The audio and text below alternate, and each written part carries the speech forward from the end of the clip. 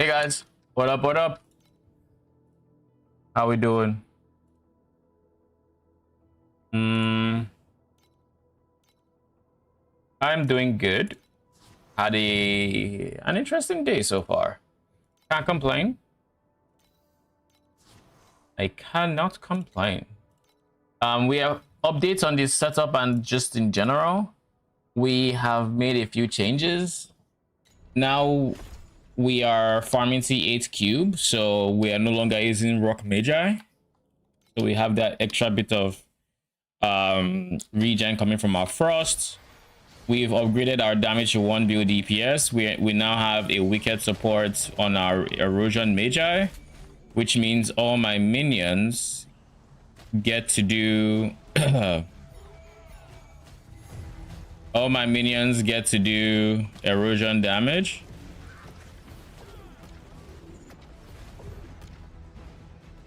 And we get an extra modifier which gives us damage per minion, and because we have that modifier, we are opting to use machine army with root activation medium. This gives us 6 free minions, I believe. I'm not entirely sure how we get to 6, but we get to 6 somehow. I think machine guards probably just baseline come with a lot of max, which is interesting. But we get to 6, which gives us all the extra damage we need, coming from wicked support and coming from our hero trait. And then our hero trait also is now level 2, so we end up getting 2% additional damage per magi, so probably a bit over, I want to say over 8%, because I have 4 magi, which is also nice. I'm going to want to level all of these up a lot, so we'll see. Zatham, what up? How you doing? Welcome. Are you playing TLI or still in a PoE mood? Oh god. Ooh, come on, dude. This cooldown on my dash, she has gotten me killed so many times. It is so annoying that it takes so freaking long. Like, this is my dash here. It's like a 4-second CD or something. Like, it takes so freaking long, like so much time.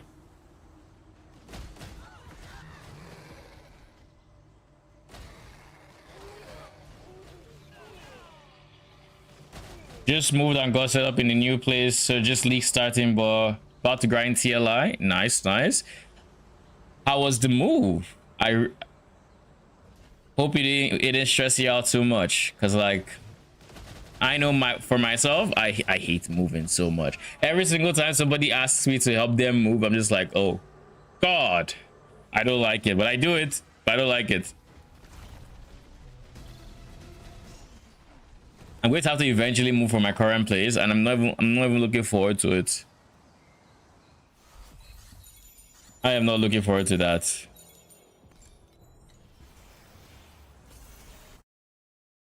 Happy to be done. Nice.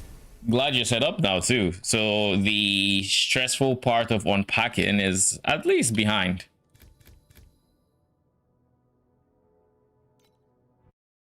Bummed the lined up with league starts. Yeah, the past few days, on the bright side though, TLI is not PoE where league starts is make or break for like how much currency you're getting and getting mage blood and all these other things. TLI is way more forgiving when it comes to that. So at least there's that positive, that's TLI, not PoE 1, right?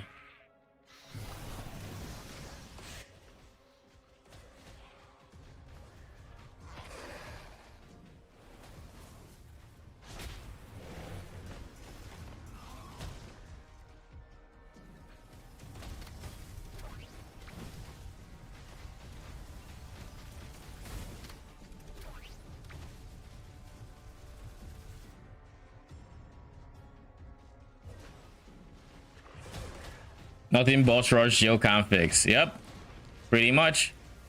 You know, it's ironic, I've been boss rushing up until, when did I stop boss rushing?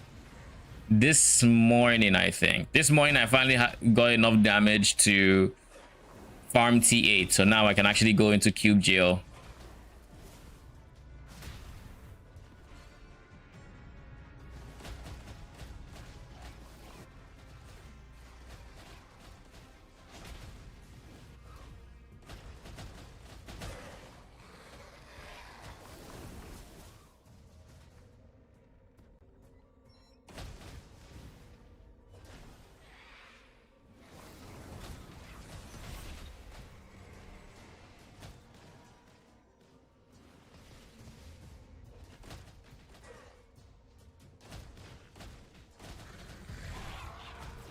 And on the bright side, now that you're starting a bit late, part of the season mechanic has been figured out how to like make more efficient at least. So there's that. Because like the season mechanic is kind of fun, but in T7, I don't know that I found it rewarding, but I also didn't engage with it too much because every time I tried it gave me a few FE maybe, but like not much. But I hate this guy. I hate how good his tracking is. But anyways, dude, I feel like it has to be intentional. Every time my pet procs, the game decides I'm not getting the desired core. Whenever my pet doesn't proc, they're like, "Oh, do you feel like having a desired core? You want it, right? All right, here's the desired core for your trouble." And I'm just like, bruh, really?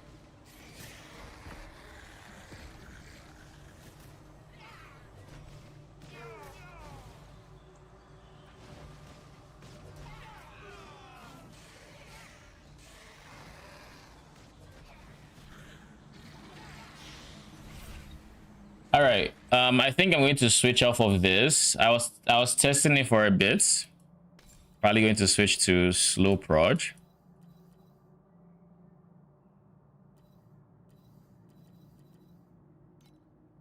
Oh, it's not slow prod, it's servant damage that I'm switching to.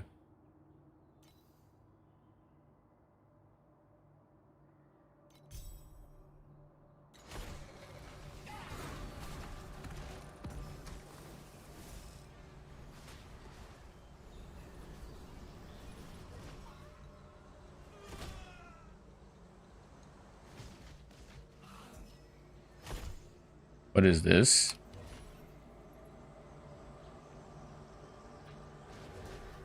Do you know what you're gonna league start? Or is that still a decision you have to make?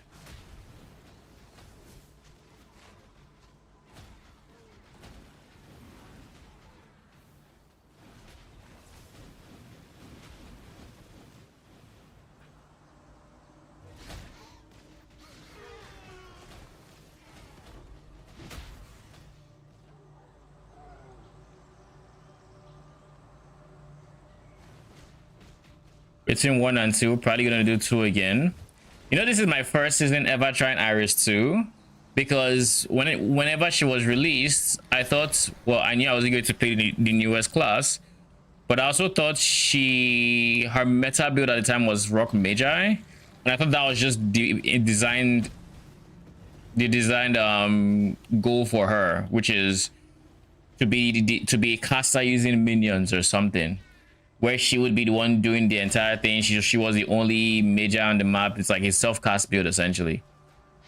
But I didn't look further into it, and then this league, I was like, when the season was approaching, I was like, let me look into Iris 2. Let me just see, because I saw on a Reddit thread, I think, that she can be played as a minion build. So I was like, okay, let me see what she has. And I looked through her hero trait again. Ow. And then I realized you can actually be full minion on this hero trait. So here I am, Iris 2. And the funny thing is, I've been a an enjoyer of Spirit Magi and their ultimate abilities and trying to play around it. So I always try to go the route of Iris 1 and then try to stack a lot of CDR, but like realistically, I just don't see that. See what I mean? I just said it. Fucking Desire Core. I literally said it. It's whenever my pet doesn't proc game, is like, how about Desire Core? Nah, we don't greed. We don't greed. We greed when we don't care. With Desire Cores on the line. I actually have a strategy, and my strategy going forward when I have the currency, because I currently do not have the currency. But when I have the currency is whenever it procs without my pet, I will greed it, because what do I have to lose? 1. But whenever I procs with my pets, I'm not greeding, because then I get 3.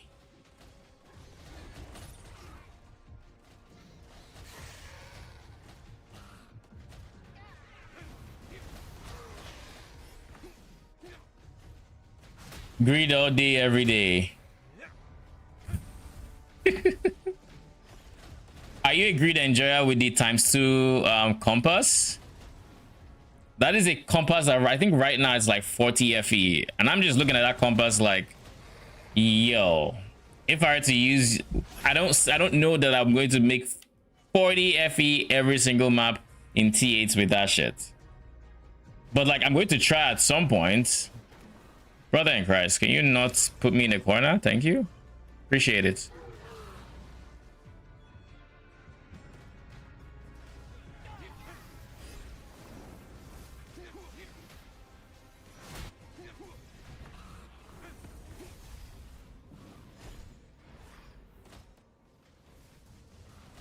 Yo, that is Arco distracted, but I didn't know what I was talking about. It was like Iris 2 or how I made the decision, right? But yeah, as an ultimate Magi build enjoyer, I didn't know Iris 2 just said, okay, I can just make all your Magi just not have an ultimate CD, period. Because why not?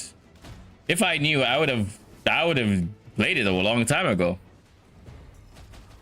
So I still need to decide on what my end game is going to look like. I have ideas for how I want to scale it into the end game. I just don't know yet. I know like this, my Thunder Magi sadly doesn't scale with AoE as far as I can tell. It would be nice if it did, to scale the projectiles range. Yeah, like I said, I hate this guy. I really do. He just comes trying to smack you on the head.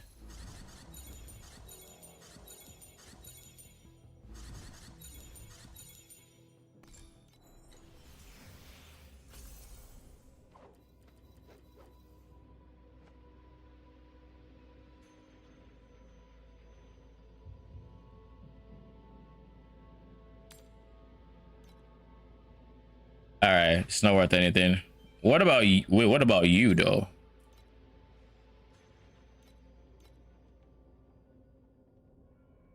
You're not worth anything, eh? I'll put you up for 5. Worst case scenario, I remove it.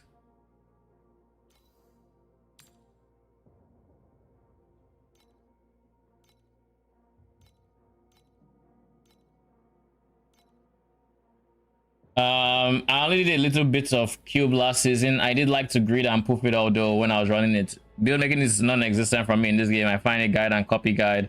Still too new to it and careless to put in time. I mean, I know exactly what you mean. The game is very daunting, and honestly, whenever you try to go off on your own, it can very quickly feel overwhelming. But like I've played it at this point for like every season since, honestly, every season since Arcana, because Arcana was the last season I skipped, but I was playing even before Arcana. I went very hard on Canvas season. So on Canvas was like maybe SS6 or something. I played Clockwork a lot as well. So I did Clockwork, I did Canvas, and then I skipped Arcana. Then I came back for whatever the one after that was, Sandlord, I think. And after Sandlord was Outlaw. I played a lot of Outlaw, then Overrealm, and then here.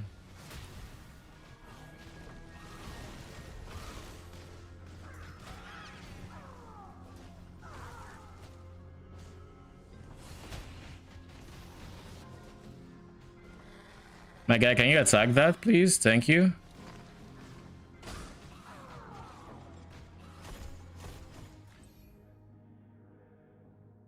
Let's switch back to this, honestly. I am still kind of curious.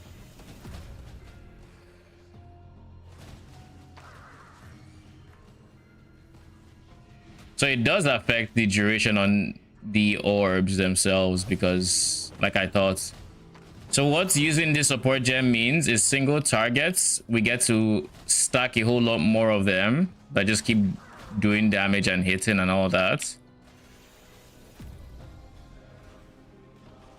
But it does mean we have less damage unless we stack them, which is not the greatest feeling.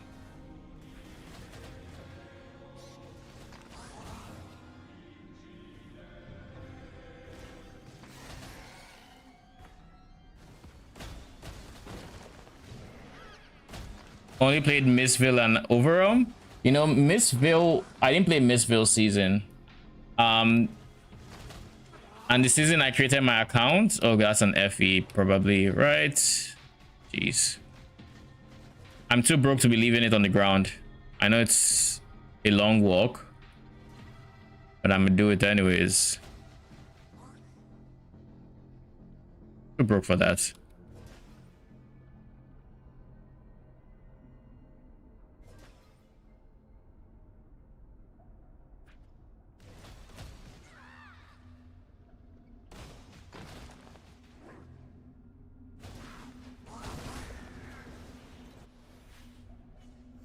Kind of expected that.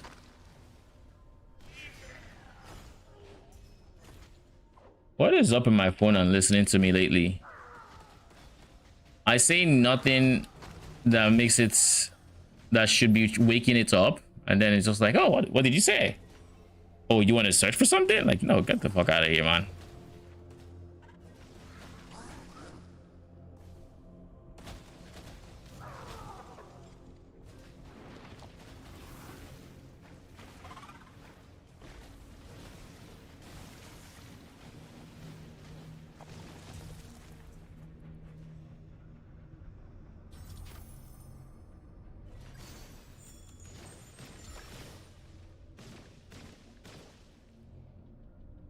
I don't know why you'd appear over the wall.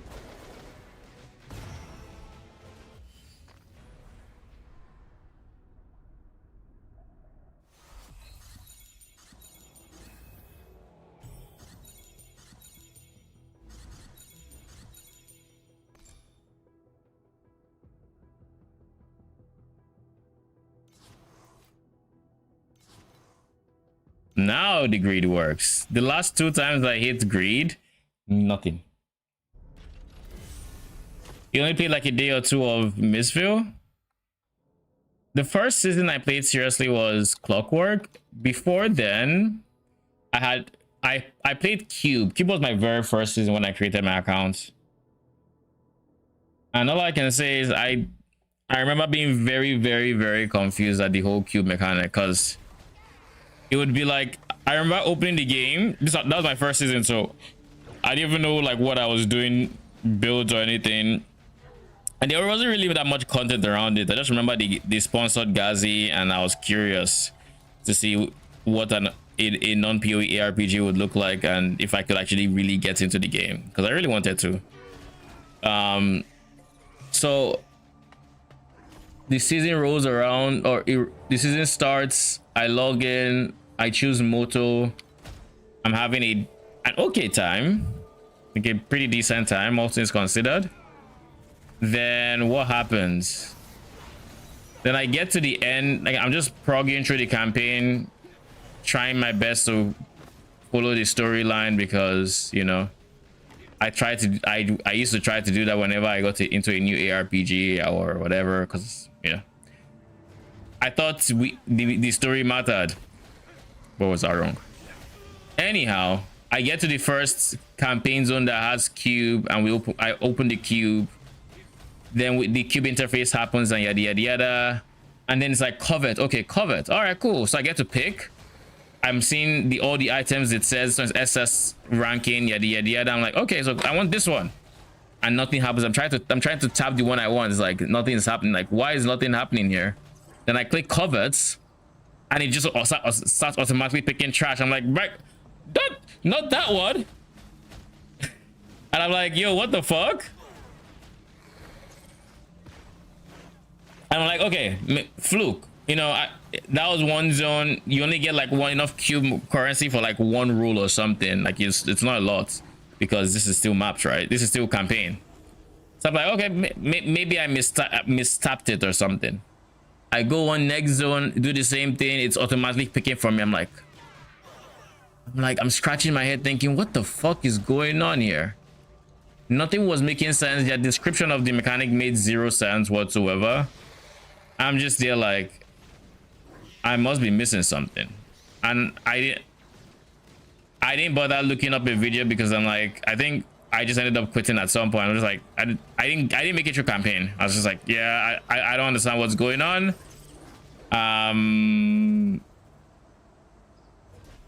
But yeah, I don't know. And that was the story of my first season in TLI, apparently. Not me cube enjoyer. I still think it's unintuitive that you get to see this interface and it's like covet and all of these things, and you can click it, and then when you click it and click covet, it just starts picking other random shit, and I'm like, I still think that bit is unintuitive.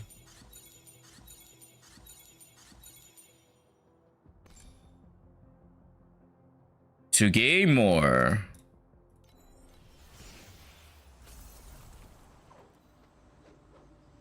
Oh shit, tier 1 intelligence on an 86 crit. Kane.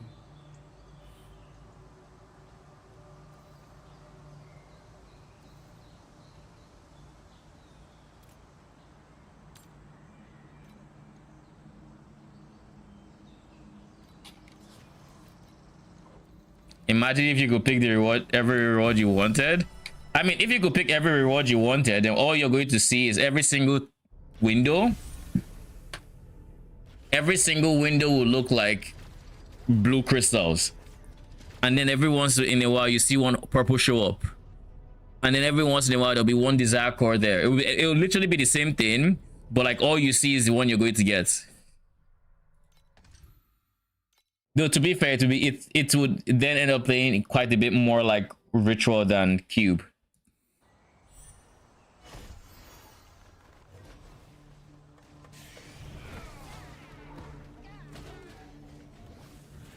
But yeah, as a new player, it was quite the confusing experience trying to deal with cube. Because like if I came from a background where like I knew TLI and I knew how it worked and I watched the reveal and I understood how the mechanic worked, this was me coming in with zero explanation on the season mechanic from anywhere whatsoever, like anywhere. I didn't know shit about it, so like I hadn't heard them talk about it. I hadn't heard anybody talk about it, or I hadn't watched anybody do the mechanic. I think I even ended up seeing like Palstron doing the mechanic, and I don't think I made much from it. Like I was like, oh,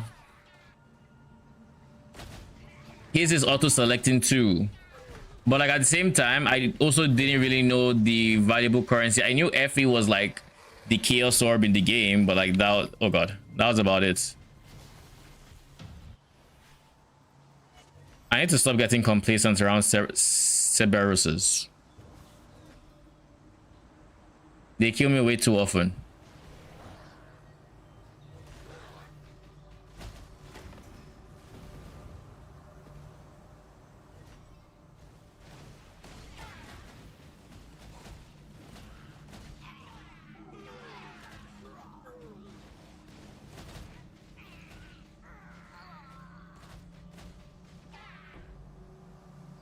Is there a universe I can put increased area? And that starts hitting from further away?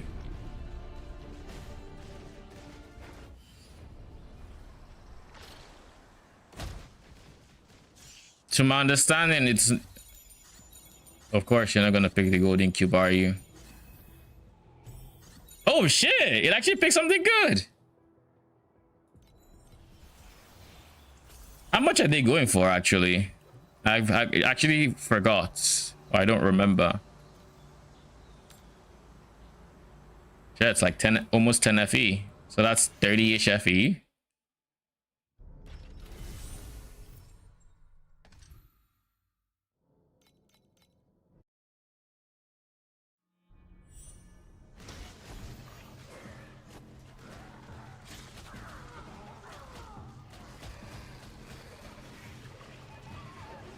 I need to get water after this map. I heard it drop.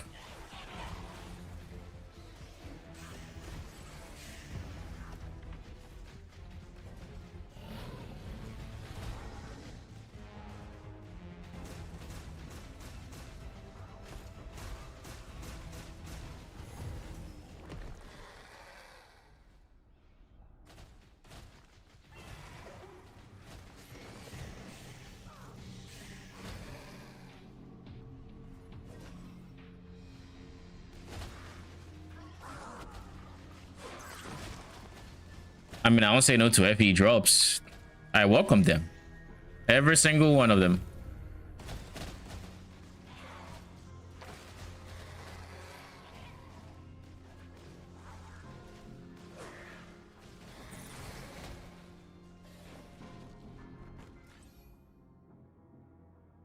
If I remember correctly, and I do think I remember correctly, this does not actually have... It doesn't have an AoE tag. Has a chain, horizontal, lightning, projectile attack, ultimate tag.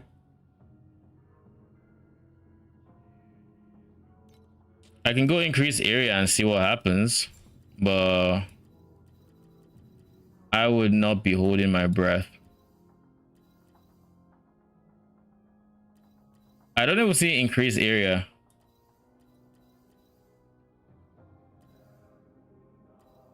Can't wait to be an overarm enjoyer again. How did you like overarm?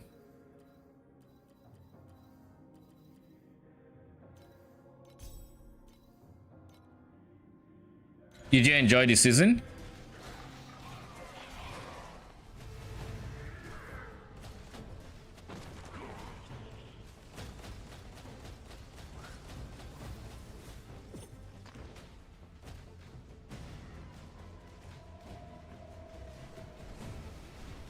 You're gonna die.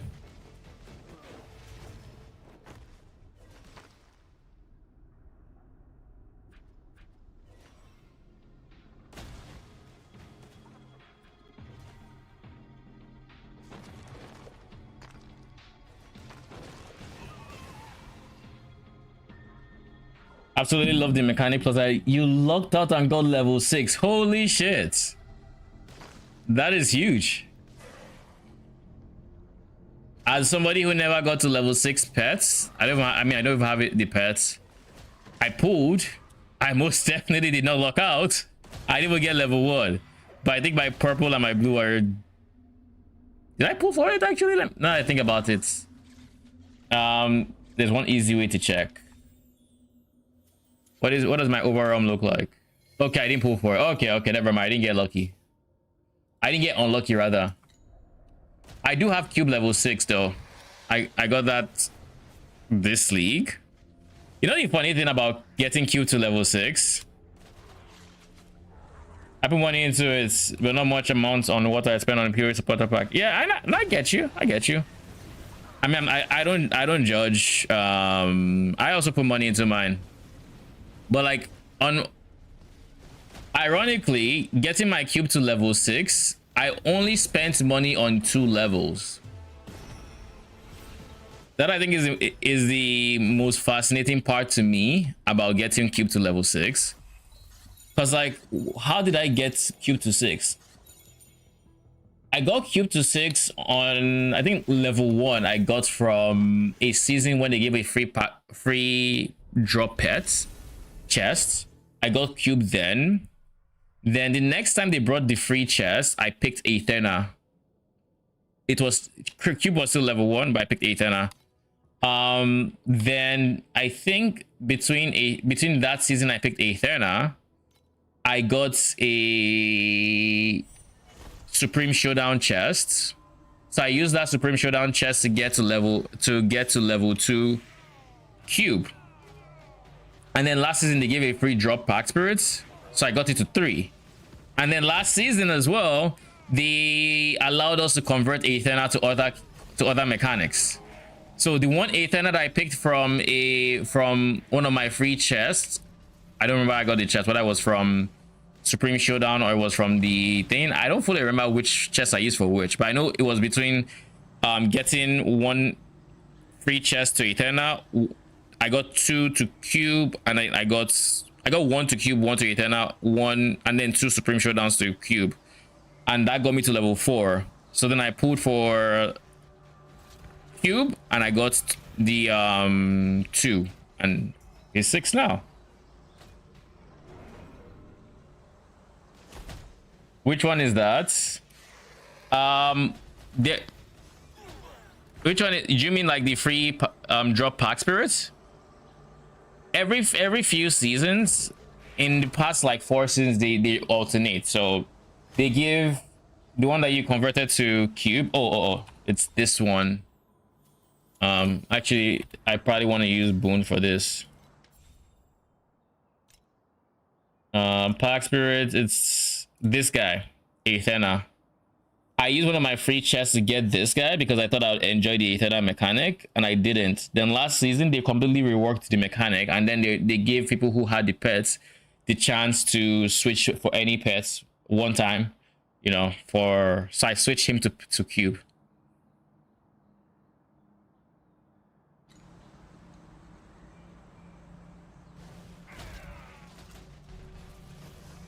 By the way, I don't know if you know this, but currently, like in the current season, there's actually a chest in here that allows you to pick a drop pack spirit, in case you're curious, like a guaranteed one. When you get to I think it's only available once you get to end game, but that doesn't come often. So I think for its value, it's pretty decent, all things considered, because you can get very unlucky on the banner and then just end up spending way more than that without getting anything, really.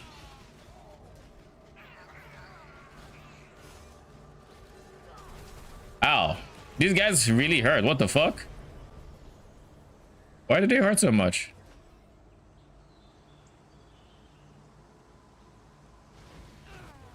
Maybe that's the league mechanic I don't know the name of. Is that where you put tiles down to get rewards? Yes, that's the one where you go to a side area, you put tiles down, the tiles, you put 9 tiles down, and then you run the city, and then you get rewards from that. Grab that when you get to maps. Yep, it is. I think the last time it was on, I don't think I knew it was on, so I didn't end up getting it. But this one I'm going to get when I decide what I want to put it in.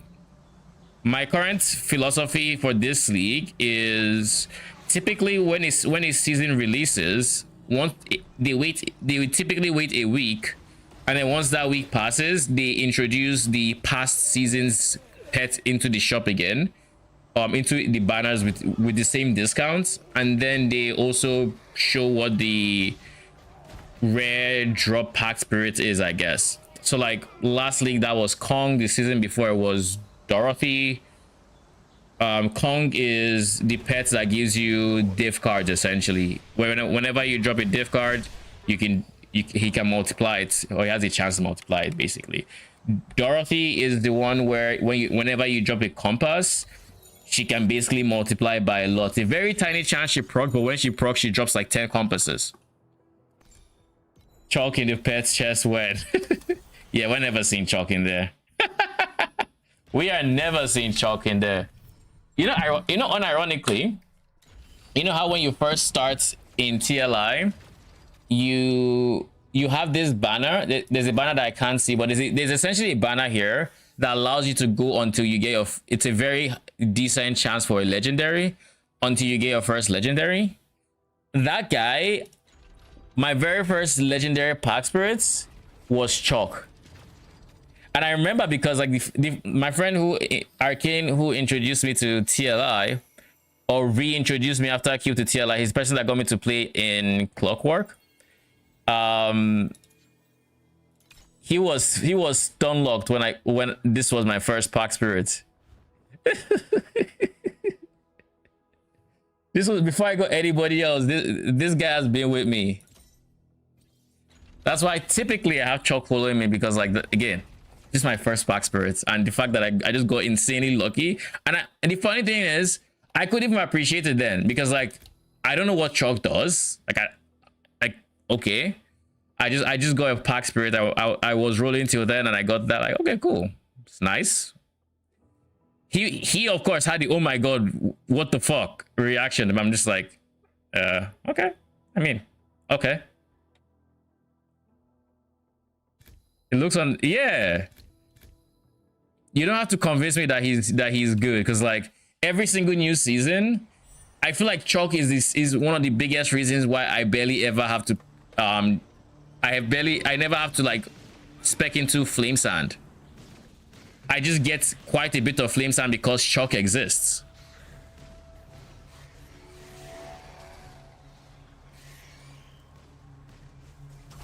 And then whenever once in a while, whenever a mechanic like Outlaw shows up, Chalk it just becomes way better again because like Outlaw was a multiplier of loot. So if you could convert loot, other loot to like FE, you had an advantage just killing the mobs from Outlaw.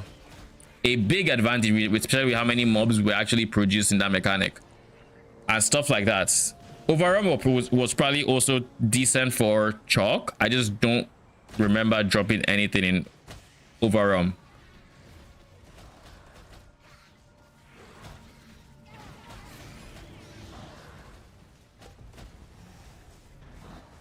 There is so much going on my screen that I don't know who to look at right now.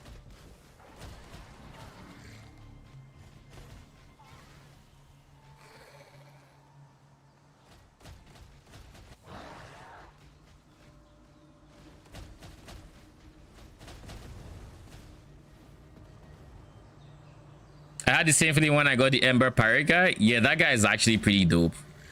Like that guy multiplies any amount of loot you're getting from boss rushing. Like just by having him, it makes sense to potentially look at the Ember Wheel. And even then, I always get the Ember Wheel. So all of a sudden, you now just have 3 Embers. And of course, he enables some potential strats later on, I think, or he used to. I don't know if he still does. I actually don't know how he's used anymore. But yeah, like he's also a pretty good legendary to get. But like in the eyes of a noob, it's like, okay, that's. I don't want to complain because I'm getting desire cores. I'm not going to complain. But you guys know how I feel. You guys know exactly how I feel. I don't think we've seen a single 3x desire core this stream. I don't think we've seen one. Since the league started, I've gotten it once. I've gotten one 3x and we're at 7. Desire cores are currently at 21. But they've been going up, so like they were 20 this morning, then now they're 21, and I think at some point they were 22. So they are slowly creeping their way up. So it's pretty good money. Like that right there is like 140 FE.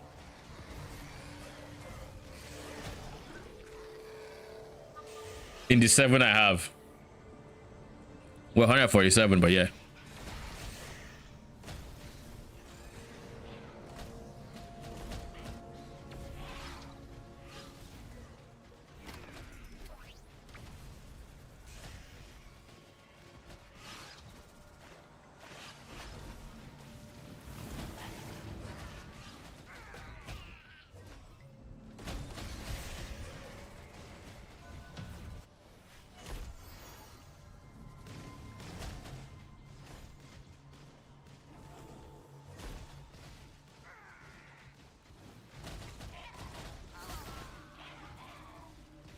I don't like the minefield that guy likes setting.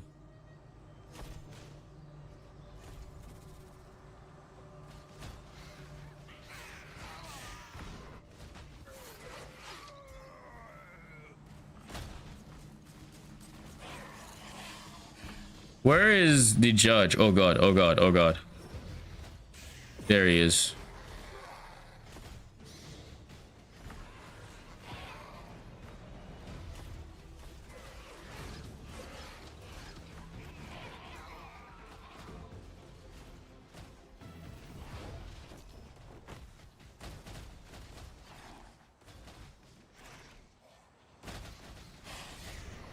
Now just imagine turning that 21 into 42 with the green button, right?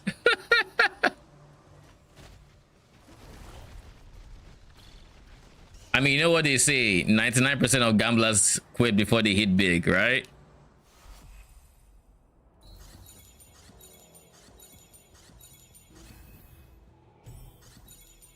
You know what? Just for you, I will greed this one time. And that is why we don't greed. That right there is why we don't greed. That is why you don't click greed. Sacrifice for the blood for the blood god, eh?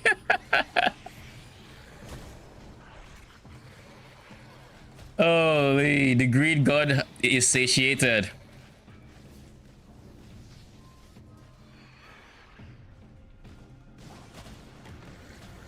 He has eaten your currency and he is happy.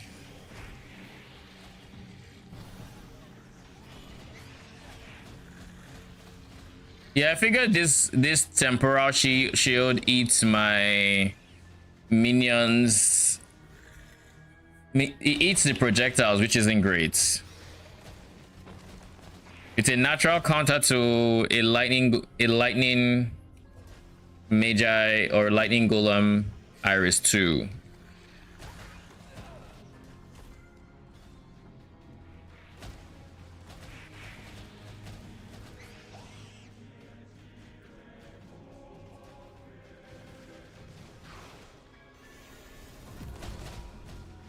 Last season when I quit, I turned on my FP into compass cards and I went infinitely break even. Really? When compasses like all over the place in price last league, because I remember, oh geez, sorry, I remember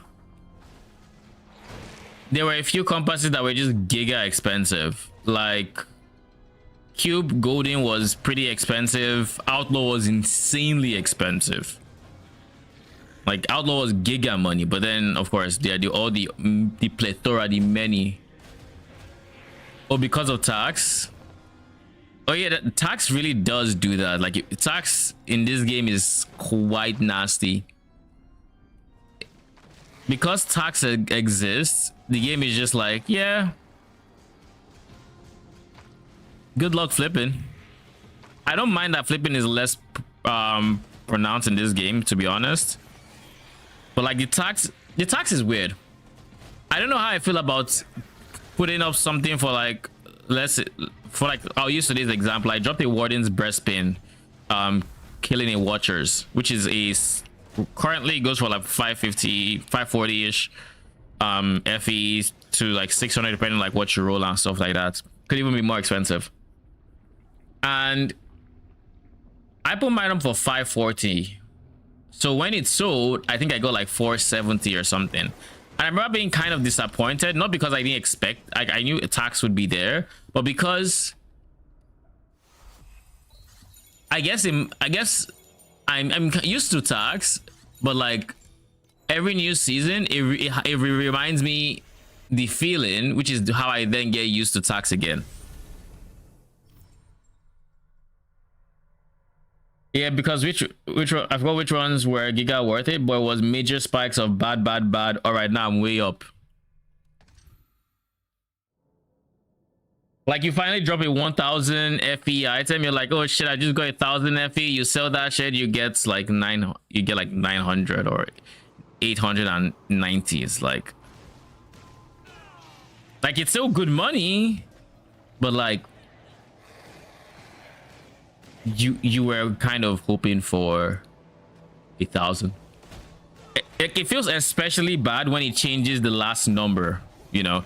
If it's 1,000 and you end up getting 900 and something, like that feels bad. Or even worse, it's 10k and it makes it 9k. That feels shitty, you know. Or you sold something for 41 and instead you got 38. When it changes that number, it really doesn't feel great. But like I get it. I get why it exists. I know. Jesus Christ, man. Y'all are not done?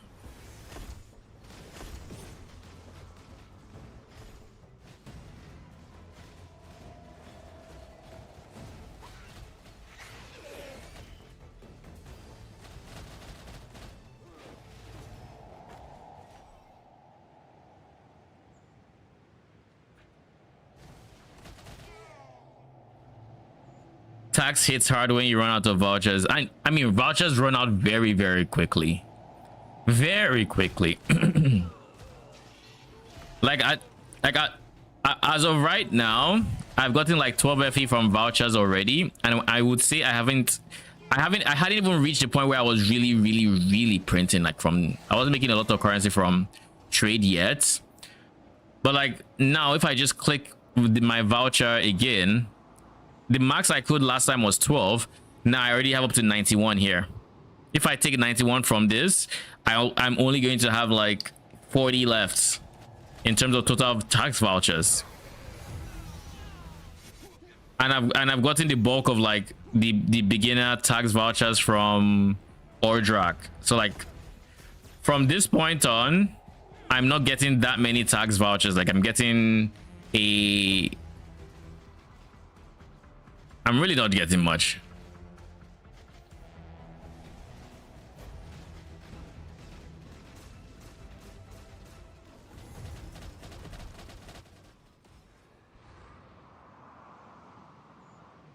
So yeah, you cannot get enough tax vouchers to actually meaningfully reduce your tax.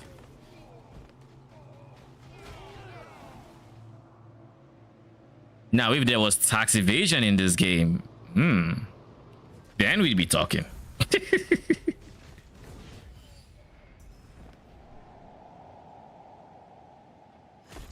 just have a deal with the trade house. You know what? When I buy this item, don't give it the currency. Use that to buy that. All right. Use item A I just sold to buy item B. Same price. Do it. Cut out the middleman.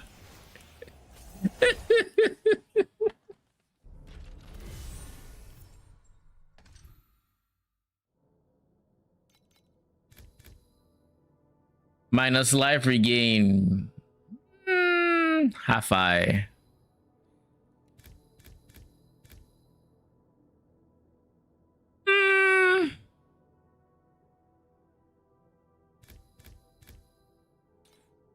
I'm going to just stay with this. I'm not willing to try my hands at more mods. I feel like it end up in tears.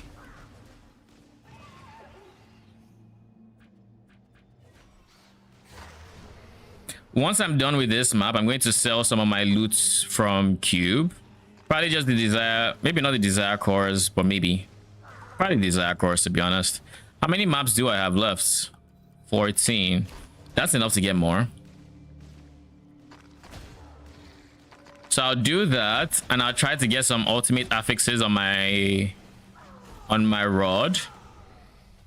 And that just sounds that sounds weird to say, but that is exactly what I'm doing apparently. But yeah, I need to get ultimate affixes on it. And once that is done, hopefully they'd be T2. Maybe I can look at upgrading my cane.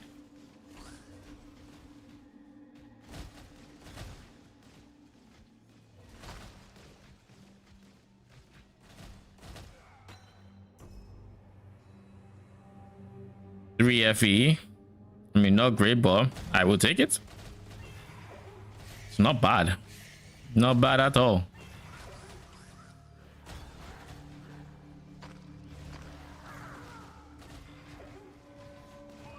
Gonna AFK for a bit, try to pop back in a bit. All right.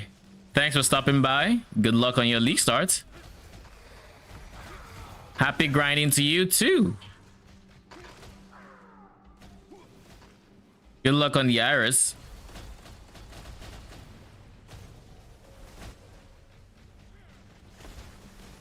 My God. Who is the person that is freaking pouring ice all over the place? Is it rare? Because like that's a rare monster modifier. So like, and I felt like I had killed the rare already. I know it kind of persists in death, but I was kind of hoping since they fixed the other persisting on death effects that they would do the same thing for. I was kind of hoping they would do the same thing for the others. Guess not.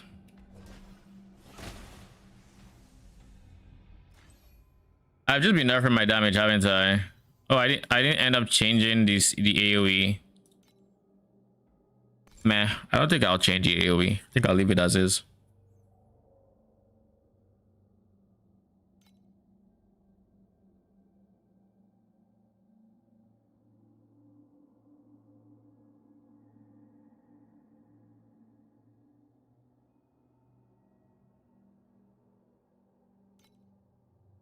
Let me see Rising Edge. Every single season, I reread this because I'm trying to understand it.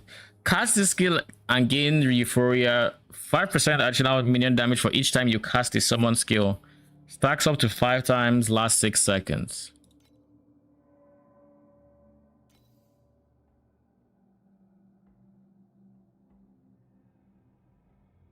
So I cast the skill, and then the Euphoria starts, and then every single time I cast a summon skill, I gain the additional damage, which means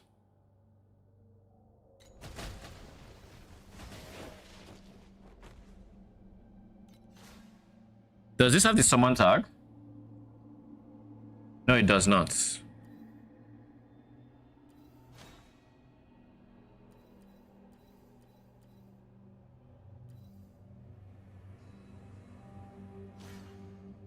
This has a summon tag.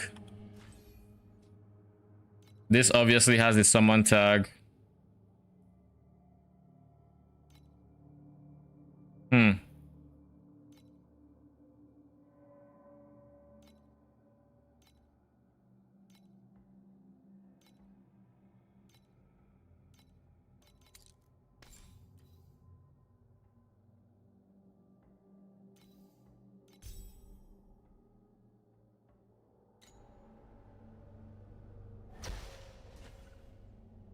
We'll start with there. Maybe I'll end up using an extra support for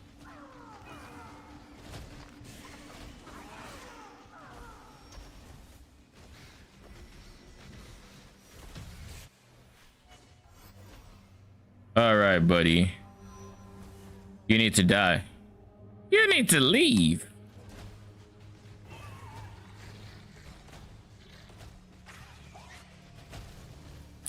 All right, I actually forgot. I need to unmute myself. What's up? I'm back.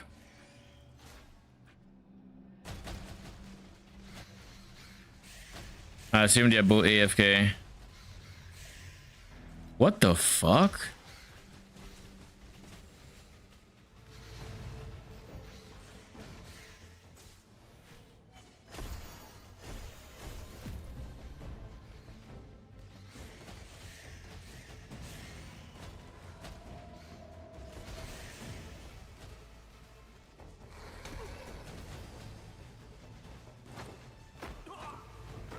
Thank you. Map almost used up all my portals.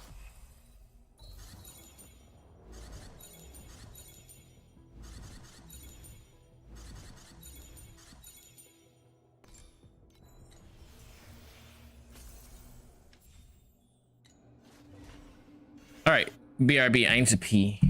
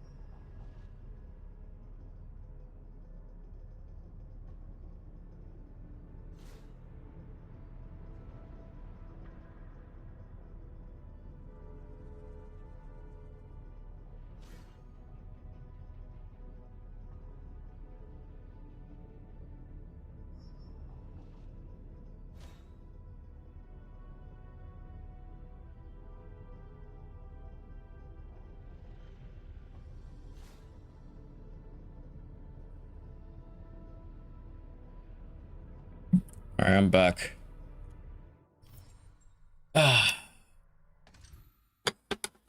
Where were we?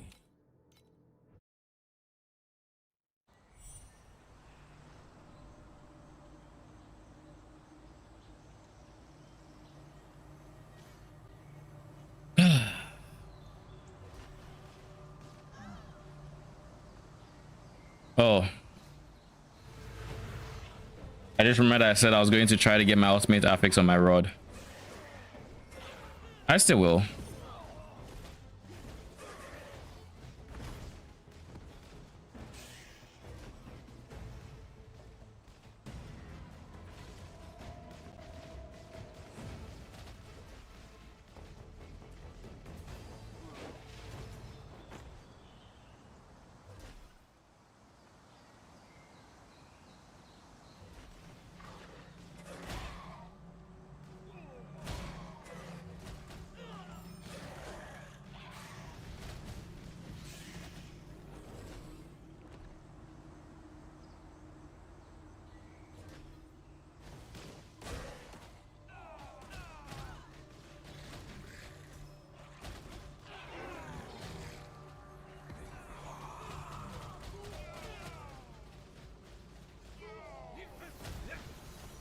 Uh-oh.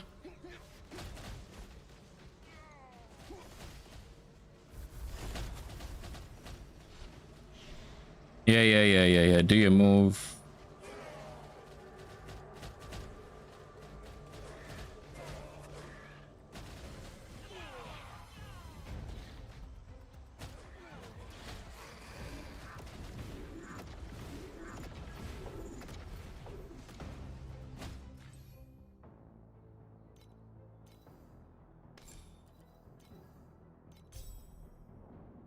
Let's do this.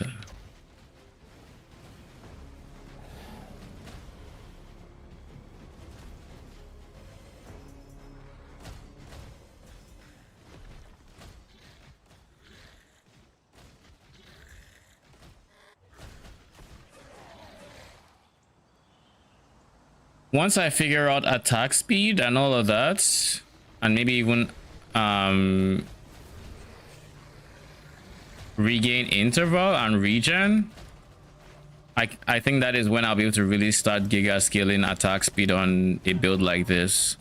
The attack speed will be very, very good damage multi.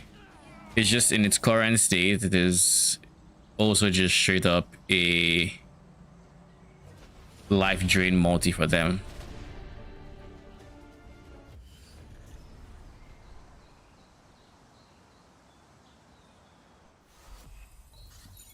Okay, I'm back.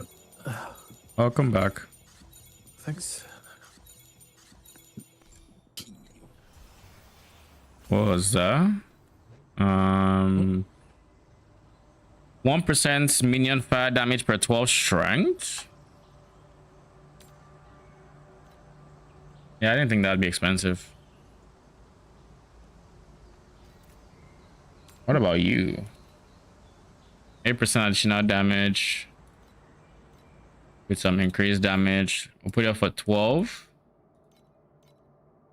58 on 2, okay. Chance to gain blur when inflicting crowd control. Okay, so you're just us.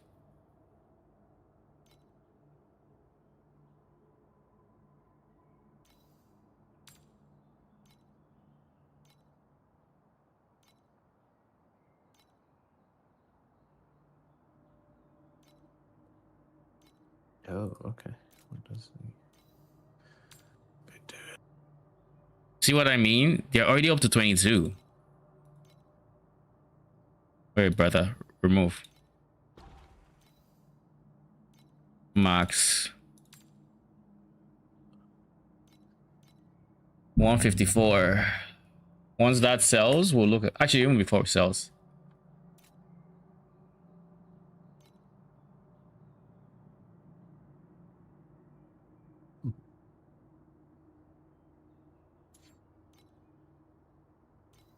I'll get...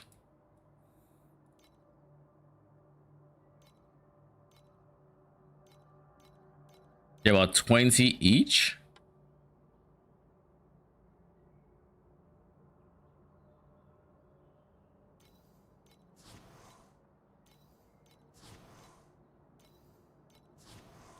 I'll get 3.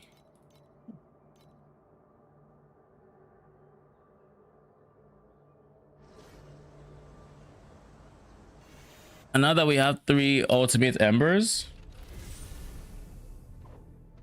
let's see what we can get here. Well, good luck. Thank you.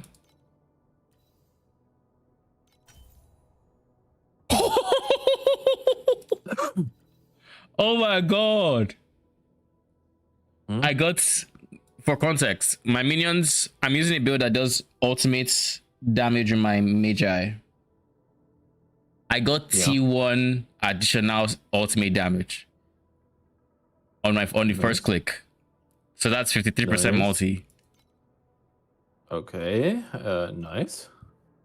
I'm just like, what the fuck? I'll take it. I'll fucking take it. T1. Holy. It's the first T1 on the weapon, unironically. Easy. G fucking G. Now, what do I want to replace for the second one? I can... What else would be good for me here? Percent minion crit would be decent. Double damage would probably be this. But I can also just go for pen, level, minion. Everything here on the prefix will be good. But on the suffix, this will be bad. There's one thing that'll be bad. 2 things actually that'll be bad on the suffix. So if I'm being very objective,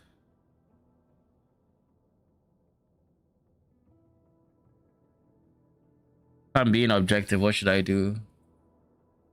Like these suffixes will have bigger impact though. I think they will have bigger impact. Well, I can click twice. So let's click once. E2 double damage. Let's go. Do I even click? I don't think I click. Maybe I click for my main hand now. Seeing as I have a couple pretty good affixes just for that, I'm going to click this one and hopefully get...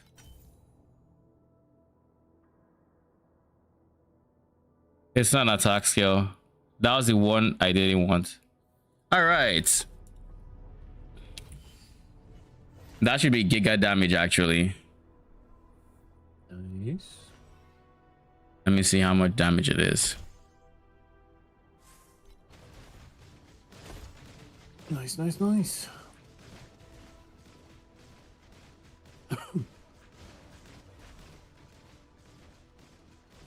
I'm almost at 2 bill. Chill. That's nice. I'm at 1.9 to 2 bill. Like I'm actually at 2 bill. Holy.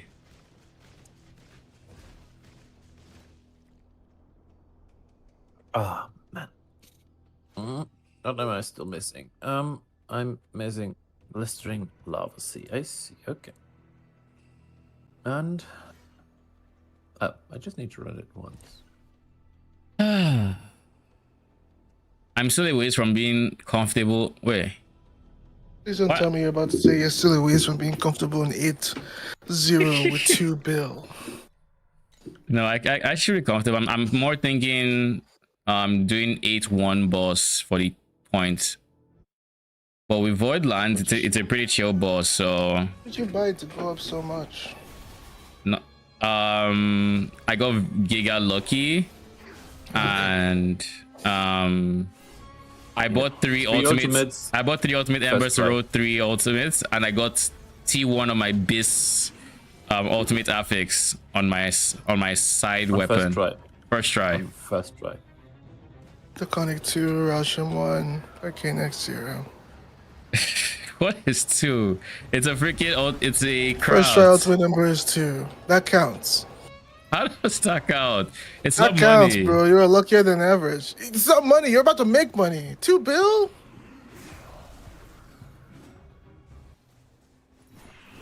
Was there some lag or what happened there? I want to see every lucky post in TLA chat. Tracking this shit this league. 31. I'm not crazy.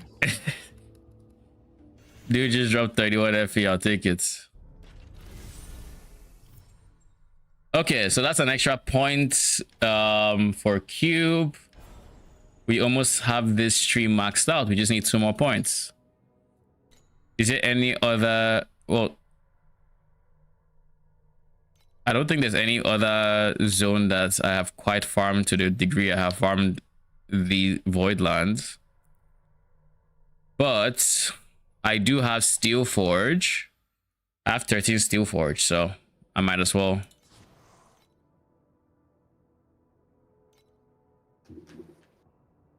Actually, I wanted to give for that. Okay. I guess exit challenge real quick. Oh, that counts? Okay. Sure.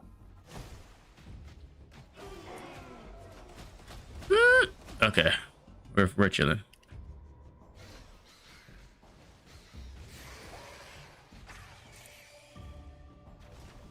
Is that worth anything? Not really. Strength at spell block. I guess no one cares. Exactly. No one cares.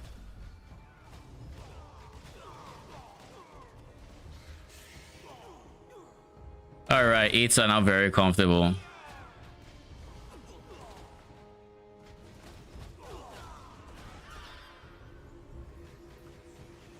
There's a sound in this zone that reminds me of PoE 2. The Drowned City, not Drowned City, Val City area. When you're going through the ruins, there's a sound in the sound effects that reminds me of it. Okay. I don't know if Arcane X is. I don't think Arcane is here. I'm here. What's up? There's a I sound do it too. currently, if you will go to my stream, like in this map, that reminds me of the... It reminds me of the ruin region in Act 3 in PoE 2. Are we talking about TLI sounds? Yeah. You lost me. Why? Because they were using it for a brief moment last week? Or... I don't have sound on. Yep, that's I meant the correct way. I meant on my stream, like you could have heard it on my stream. In the current map I'm on, it sounds like PoE 2. What are the benefits of joining Moon versus Star? I don't think there's any benefit. It's just whatever you join, you fight the boss of the other. It's like the two choices in PoE 1. It doesn't matter. Yeah, you pick whatever and the outcome is the same. You fight the boss. It's not a bonus or anything. I think it's just strictly lore, right? It's just, it has no bearing on anything else. I don't think it changes the story in any way. It's just they talk to you different throughout that whole zone because you're maybe a part of the other faction or something.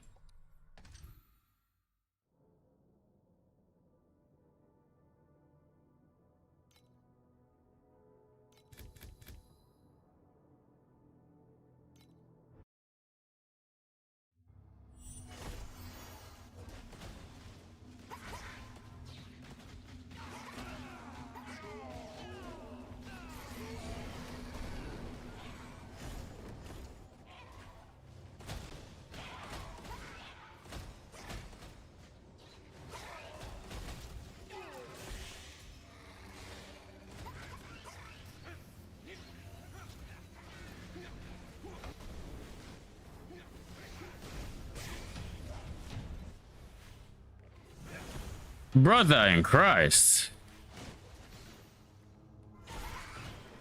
The game is doing that same thing where it spawns me right where I died. Like it spawned me there 3 times in a row. Classic. It did it the first time. So like, you okay. respawn and instantly die. Yeah, I respawn, I die. I'm like, okay, wait. Let me think. I'm going to click this. I'm going to take my time to click this. I need to merge with my spirit before I can dash. So I do it. I'm thinking I'm in grace period. They just pounce on me. I'm like, there's no grace period when you respawn? Apparently there's no grace period when you respawn. Fun times.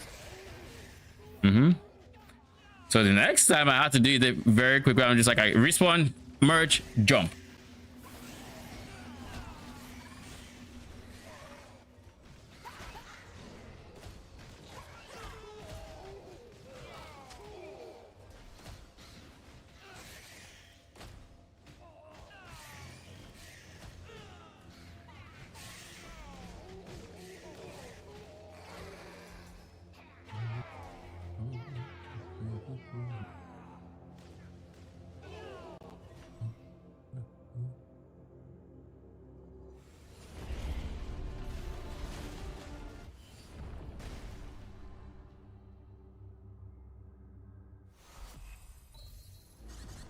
Give me some good.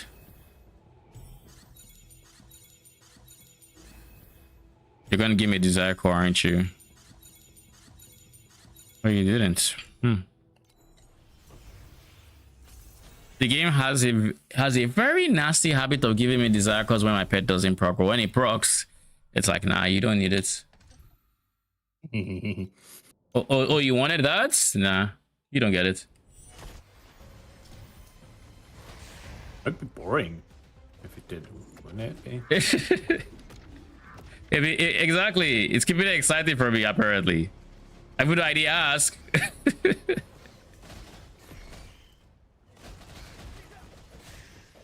Like, where's the fun in actually giving you loot when you want it?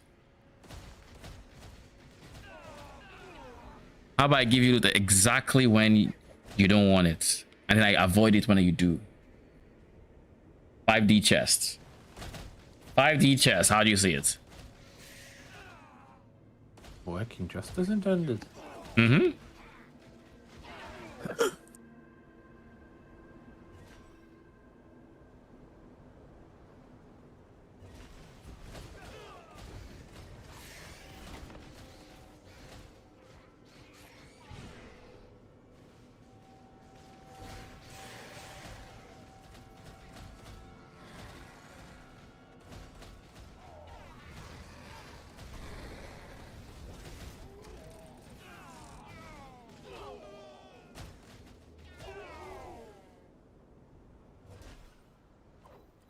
Just lying to a patient, eh, Chase? All right, man. What?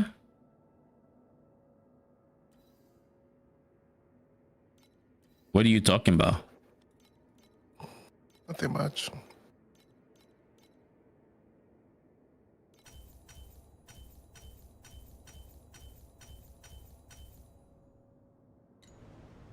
Going to need to buy some precious embers. Yeah, I kinda also probably should buy embers just so that I can craft weapons. But they're expensive as fuck. Don't I fucking know. Holy like precious like, em. oh, precious. They're like 0.3 FE or something like that. It's like, Jesus.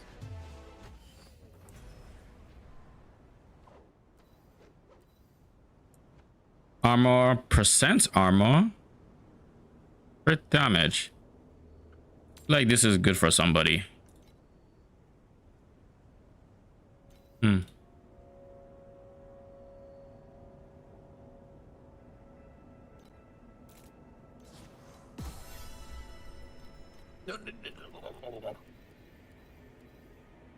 damn it. It rolled brunch speed. I don't want brunch speed. No. All right, it's time for you to give me a desire core. Of course you don't give me. You know, it's so bad when I roll the 1% chance. I roll the 1% chance for every monster in the map to be a cube. I get 500 desire crystals, and then I click this thing. My pet is there, and then it doesn't give me a single desire core. Not a single one. And it's like, okay. Fair game.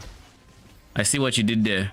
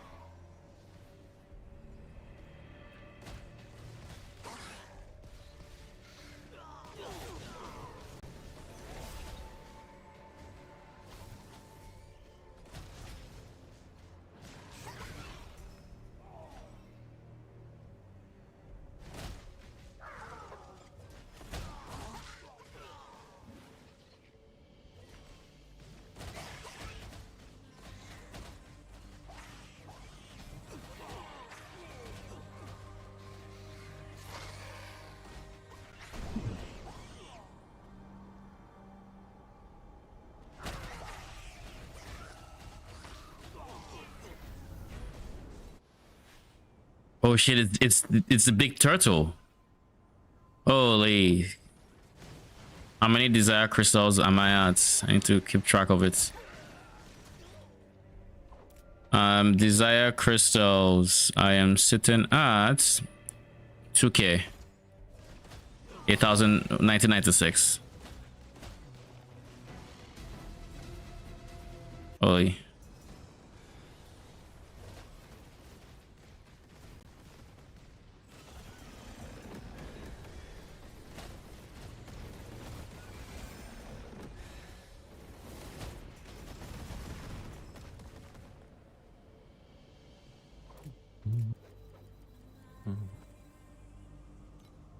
I got almost 200 desire crystals just from that turtle.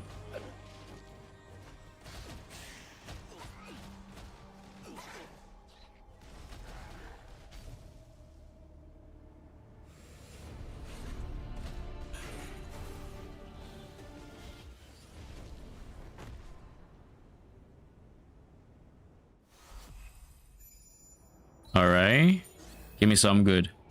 Yes, desire core. Let go.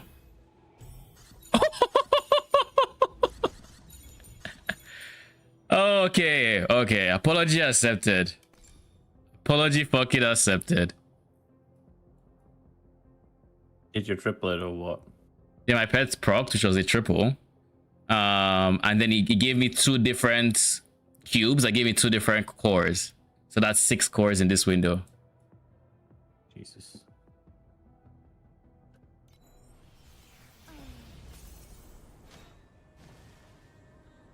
Apology accepted.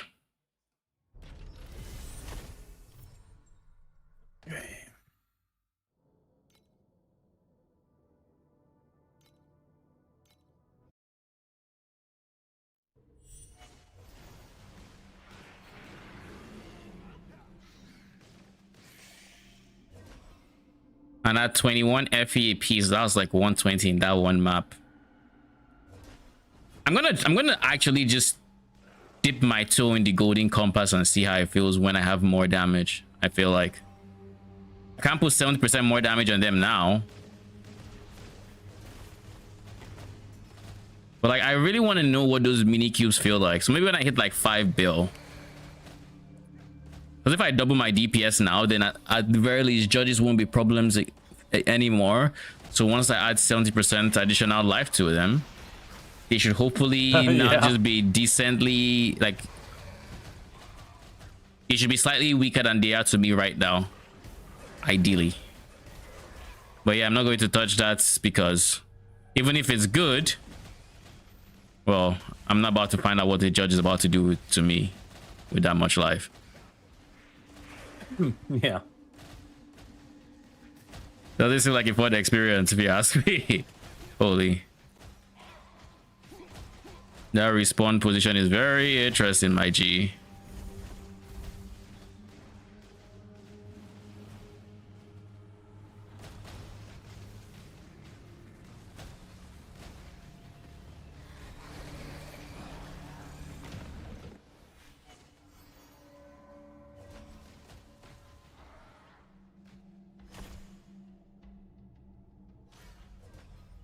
I should probably start doing the league mechanic again and see how it feels loot wise.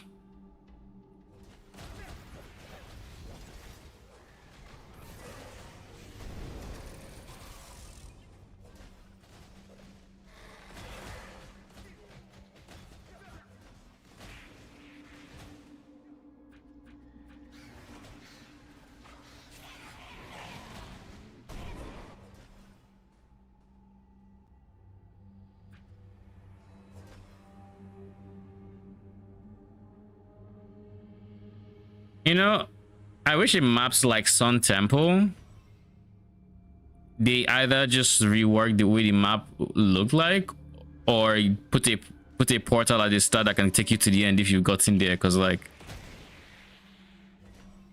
or doing a mechanic like you have to clear the entire map, so I have to go in a square and then come back to the middle of the square, and it's like. Even if I was doing God of War, I've expired by then.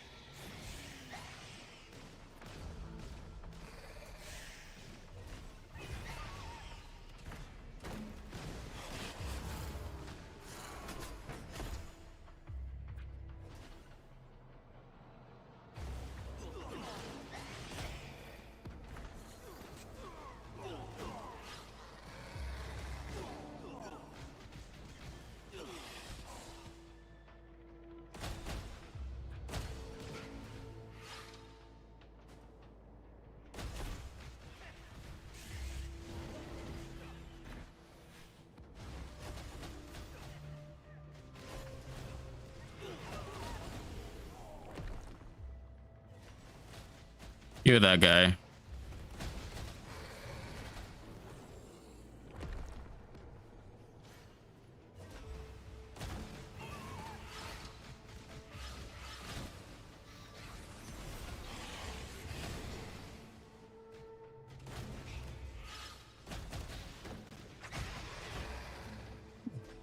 I really wish I just used different. God, I hate that. I wish I used different colors for cube and league mechanic. It really just, it's annoying not knowing what I'm running into. Like, am I about to have a good time with cube mobs, or am I about to get royally fucked? I would like to know ahead of time. That monsters to the right.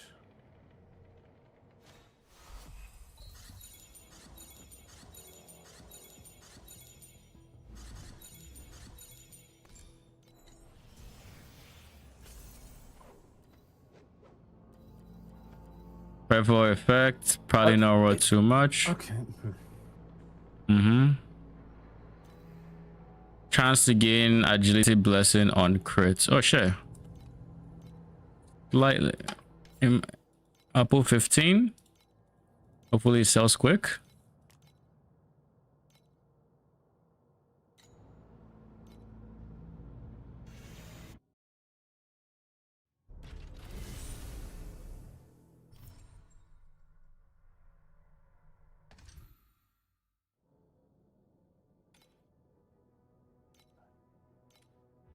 For 8 ones, I believe I only need 8 cores. 8 star shards, rather. Yeah, I need to get more water. Give me a quick second.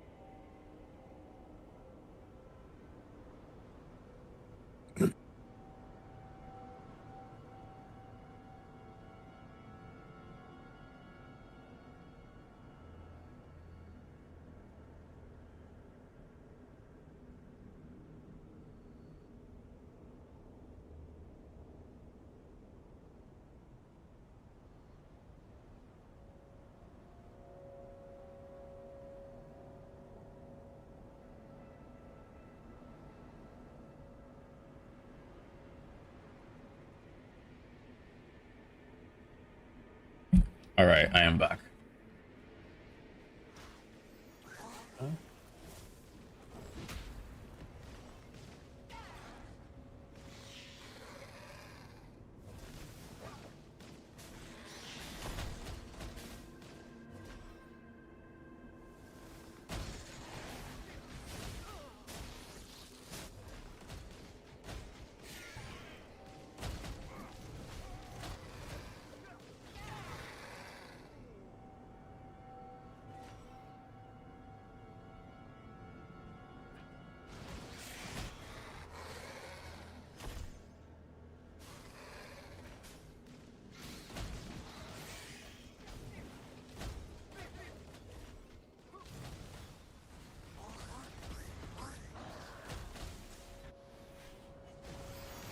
Freaking Cerberus.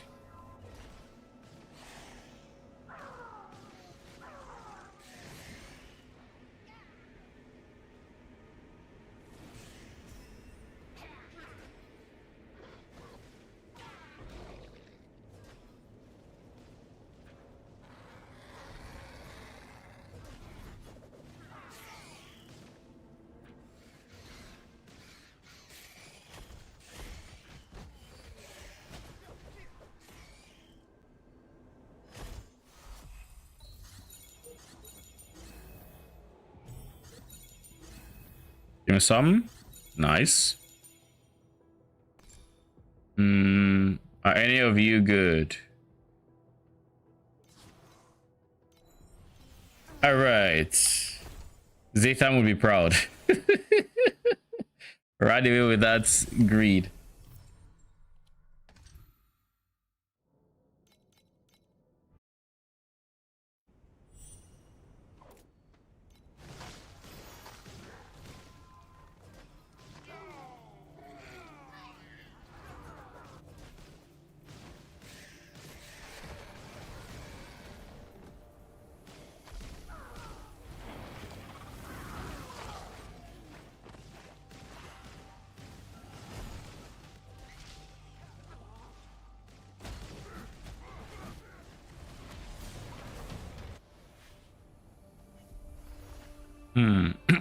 Jeez.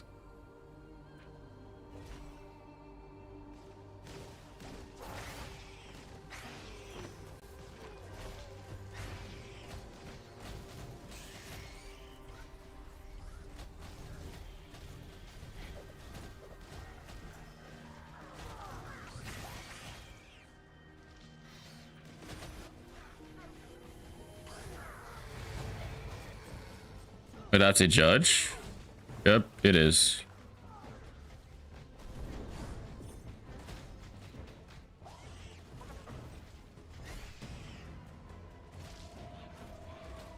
Well, mine is already channeling his BS.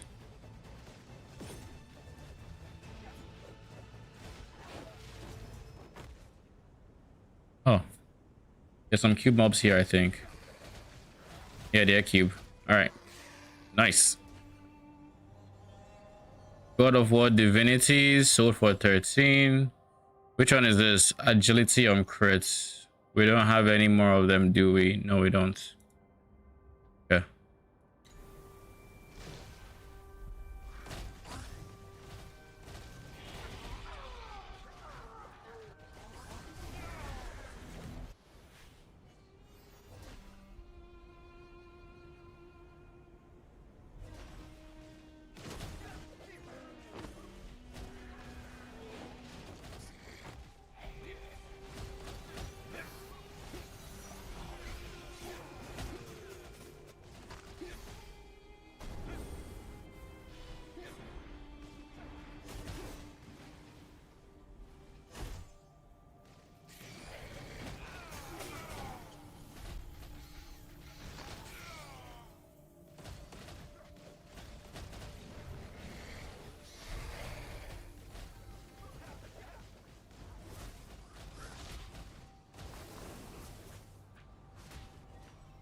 I think next, once I have filled up my cube tree, I'm going to start using the blue compass, and then I'm going to switch all those points to God of War chance.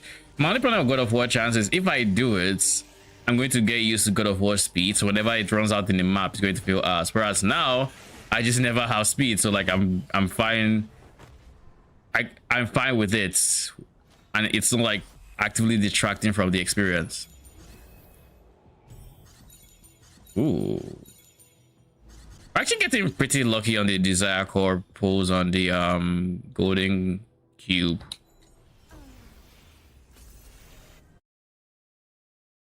Actually getting decently lucky.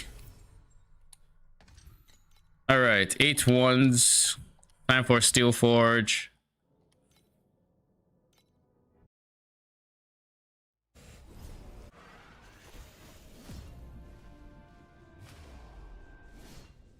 Brother.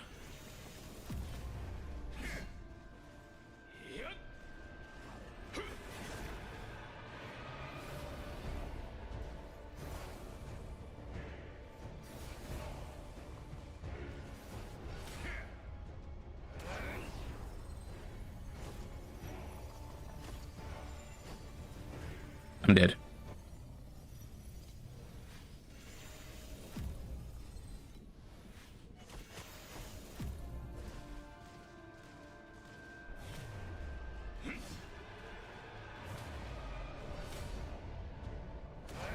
Woo! I'm probably still dead. Maybe not.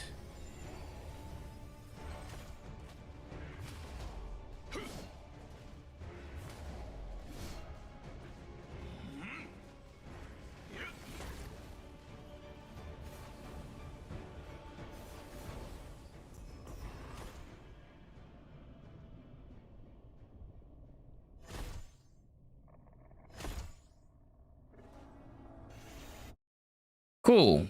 One more point in the bag. Take it. And we're 1 point away from filling this out.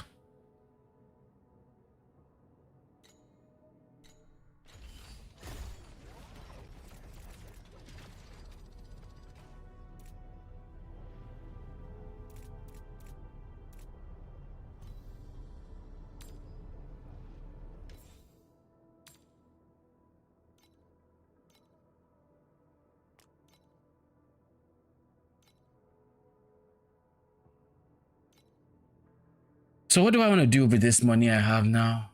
My 265 FA.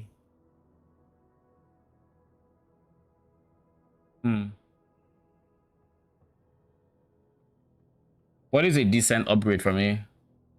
Or do I want to spend it on maps? How many maps do I have in my rotation? 14 Voidlands, 8, 5, 6, 13. I have enough.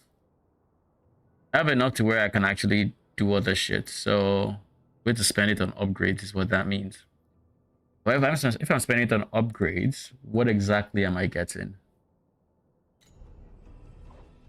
I can get Precious Embers to fix my main hand weapon, get more T2s in here, make it all full T2s, T1s. Fix this ultimate affix from T3 armor pen to T2. Fix the cast speed into... I can actually just do that. Yeah, I can do the attack cast speed real quick.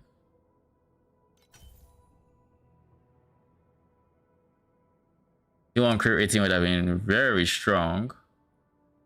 Heck, it still is. It still is. Let me see if that's made any improvement. It should be more like an overall better experience.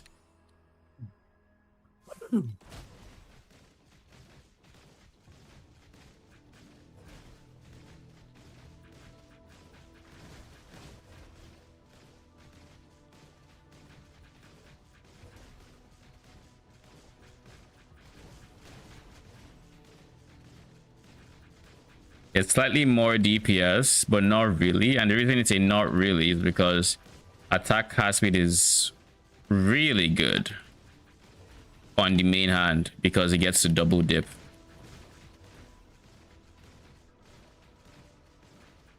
Actually, now that I think about it, why are some of these balls going?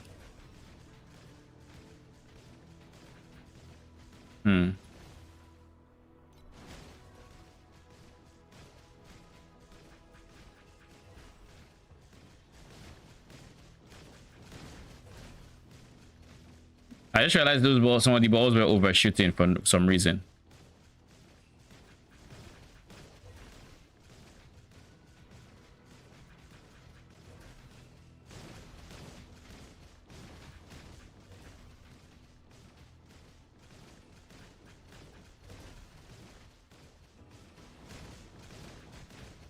Okay, it's 2.2 bill. Not bad.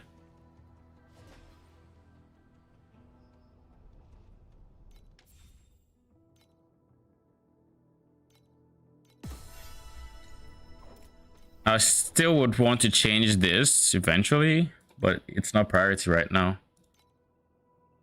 Priority is probably you already T2, so Precious Embers would be priority.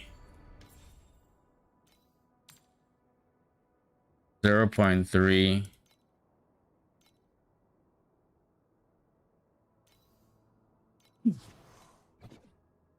Brother. Bro.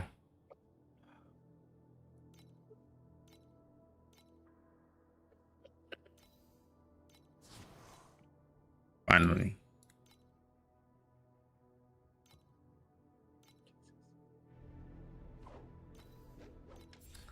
All right, let's fix this and just get a T1 flat.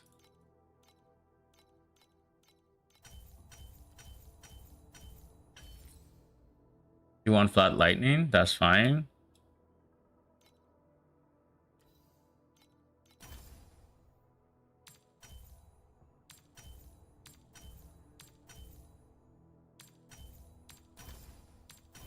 Give me T2 life regain. Not bad. Now you're the only T3 on this item.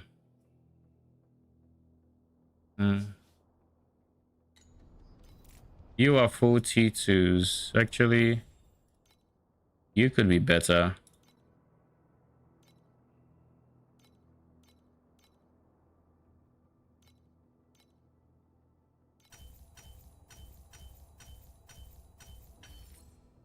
T1 fire, that's fine. And I think next, let me look at hero memories real quick. Let me know if what is the best hero memory for me right now. You will make me pretty tanky, and you will give my minions Giga sustain. So this would be very nice to have plus levels on. You, on the other hand, will be a healthy amount of damage because I can get you to +5 additional damage per spirit magi, and that's times multiplicating. That's multiplying itself. So that'll be oh.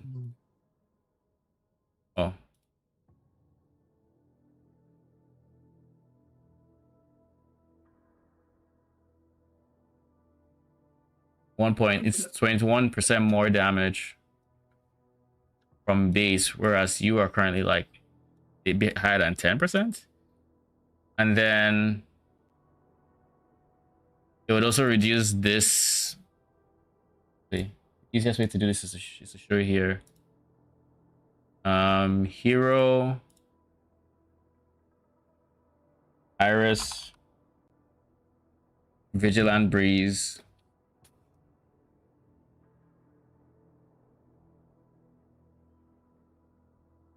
So this goes up to 6%, not... Okay. That is good to know.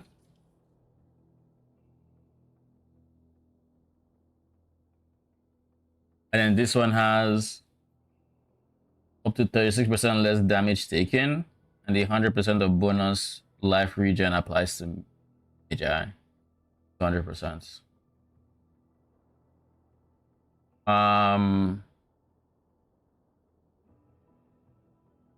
And then there's also this guy who are acting.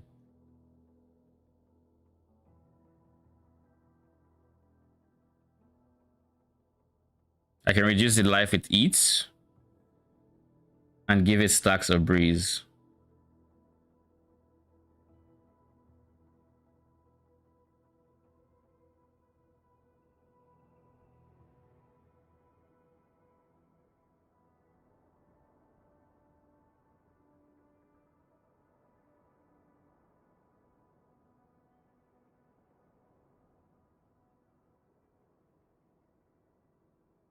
All skills except for the second skill are switched with Spirit Mage's skills.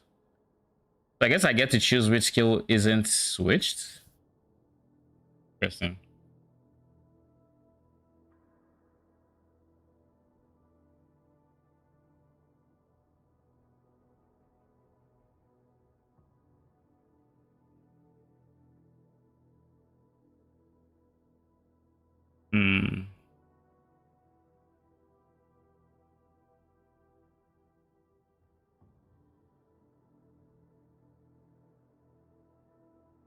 Anyhow, I think if I had to absolutely pick one, this is what I would pick. Nurturing Breeze. If I had to go into trade, Find you. Find hero trait level. Find rare.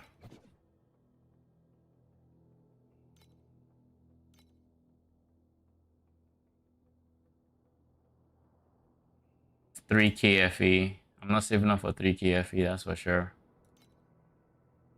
2.5 KFE though. I don't think I was saving up for that. It's just there are better priorities here. There are some cheap ones though. What about these? They're like 260. I don't care for the cast speed, but let me put a price of 300. Let's just go through them.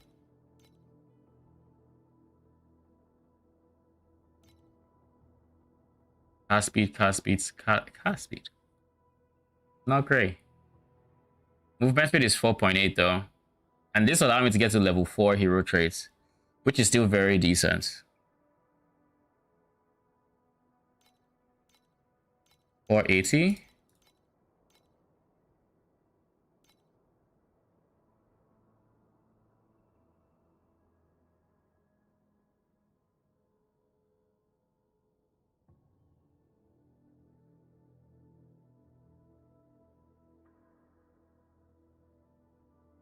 So yeah, 480 is like where movement speed begins.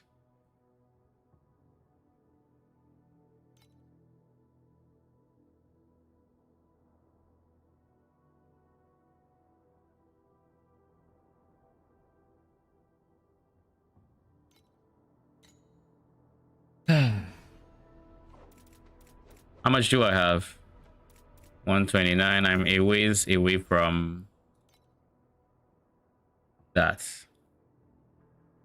And it'd be expensive to get this to level 30, but that'd be my goal.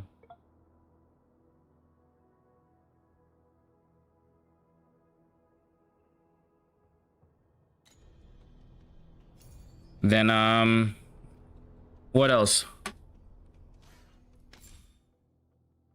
At some point I have to take a look at my trait, at my this again. Yeah, I do have these that I can sell as well. Currently, that would be another 34 FE, then another 52, and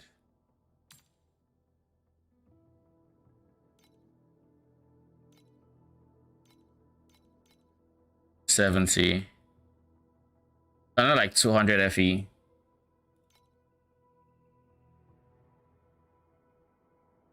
Sure, let's do that actually.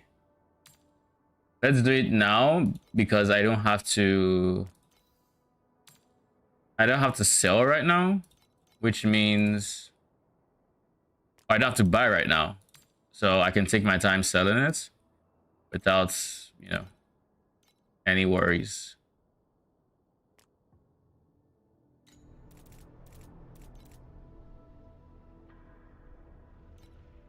Let's continue. Once they sell, we'll figure out what we're doing.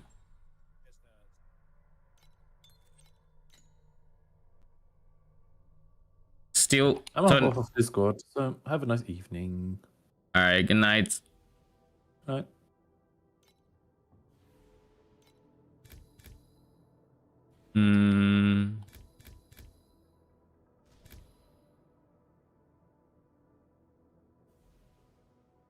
You get ES to magic monsters. That sounds like a pain. That sounds so painful. We're not doing it.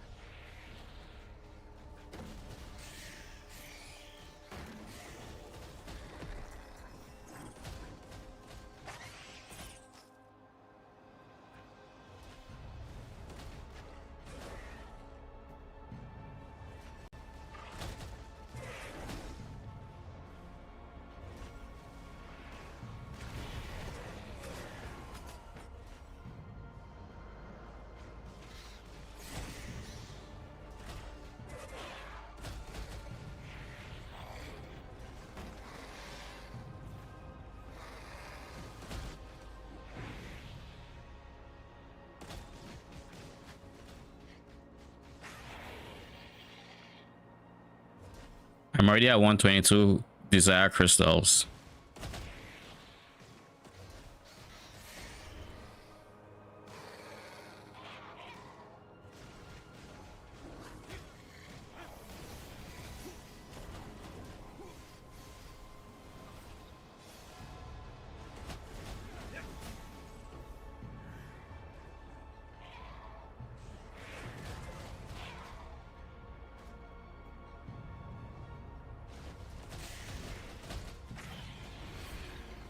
The wedges have sold.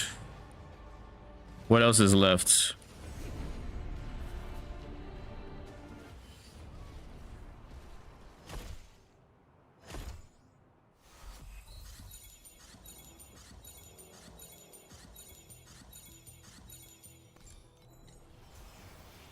Nothing. Okay. I mean, kind of hoping you give me loots, but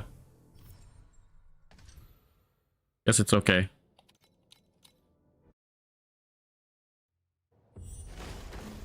Don't I need to wait, hold up. I feel like I need to refresh this window.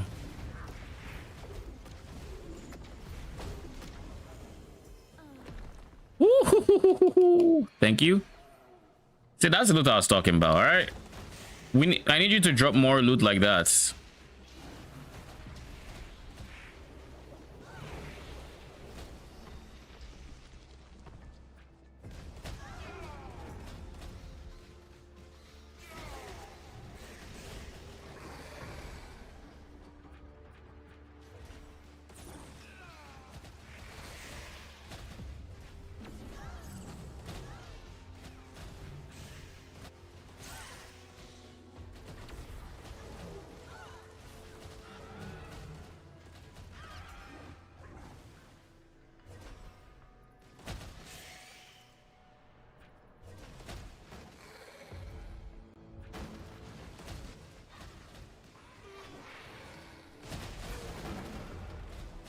I'm actually, I don't want to get an ultimate version of that though.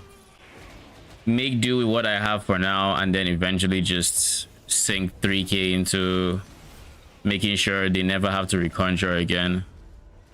And then once I have that, I can then really push either regain, which regain obviously would be very good, or even better, regen.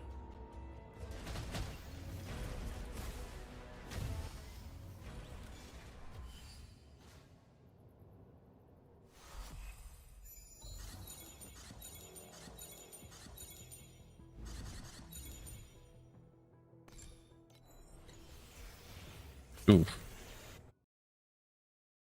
1 second.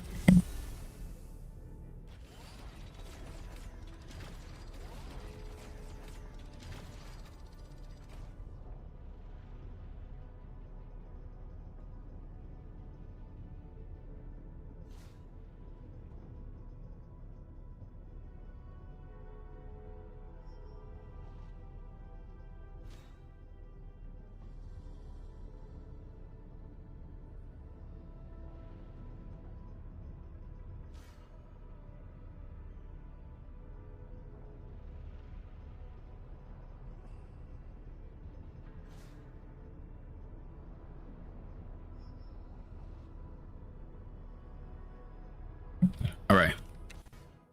Where were we?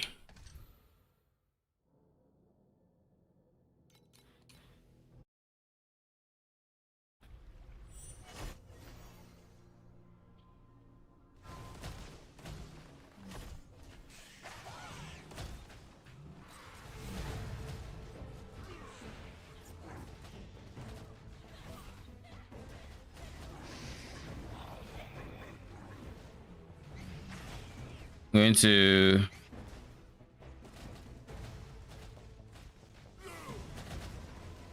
now you're fucked. I need to make sure I kill all the cube guys that are on this side over there.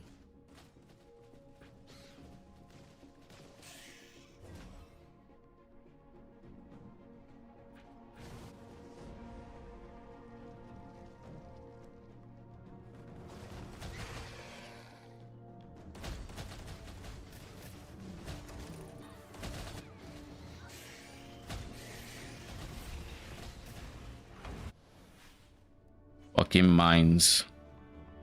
I hate that guy's traps. They piss me off so much. Okay, desire cores have sold. Now I can actually look at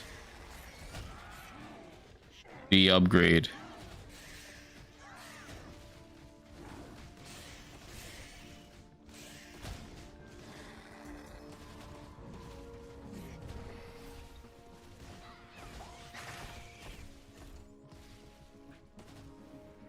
Dude just dropping freaking mines everywhere on a map as thin as this. How am I meant to avoid this?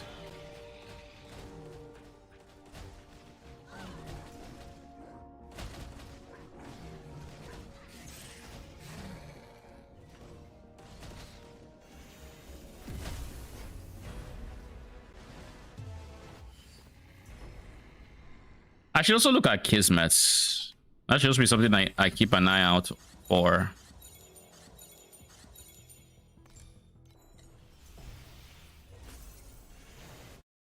I don't think that was worth that sound, but let's see. Yeah, it most definitely wasn't. Like, I know command is necessary, but it's also kind of common, so.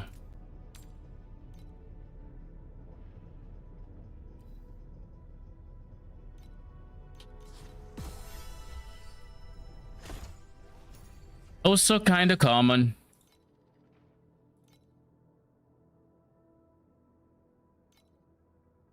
But you sold? You did as well. All the apply frill on spell hits have finally sold. I'm still waiting on you, but for now we have 356. Not quite 400.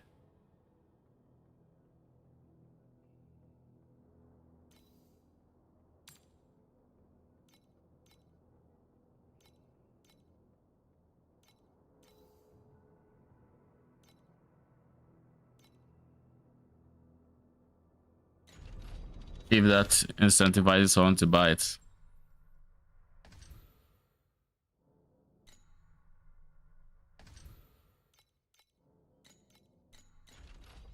How much are Kismets? Right now, my biggest worry is getting these guys. One of them. This is better for offense. This is good, very nice, decent for what tier are you? Tier 3. What about you? Tier 3. But not great, but not bad. Now if I had to go into Destiny and I had to do growth, you're expensive. Origin, even more expensive. Yep. I don't have Warden's Breastplate, so I can't go crits.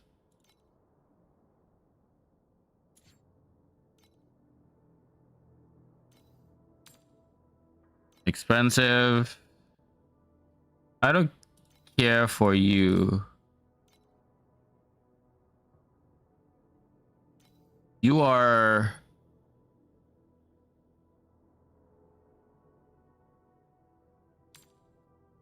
I mean, you're expensive as well. Holy.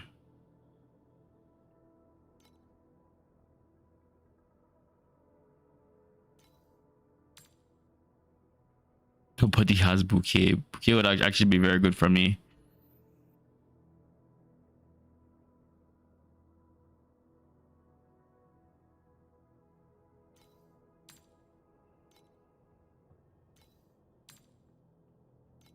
Jesus.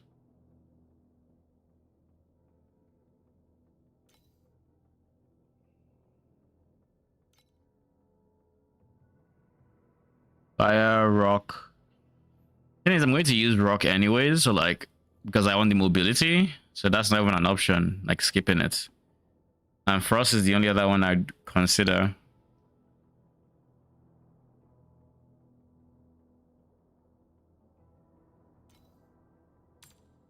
Mechanical tree is probably my biz.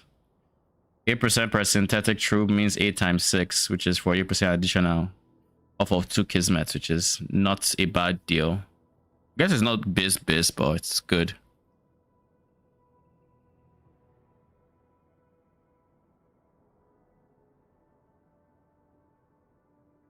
So like basically like 10% additional ultimate damage for all spirit magi. But a dual kismet, so this isn't worth it. Not worth it.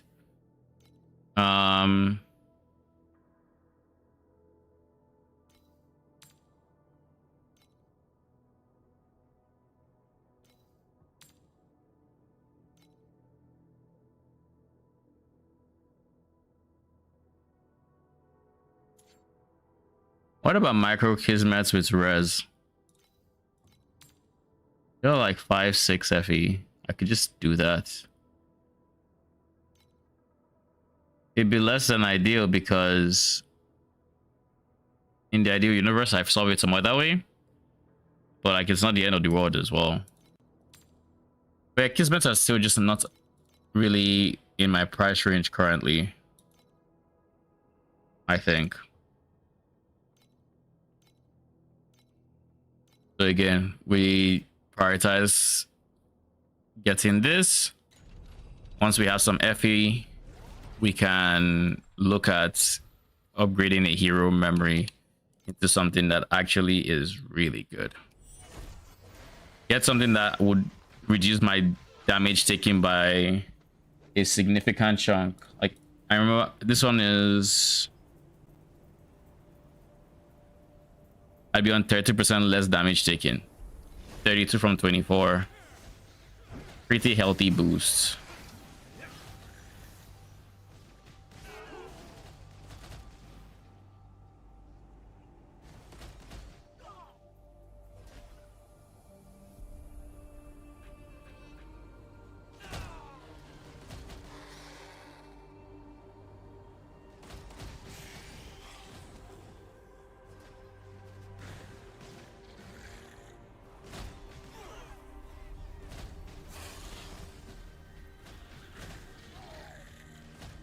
I'm still not sold that level 5 of the middle hero memory is worth it.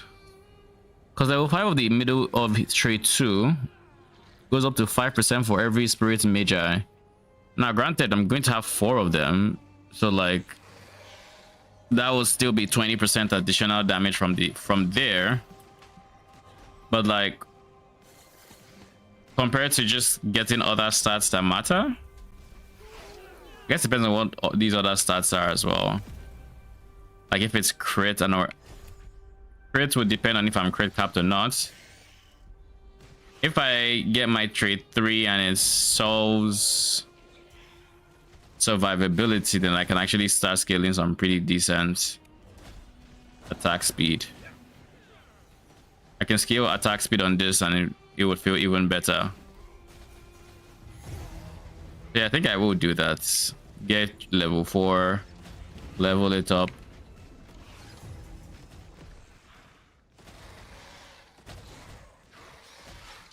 Eventually look at getting a level 4 for the second trade, because that would also help sustain, because then they'd be consuming less life per attack, which helps. Then hero traits 1 is ultimate no cooldown.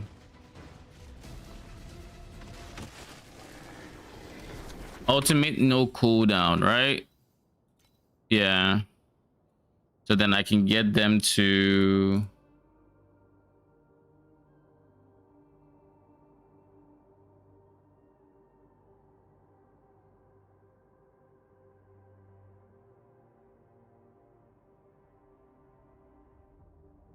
consumes less life.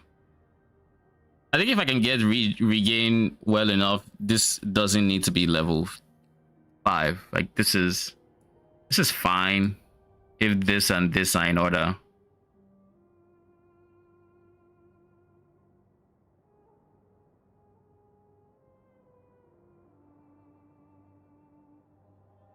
Does he talk about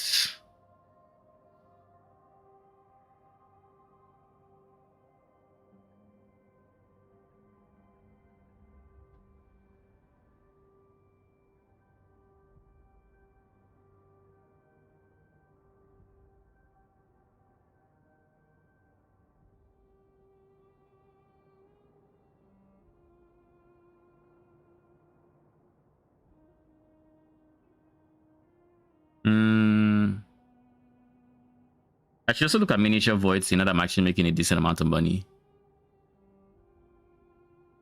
But I think I'm fine with my current glove for now because it's a very good regain slot for them until I completely figure out my regen.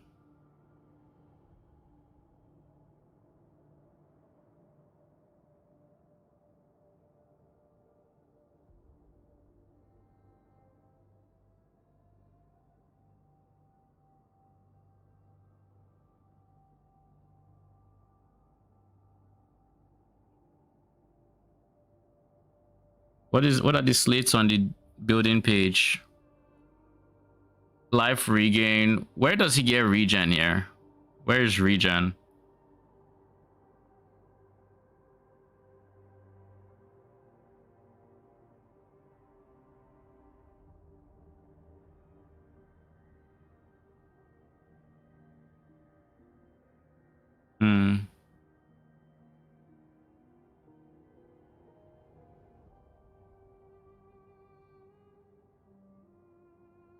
Immune to trauma, immune to wilt.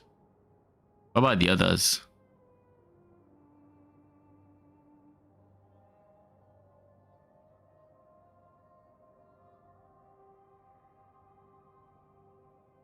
Does he just wait? Chill.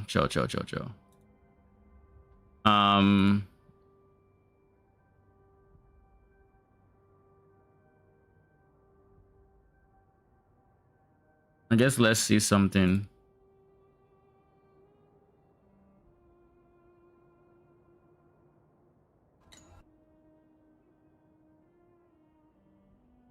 Yeah, this is actually the perfect area to see. Are his Magi degenning?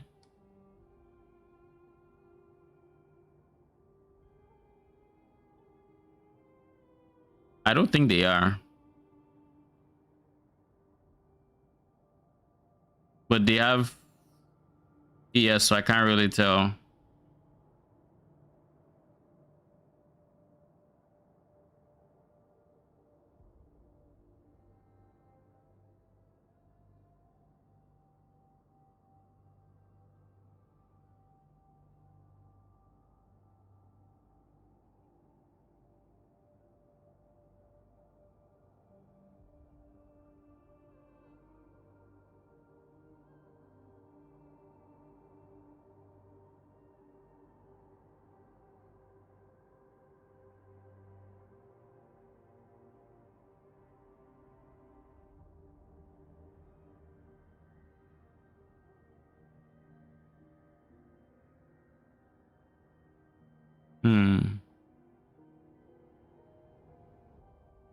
I don't see damage being done to them and in all their ears, so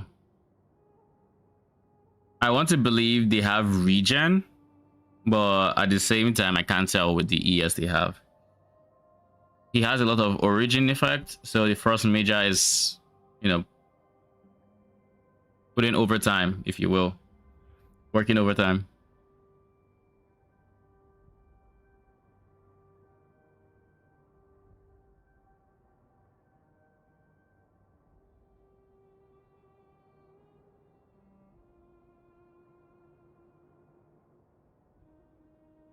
What prism does he recommend? I don't think he says prism, right? Because like I know what prism I plan to do.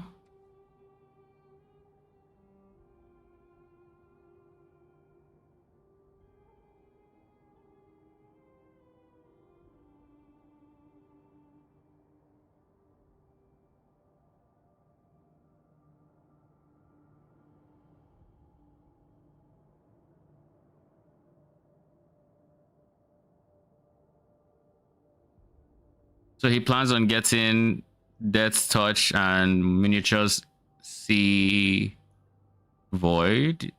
Miniature Void C. MVC. MVS.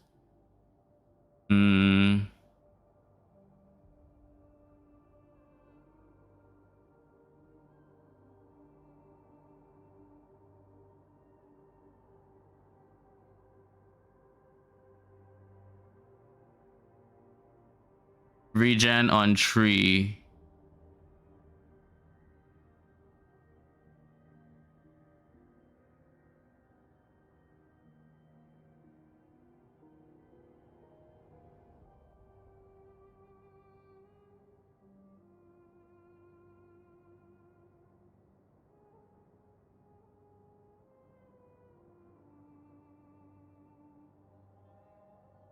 Nature Void Seed, Dead Touch, Eternity, trade-off. Pins, Crown, Necklace, and Lady Steer, Troublemaker, Warden's Breastpin, Phantom. Horn Drink, Lone Walker, Mind Infusion. I would never destroy a Lone Walker. Holy. That thought. That thought is...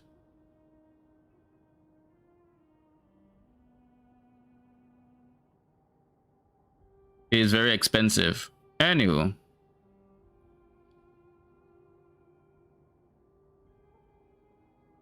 Hunting a bomb instead of the other.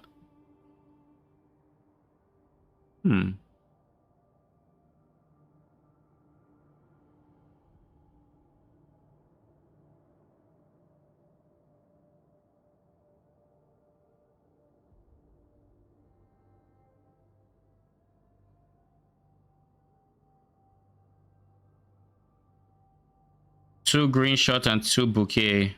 There's no bouquet on the market. It's all gone.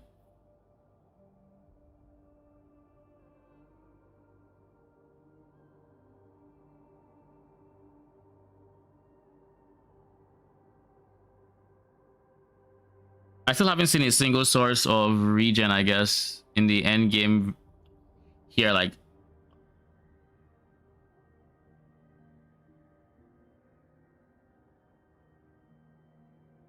so is it just Frost Magi that is Giga carrying alongside a level 5 third thing? Is that it? Is that all the regen you need? Because I guess let's look at numbers. Let's look at pure numbers. This is 100% of regen, right? So they get all the regen. So how much regen does this guy actually give? This guy gives 4% of life regen per second. Now it's 100%. How much are they losing per second? 20. So we're going to need, just rough math here, we're going to need 4 times the base effect. 4 times this, actually 5 times this. So let's just say on average, that would be 400% increased effect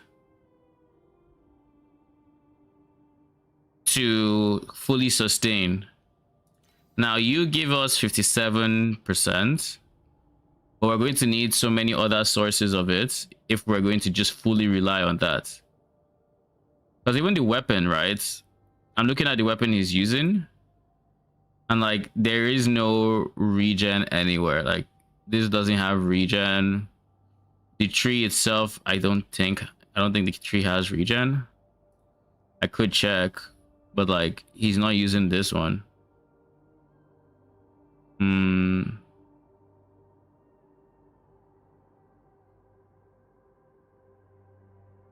I assume he's boosting mediums or something, or adding an effect to mediums here.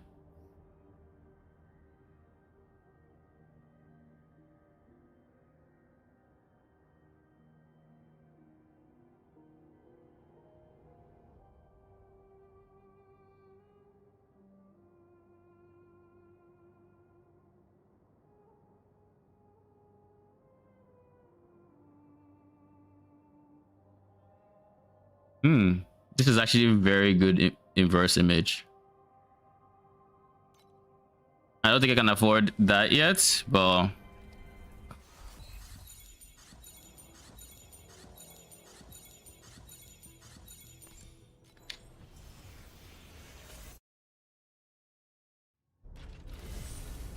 have we sold more?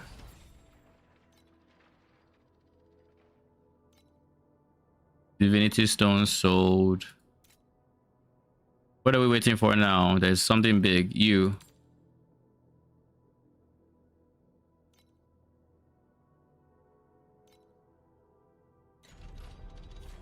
Like if that's what you want, I'll take price. I'll take a bit of the price off.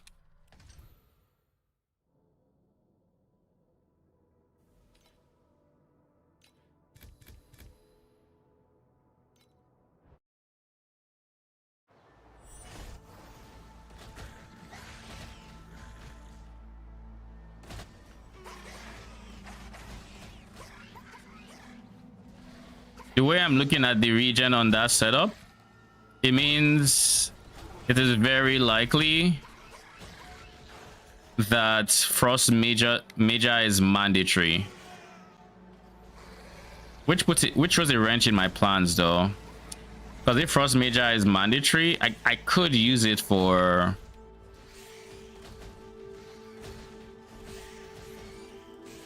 I could use it for... as one of my Magi, no problem. But that means Magi, that's rock already, you know. Because am I really going to do this without the rock movements? I don't think so. Maybe I will. I don't know. Maybe I will. Maybe I'll change my mind. But...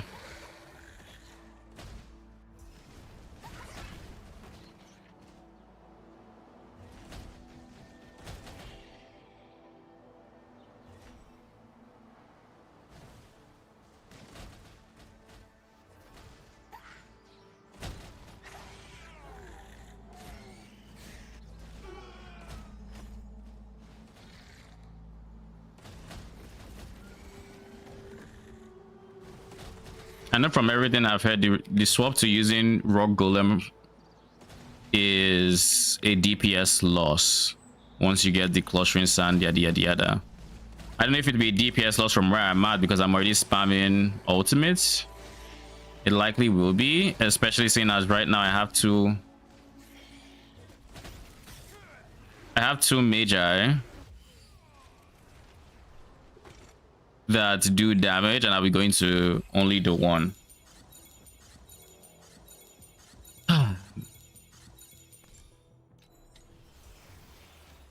I got to conquest the time mark 1, but can't complete it anymore. No mobs exist in the plane anymore.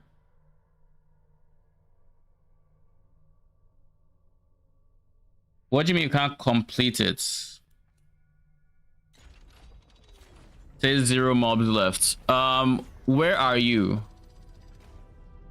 Are you here in town? Or are you in a map?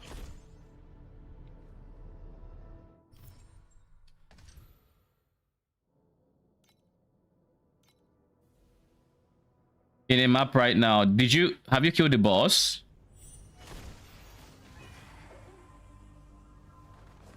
You know what? I can actually explain.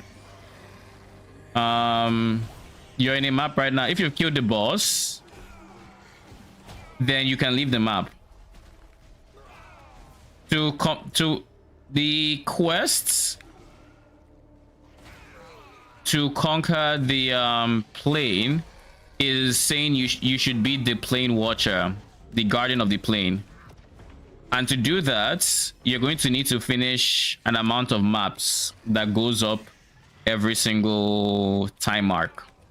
Once I'm done with this map, I can actually just show you real quick. But the TLDR is, I think you have to complete 2 maps for time mark 1 in Glacial Abyss, and then you can fight the plane watcher. And after that fight, you get a point for your Atlas, and you unlock time mark 2. For time mark 2, there are going to be 2 planes available. There'll be Glacial Abyss, and then there'll be Blistering Lava Sea. When you finish, and you're going to do the same thing, you're going to do, I think this time it'll be four maps. This time it's going to be 4 maps that you need to complete per plane to fight the Watcher. And then when you kill the Watcher of like Blistering Lava Sea, and you kill the one for Glacial Abyss, then you can go to up to time mark 3 where Steel Forge becomes available. And you just keep doing this on repeat essentially.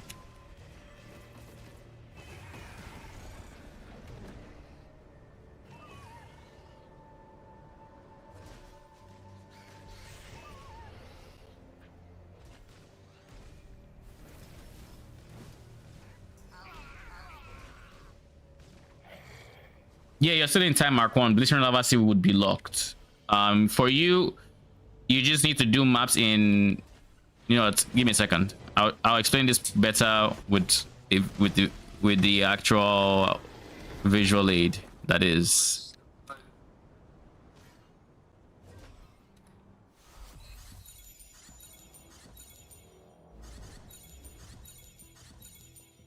All right. Yeah. So what you need to do is, if you look at your thing, you see this icon. This icon shows you planes that you have not conquered, I guess. So you can see this is how yours will look, but yours will just be Lava Sea because you're in time mark 1. So what you're going to do is, for every time mark you have an additional plane available. For 1, you just have Glacial Abyss, right? Then you go into Glacial Abyss. There's this number here. These are the number of star shards you need to face the Watcher. When you finish a map, you get a single star shard. For you, I think you need 2 or 4. I don't remember where it starts off, but I think you need 2. And then once you have 2, by completing 2 maps, you can face the Watcher. And then by facing the Watcher, once you beat it, that plane would be conquered, and then you now go to the next plane.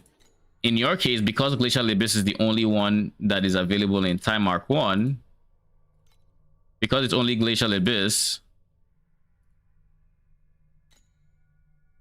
once you do this, it's time to go to time mark 2. So you go into time mark 2.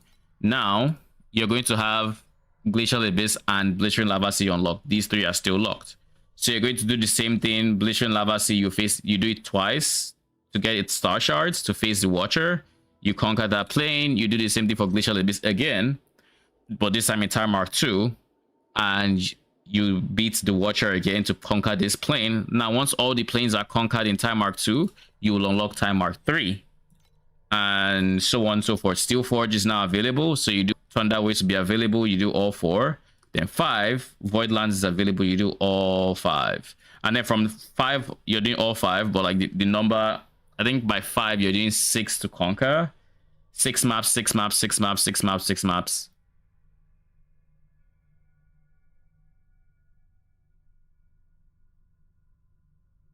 I think you're on that level because the next one I can do in the Abyss is 61. I wouldn't worry too much about the levels. You should be fine. You might be a bit under-leveled. As a rule of thumb, when playing through the campaign, by the way, in case... And you're probably fine if you're like level 61, by the way. I don't know what... Let me see what level you are.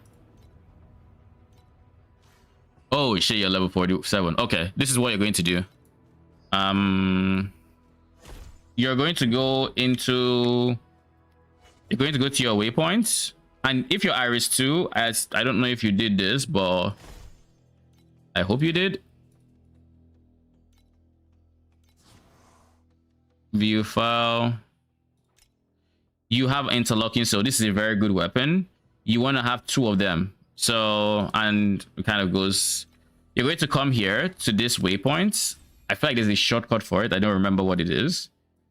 You're going to go, I think, right 2 times, and you're going to find, I can find it, like, and you just pick the right one. Well, this one is where you're going to level up in, but you're going to find a second interlocking soul. Is it not here? I guess it's not here. It must be here then. No.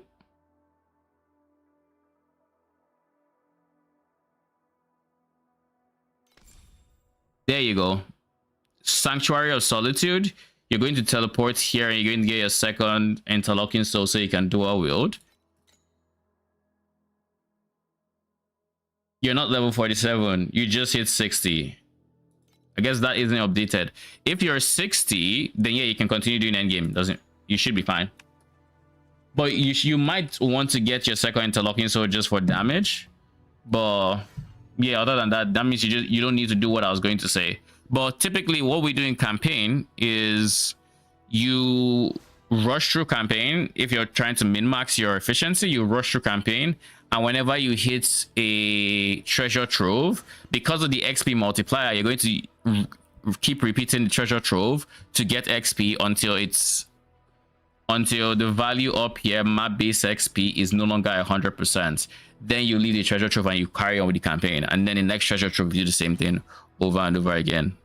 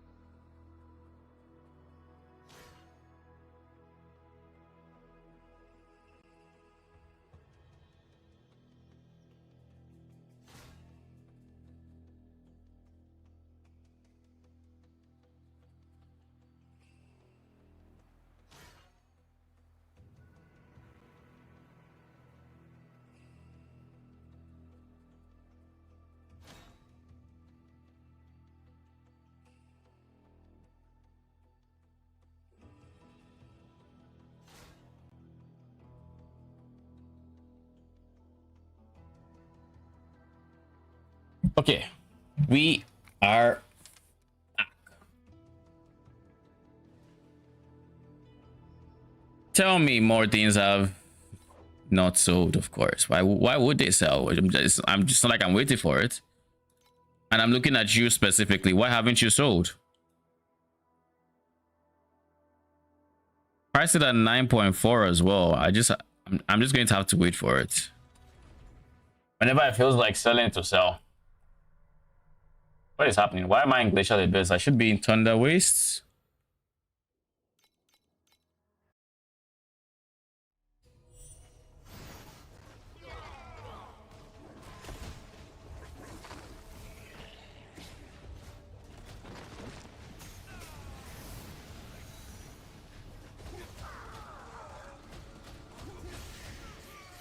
There's so much chaos. And then there's a Cerberus. Why wouldn't there be?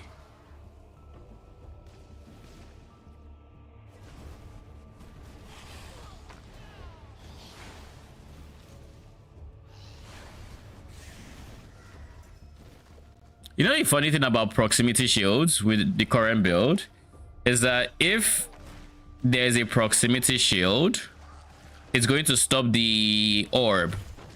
But if the orb is down and doesn't hit the shield, then it kills the monster behind it. I mean, I understand why, because the orb is the projectile and the beam is a beam, not an orb, not a projectile, so it doesn't actually interact with the shield. But like, I don't know, feels awkward. Feels very awkward.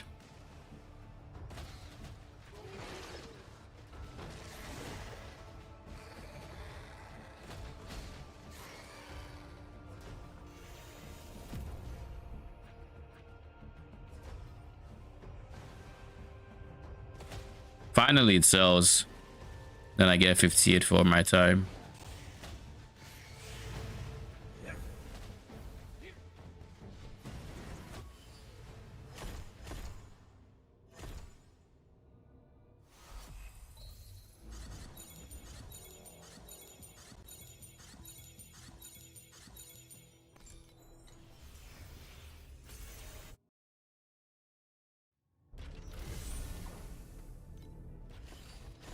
All right.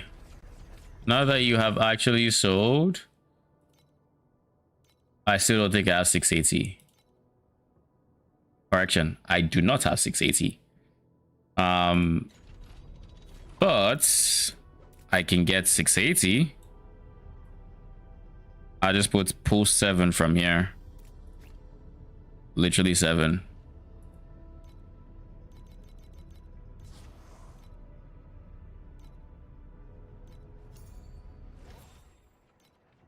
Do I want more life or more attack speed? Attack speed would be obviously more DPS, but I feel like I can get enough attack speed from other sources, and I should just try to be a bit tankier myself. It's not a final one. Not a final slate by any means. You know what? I'll go damage. I want damage.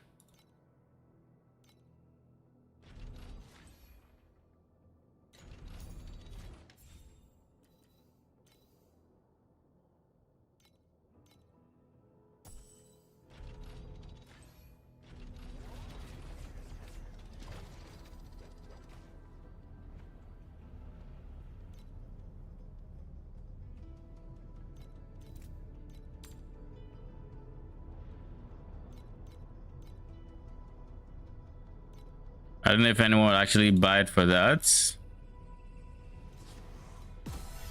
but I'm more interested in upgrading myself. So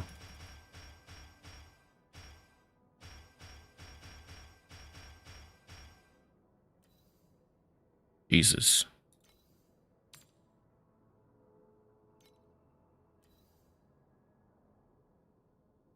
I'm gonna need epics. And a few of them are that.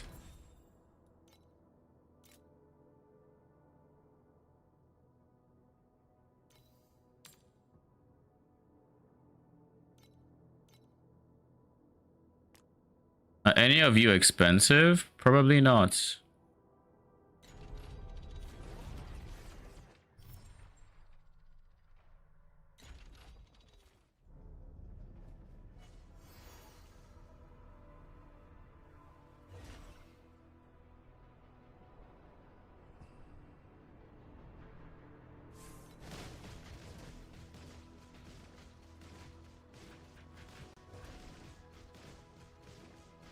How about this? Stop. Recount. Stop.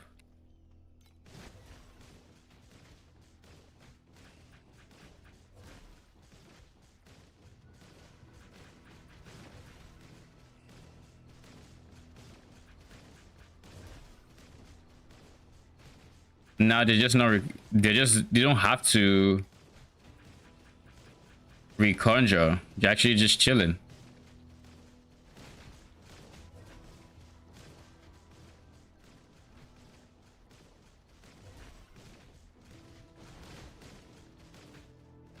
All right, that's good. That is actually really good. Now for you.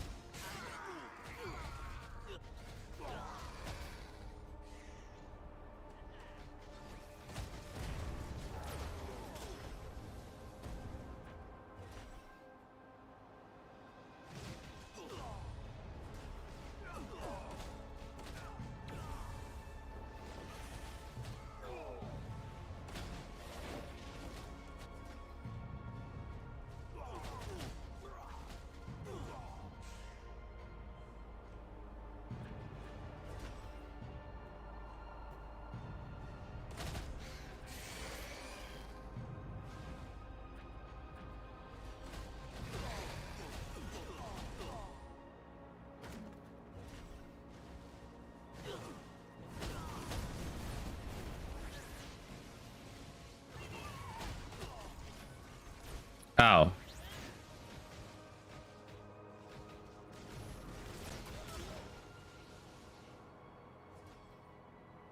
Yeah, so that area is empty. Speaking of, I still have minion aggressiveness. Kind of explains quite a bit.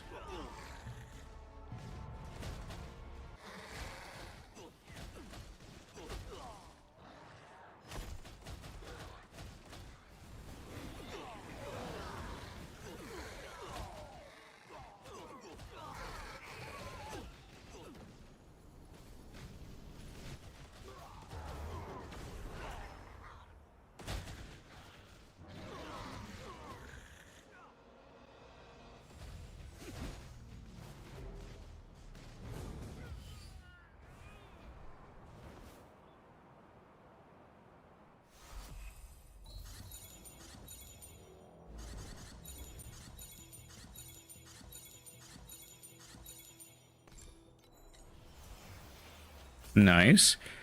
I also need to look at something. Not you. Craft. If I were to go for a one, what does a rod offer me that I can't get elsewhere? What do you go for? An end game rod. Not rod, cane. Attack cast speed, double damage. Gear elemental damage. What if I went for a one-handed like hammer or axe? I guess let's start with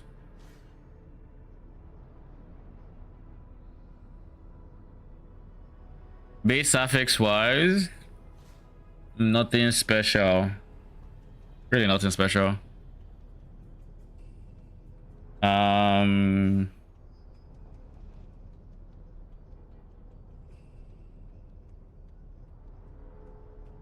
Ultimate wise, still nothing special. Black speed crits, affliction, focus, steep strike. Suffixes are kind of us, except chance to do double damage, but I think it's kind of the same. Then if we look at sequences,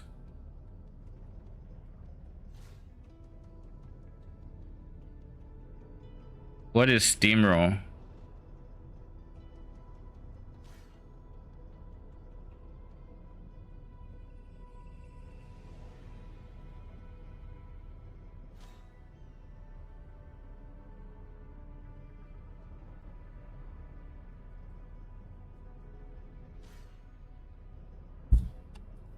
Steamroll is additional melee damage. Oh, sure. Level 25 is 43. That's not bad. Adds phase damage to attacks per armor.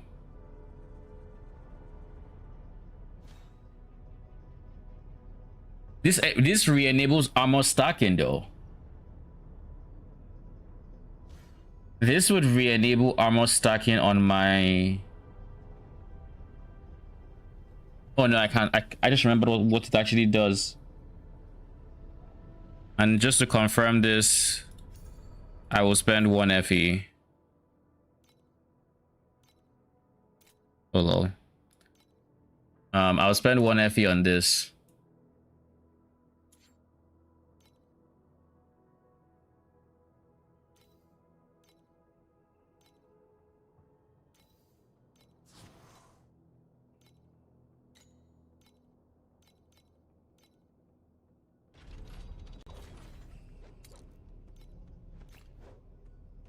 Yeah. It enables me to go a rod and on the offhand. That's what it does. That is such a good mod as well.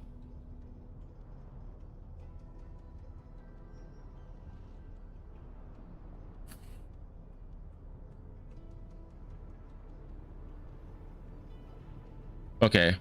Let's check something. I assume that means for two-handed axe, I get the same advanced sequence, right? It's double. Makes sense. Cool. So, does a rod offer me enough to where I don't want to have that modifier?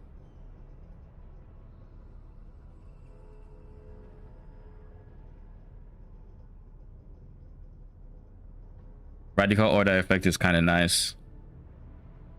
Minion crits, minion crit damage.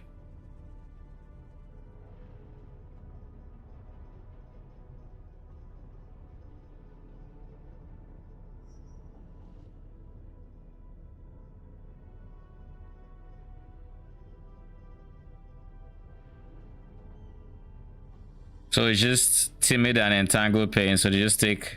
This is actually pretty dope. This is kind of meh. So sequence wise, there's some decent stuff, but nothing as good as that armor stacker thus far, except maybe curse, radical order effect. Those are the two things, and even radical order effect, I don't know that it's, you know, it's amazing. Like if radical order is given, let's say currently, right? Why are you disabled? I don't know. Currently it's 42%. 120 would be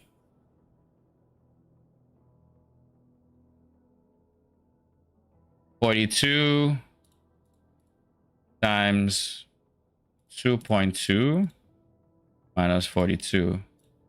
50% additional damage, give or take. It's 50% extra additional damage, so kind of strong. It's pretty strong, even though it reduces the compensation. It's still strong, but compared to, I already plan on getting to 100 and what was it? Like 175k armor, something like that. let's just say let's say 175k. 2260. That's 77 flat phase extra. Now if we compare, no, that's 77 times 2, so that is 140, 152, no, 154 rather. Now if we compare that to the amount of flat phase, 144, right, was 152 compared to the flat damage we get. I guess that's the base affix. Let's look at prefixes. Yeah, this is pre-conversion or whatever else. It's a lot of armor. It's a lot of flat damage, and it means armor stacking benefits everybody. Now it wouldn't quite have like, it wouldn't be up to this, right? It's not up to the amount of flat fire or flat coat or flat lightning you can get on the high end, but because it's fizz, it's going through all the multipliers. So it's fizz, so multipliers to fizz apply to it. For lightning magi, it's 100 of fizz gets to lightning, so multipliers from that fizz to lightning, then modifiers to lightning to erosion. For frosts, it would be from physical straight to erosion. And then that's for frost. And then for erosion doesn't matter. Erosion doesn't do damage, so it doesn't matter.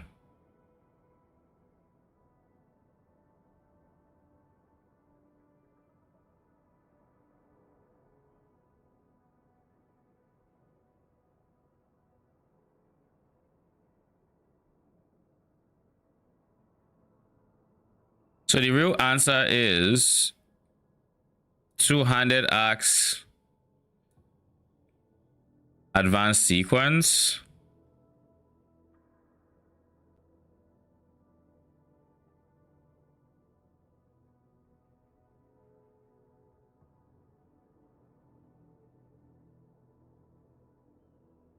versus like 50% extra additional damage from here, or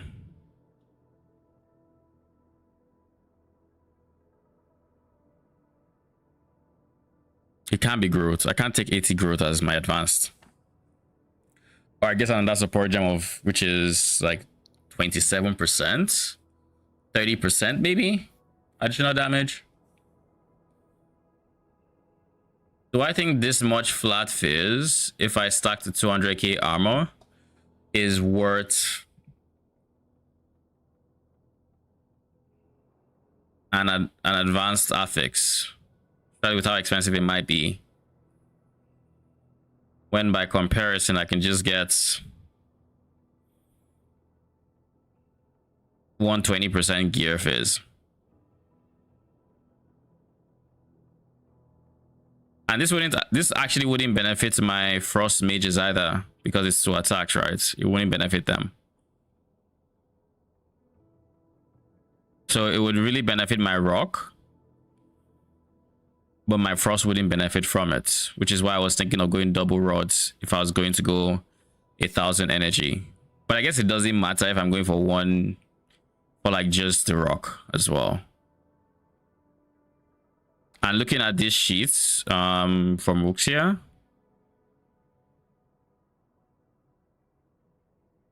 double damage is obviously big, but like on a two-handed axe, it should have double damage as an affix.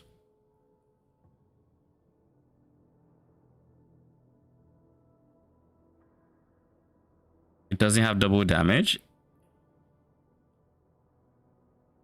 Okay, that's a big downside for two-handed axe then.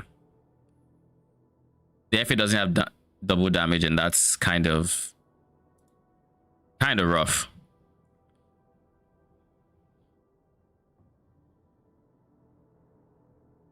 Yo, just really don't have double damage, huh? Because I know for a fact Kane does.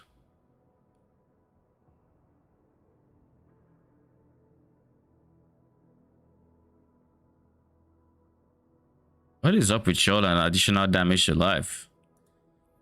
Like, it's good additional damage, don't get me wrong. But I'd like double damage chance.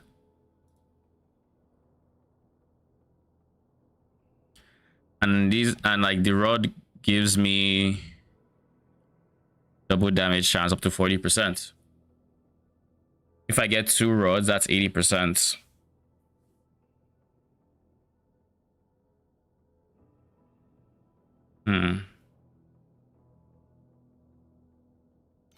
Okay.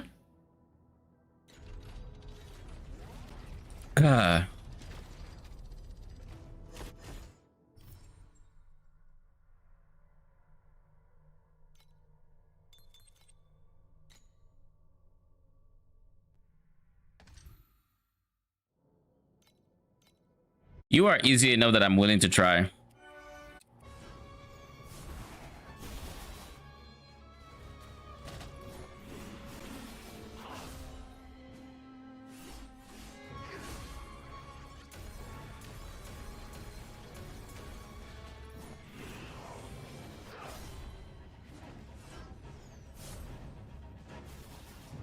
Yeah, I will most definitely not be doing the others with this DPS.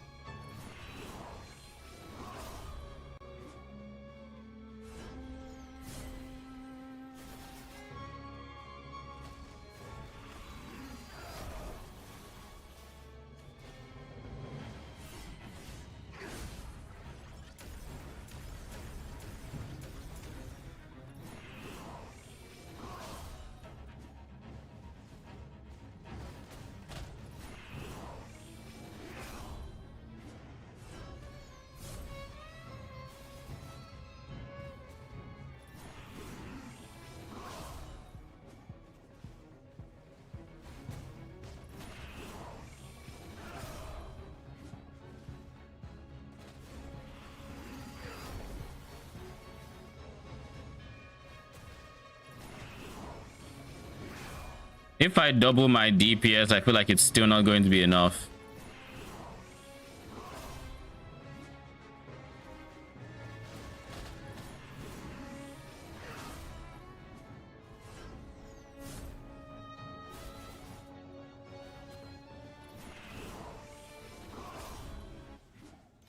Brother.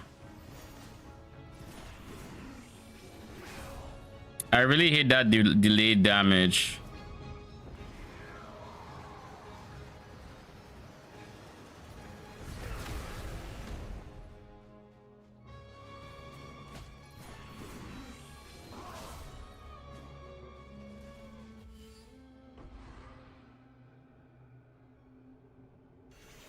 Nah, I can't do A2s, but that's fine.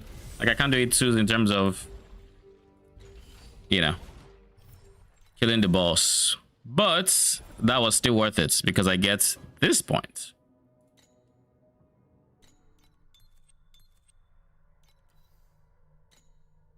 We're done with Thunder Wastes. I feel like the only person left here is Blistering. Oh no.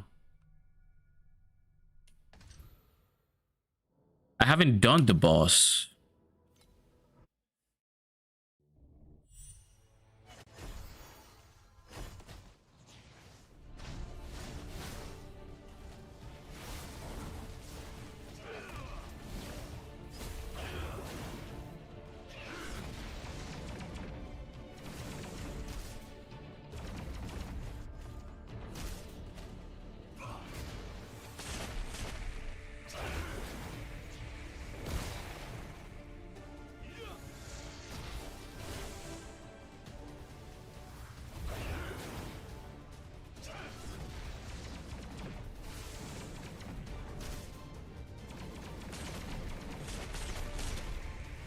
Act like I never left, huh? Where's Ral? Bed? Mm-hmm. Where else would he be? Do you know what time it is for him? Bro, got off at 8 the other night. Lol. I was making rice and stew. Are pretty okay. I ran out of scotch bonnet peppers. So no spice. Oh, it was okay. I still had Thai reds. It's just not the same spice profile. Because scotch bonnets have like a good flavor with the spice, right? Yeah. That's okay though. 151 I feed in my name. Early your prince. Sorry, I'm kind of forgetting. I need to start writing these things down. I will after this. Did we say Feral Desire weapon next? Or try to get the helmet with the mod with 2 mods? You said you're going to try to play around with League Mechanic and see, and you already got the base for it. Sure. Okay, I can do that. By the way, that unique with 2 mods, it shows you 1 option. Oh, really? It's not granted. Give that shit for free. Okay. I mean, it makes sense. I just would have expected I was 2 watching options. watching Alk video, and he was slamming that, and I was like, oh shit. Let's take a second to do that.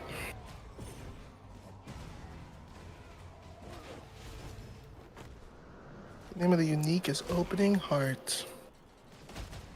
Yeah, you showed me the helmets. I don't know what I'm going to do when it comes to. If you go for a blue one, not much, like 1 FE, 2 FE, I think. Well, I'm curious, do I buy the unique or do I just buy the... Because you can buy the organ for it, the Opening Heart organ. I mean, you can buy the organ, but... And those are like 3.5. Bye-bye. How much is the unique? Because like, Disenchanted, the unique gives you 2 organs. The unique is 4. So it's 4 for 2 organs. Is also 4. It's not worth it. As you might imagine, that's double the so price. do I need to care about the roll range on the unique? No. Or is that a no? You don't care about the unique. It will be random when I do my shit, right? Yeah. Okay. As far as we know, at least. Okay, alright. I just need to give you 5 minutes after I ask you a question. Because bro, when you be sneaking the most as far as me, what you... man. Is it not the truth?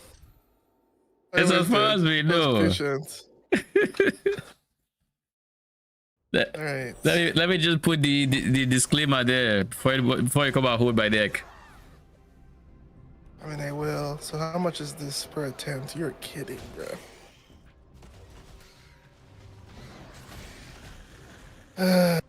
This shit is at least 50, right? What is at least 50? The item.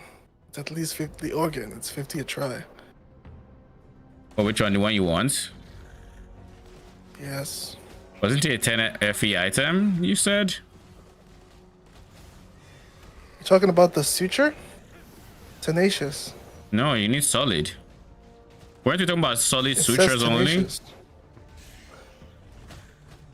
I mean, that's what was in the dock, but that's not what this is taking. Do you know if Arc was in Tenacious? Oh, wait, your base is at 83, is it not? Well, I don't know if the base matters because I've seen it require Tenacious on the other base as well. So, like, I think it just depends on the unique, Taconic. I suspect when I click some uniques, it says search solid, and when I click some, it says. Yeah, that's what I expect. I just that I don't know. Oh wait, what? The doc you showed said it was solid, right? So I was thinking we were playing around with solid ideas. Yo, it doesn't let you go again on a base. You have to Did you know overwrite this? it. Yeah, you have to overwrite it and then go I again. have to write it with normal Yeah. or whatever. So it's on the suffix. So you click. This You is click. stupid. You click suffix and you keep trying until it overwrites that one, and then you go again. So if you ever see a perfect Vorax item, you understand what he had to do and how lucky they had to get. Now imagine trying to do this with ultimate affixes as well. Give me that 20 stack. Give me Okay, that we 20 lost stack. it. Next. You ready? God damn it. You ready? Oh, We're about to do it. good luck. There's no way we hit this first try. And if we do, we are probably losing this Mercurial Torrent mod. Yeah, we lost. Plus 7. Do I go again? Up to you. Is this the play? Like financially, is this the play? If I'm thinking about it, it's a big damage boost, but like, what does your current helmet give you? It's a rare. Does it give you any offensive stats aside maybe attributes? And how much attribute does it give you if it gives you that? What does your current helmet give It you? gives me critical strike damage. It gives me critical strike damage, crit damage, and crit rate. And it can also give me crit rating. But if I get this mod, it will give me insane amount of crit rating because the mod literally just has fervor. And when you have fervor, you have crit rating. You have like a ton of crit rating. Has Fervor? I don't think that was the mod we were looking at. We never looked at Has Fervor as a mod. Is that the one that needs the on solid? That's one that needs the purple switcher, is it not? Yeah. That's not what we're looking at. I hope you know that. What were we looking? We're looking at additional We're elemental looking at the damage to Fervor. ailments. We weren't looking at Fervor. We already have that one. We already have that one. We bought Yeah, a base with that one. We're talking about this, but we used it, we're and the talking about damage this- wasn't that high compared We're to talking the about the crit second damage. one. And the second one was in Fervor. Remember we went through the document that had all the on solid? We weren't looking at Fervor. We were looking at, I forget the name of the other one. Was it a neck? Was it the max damage, crit damage? No, share your. I guess share your screen. I'll let you know when I see it. I think this is just one of those things that we went on the same page because it's Scroll up. Scrolls down slowly. next. So the Spy Shadow, Wasn't that? Rat King, Prayer Mm. Bead of Evil, Mercurial This- Torment, which we have. Yes. We have this. Mm-hmm. Insulation. That's it. That's it for this.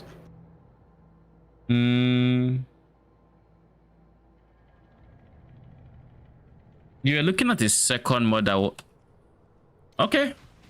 I mean, I don't think you ever mentioned Fervor. Because like we were going through this page and this page doesn't have Fervor, as you can see that. And I remember how when I specified on solid, or solid rather, that you need the one that doesn't require the other one. And I had you scroll up to make sure this page had particularly solid, so you wouldn't be spending the other one. So unless you went to find it somewhere else. Because it's no, it's in the next step that the person took. In the like it's the 2 mod one they have in their character. That's the one they currently have.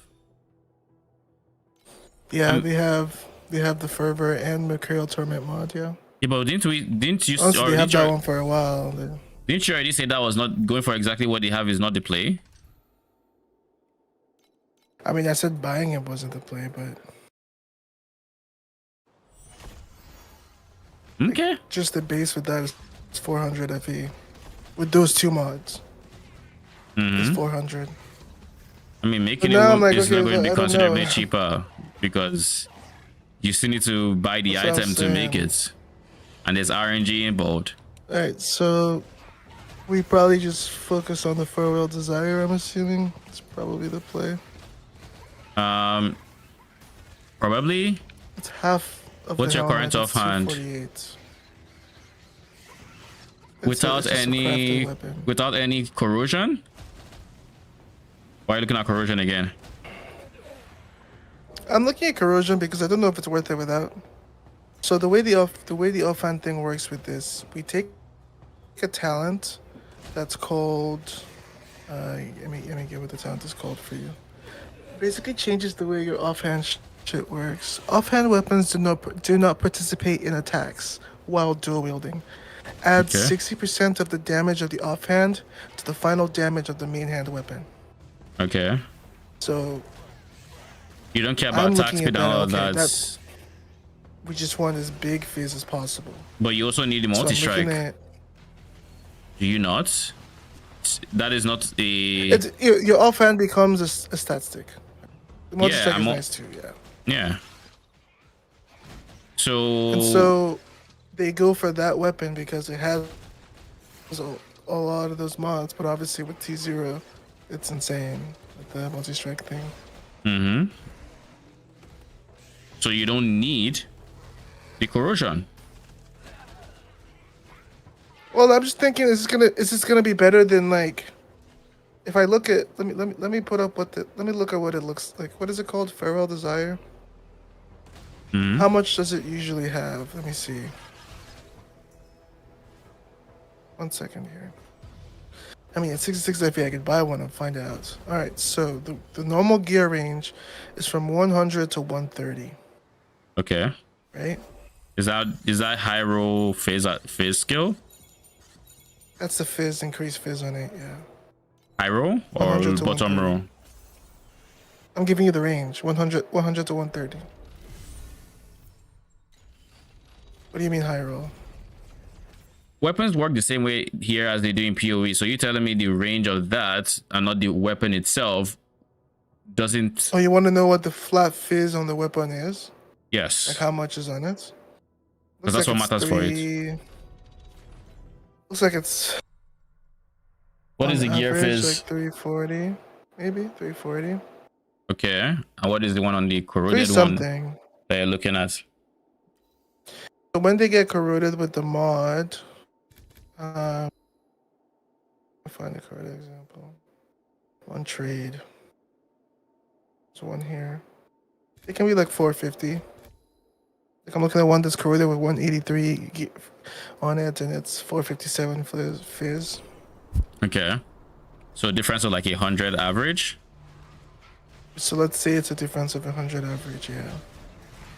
That doesn't make it not worth it at the 300 because like at best you're looking at the 30% more for the bonus it's given, but like the bonus is given, you said 60%, so you go from, let's say 350, right, was the first one, give or take. 10%, 35 times 6, 210 would be what it gives to the main hand. Whereas the 450, you're looking at 270. So it's 210 versus 270 is like 60 flats. It's going 60 flat is good damage, but it's not make or break. Okay. Okay, if that's the case, I can try to buy one. Costs. Like if anything, you might even be better served looking for maybe flat fizz on a corroded prefix as well as a high roll. But like it all depends on the numbers and whatnot. Hey, what do you mean? If you corrode, you can get an implicit. If the implicit is flat fizz, then it helps in this situation. Oh yeah, fair. I didn't know that. I forgot that could happen. Okay. Let me sell something so I can be able to afford this if it comes to it. Yeah. I guess I'm just like a little bit tired. I don't want to click this, buy this, and then just like nothing changes, you know? But I accept that might happen. I'm at peace with it. It's fine. What I would say for you, for what you should be doing My now current is weapon is 266 DPS. for the offhand Yeah. DPS or average or So it will phase. be Because what matters is the fizz, flat like damage, not the not the average damage. There's nothing else that is fizz. 260. Well, I don't know. It's 178 fizz. When I just click the item, it says 266. When I hover over it, or when I click the details, I see 178. So I don't know which one is. Well, it says 178 physical damage. Is that what you were asking, or were you asking for DPS? Yes. Why do I care about DPS? Oh, fuck. I don't know. Alright, It's a physical I'll go back and damage. check what it's actually going for. Farewell Desire. That's not corroded. And is identified. Okay. Well, it doesn't really tell me, does it? 190 physical damage. Alright, it's 190. And then the one he's using.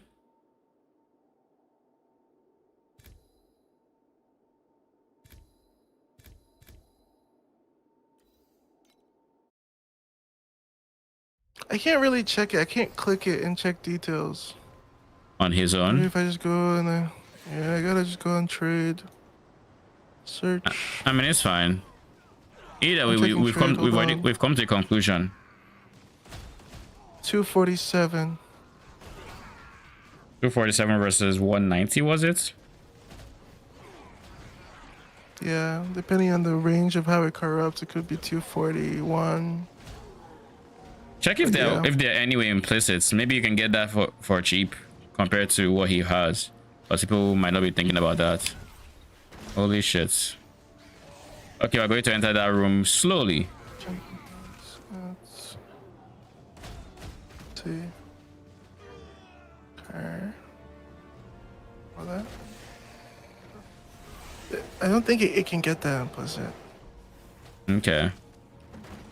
Because I look up corrosion base adds flat fizz to the implicit, and I don't actually see anything. Okay. If you can, then that's fair. There's a judge here. Oh my god. Okay. We're chilling, I think. Can get increased. It can't get flat. I mean, increase does the same thing, right? Yeah, but there's only one of those up. How much is it, Giga? Yeah, 330. At that point, I feel like you might as well just buy the other ones because they're around that price too. Yeah. I mean, that's fair. Yeah, I think Buy a normal one. Is that what you want? buy one that has decent multi-strike and just decent fizz. It doesn't need to be corroded. And go from there. I think multi-strike is more work. It's putting more work than you think as well in the Is decision it the of increased damage from multi-strike or the chance? both. Try to find a good balance. Since you're not going for corrosion, you can try to high roll those guys and and it shouldn't be as expensive as a corrosion, hopefully. What does that matter? Why does that matter? Multi-strike baseline Yeah. has extra damage for subsequent attacks, something like that, and getting that modifier makes your multi-strikes, increase by more as well. So it's more damage. Why would you not want more damage? And I mean, I don't have to explain multi-strike chance to you. If you have a higher chance to hit 3 times instead of 2 times, then every single extra time you do 3, you're doing more damage, and it's basically a free hit. That does a lot for the DPS. Is his multi-strike high road or not? Holy. Fuck, I gotta go back. I was just filling in the trade search. Okay. I'm just asking. Well, I can't even click the details. It's 127% chance. The range doesn't change, so like increase. they change. The range does change. The range does change. Yeah, if you hit the corrosion on it, you didn't hit the corrosion on the multi-strike, so it doesn't change. No, it's a roll range. Yeah, I'm saying the roll range doesn't change. If you know the roll range of the base item, you know what it can get to, unless you don't know the item's range. 127 chance, 60 multi-strike increase damage. 127 chance, 60 damage. Yes. Okay. But the multi-strike innately rolls from, the chance goes from 110 to 144.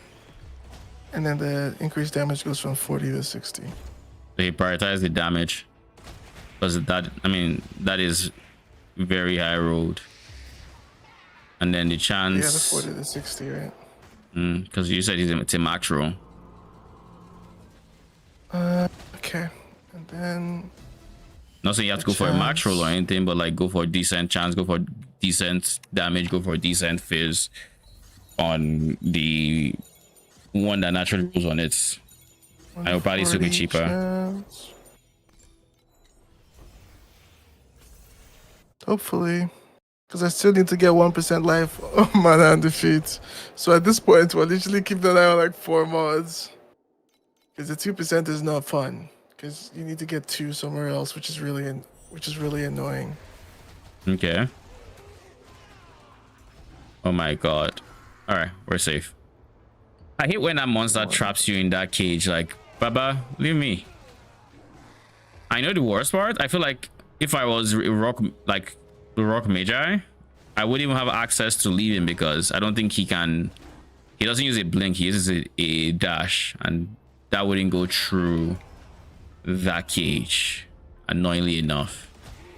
So I guess I just hope I don't see the mob type, which is unideal for a whole ass mob type. That pisses me off. I guess it doesn't piss me off so much because it's not that common, so probably manageable.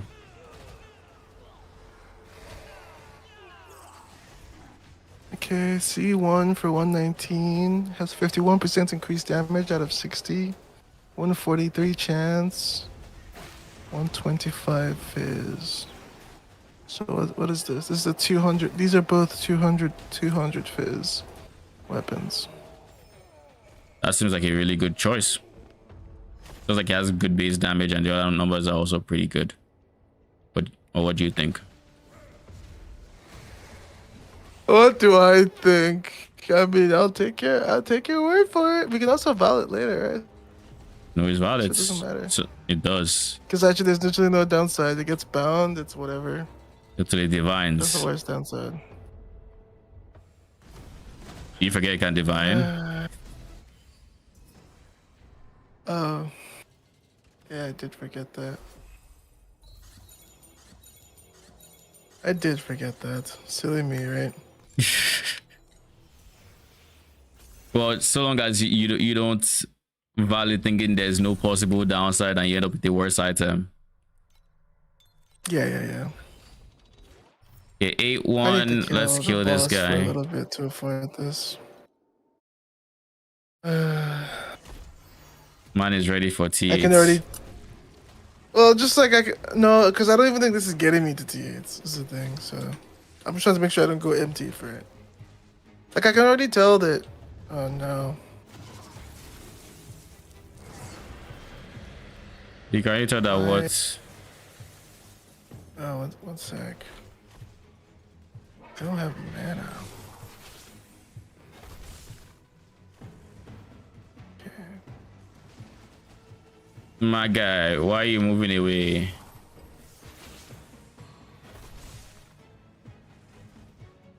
I already know. I don't want to expect this to get me to like a bill or something.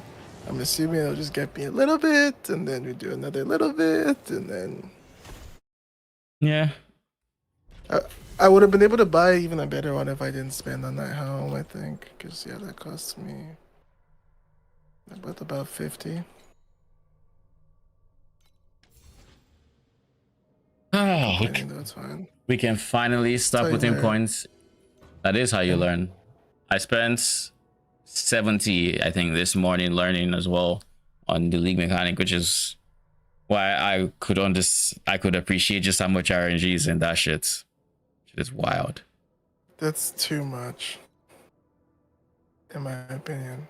I don't think they're gonna step back It is because so. I think the people who are at the top. I mean, I don't know. I'm watching people who are at the top still like take a bunch of. I guess like there's no.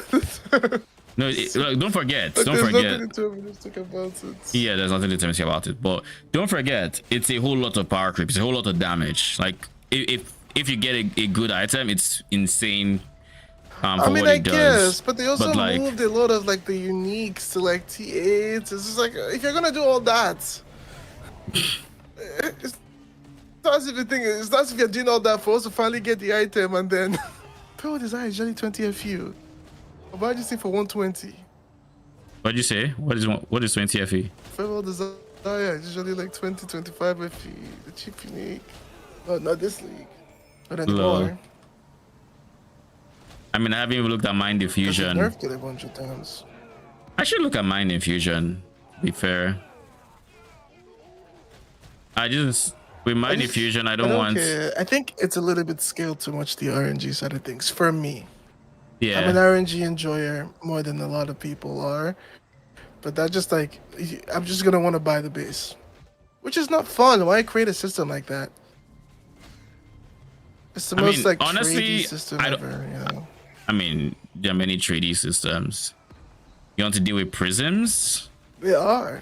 They are. I just don't know if the season version of this, because it'll obviously be watered down anyway. I don't know if the season version of it should have been that trady. Again, I'm not saying we should have been allowed to just print. They don't care about it being trady. I hope you know this. They've never shied away from a mechanic because it's trade. It's for trade, like. Yeah, like. They balance for that, right? They can make that decision because they feel like enough people are playing that people are still with enough currency to be able to get what they want. Like I'm talking about at this point. I'm talking about SSF versus trade thing. This game is not in any like this. No, I know. Yeah, like I know. I'm not really trying to compare it to SSF. When I say that, I'm more just referring to like. I don't see an actual path to like doing it myself, I guess. And not in like an SSF way. It's just. I think there is, and I think you have it. Words. It's just the way I see it, at least, is if looking your hats and all that. Like what, some Mulan shit or something. that's what you said. I thought that's what you're about to say. I was like, I don't know what this bird's about to tell me. Like, I wanna be the very best or something. Like no, I'm deep down and bro starts singing a Disney song and Bird lands on his shoulder to sing with him. Like no, I was about to say that if you have let's say 5k and you know per click this is costing you like 100, 200, you'd be willing to go through the steps to actually make a proper item for that you want because it's affordable. It's just not affordable for you right now. So like for the Giga endgame items, like that, crafting. For the Giga endgame systems, I don't see how I would, as an example, mess with like the theory crafted miniature void. See the idea that I don't see myself getting that anymore. But at the same time, I also acknowledge that that was a lot. That would have been a lot of power to have for the build I was thinking about. So if it is premium to get it, I can understand it. But how premium is the question, and as it looks like it's insanely premium. You know. Yeah. I wanna engage with the system. I don't feel enticed to engage with it. With that amount of premiumness attached to it, I feel disincentivized. I mean, I get it. And I wish that wasn't the case. Is my point. I get it. But like at the same time though, when I think about it, it's the way their seasons have been for like this, like the Giga premium items. We typically don't interact with it, and what I'm thinking about in my head right now, that's a Giga premium item. I think the difference, if I had to put it in words, is unlike other Giga Premium items where it's like you just know and you come to terms with the fact that okay, this item that is Giga Premium, I'm not interacting with it. This one, the Giga Premium and the one you interact with don't have a clear defined line, so it's hard to see where the Giga Premium starts and where the attainable ends. Yeah. So I'm thinking that that is more what you're feeling. Put in words, at least. That is my understanding of what you're feeling, and I mean I get it. There's a reason I don't have one of these items. It's not because I don't want to have it. You know, I'm just like, I can engage with it, but I don't have so much currency that I'm willing to take the RNG and see what I end up with. Because like in theory I can actually end up with something insane if I really just put my mind to getting an outcome.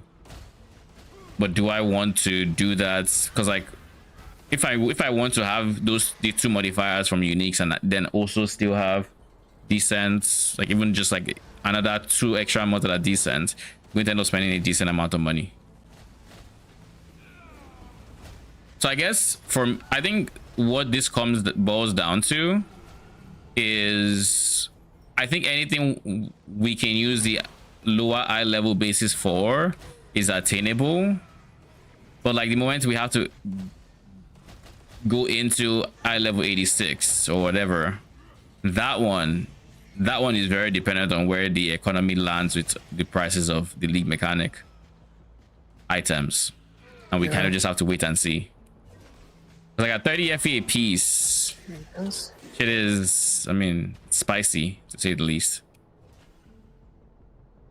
It's definitely spicy, but it's also still day 3 of the league. I kind of get it.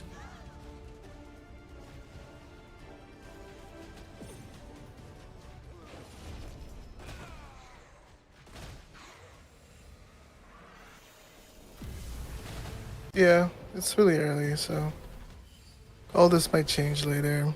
Be swimming in the current. Because like the currency to like practice. As of right now, I'll say the vast majority of the player base is still in T7s, and like I didn't engage with it in T7, and I imagine many people also are just not engaging with it in T7 because of the so close. I almost killed Traveler deathless. Yeah. Died right at the end. We are fighting Traveler. Interesting. Yeah, I'm waiting for stuff to sell, and I was like, I have keys. They don't really sell for that much, so maybe I just try my luck. I was selling my keys. But like I also understand running it. He can. I don't know what he can drop, but I think he can drop pedigrees. Card. I don't know if he can drop pedigrees, but he drops the card, which is like base 5 FE, 6 FE. So pretty much the cost of the key. Yeah. Ooh, my pedigree sold. Let's go. Okay, we have money now. Now I got a trade house. I go to my collection. I saved. I buy it. This is it, Draconic. Rage. Good luck. Or I think about it again, maybe. Oh, I lost my trade thing, so there's no thinking. It's just buying. For what? Farewell Desire? Farewell Desire. Alright, buying it. Luck.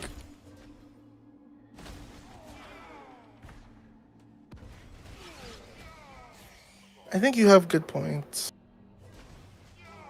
Let's see what my damage is without it and then with it.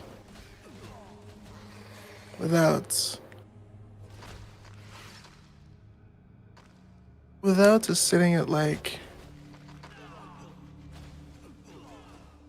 You know what you can easily do to get a baseline of how it feels? Right. Just don't dash.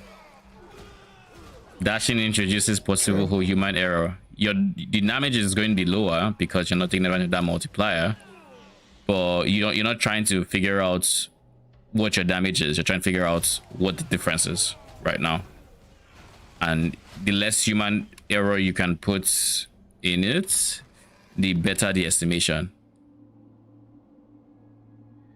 Okay. I don't know. It's like 400 without dashing. That's not good. I mean, again, we're not trying to figure out the damage. We're trying to figure out Yeah, the difference. yeah, I know. So if it's Let's 400 see without, what it is. That's with it. it's 400 with No it. dashing. 400 with it. Yeah. Okay. 400 with it.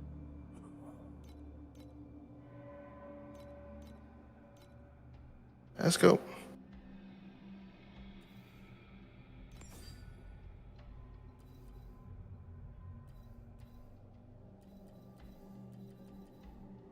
$400 with. Let's see what the normal weapon I use is without dashing.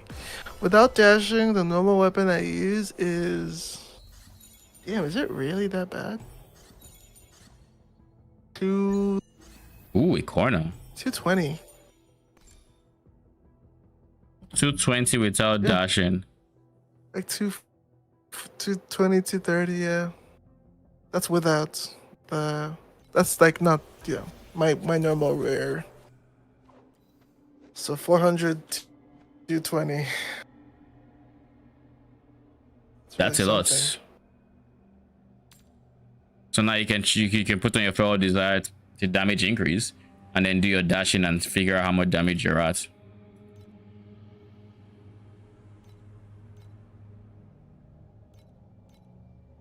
And it goes up to like 800 for sure. It's kind of crazy how much damage comes when I dash in.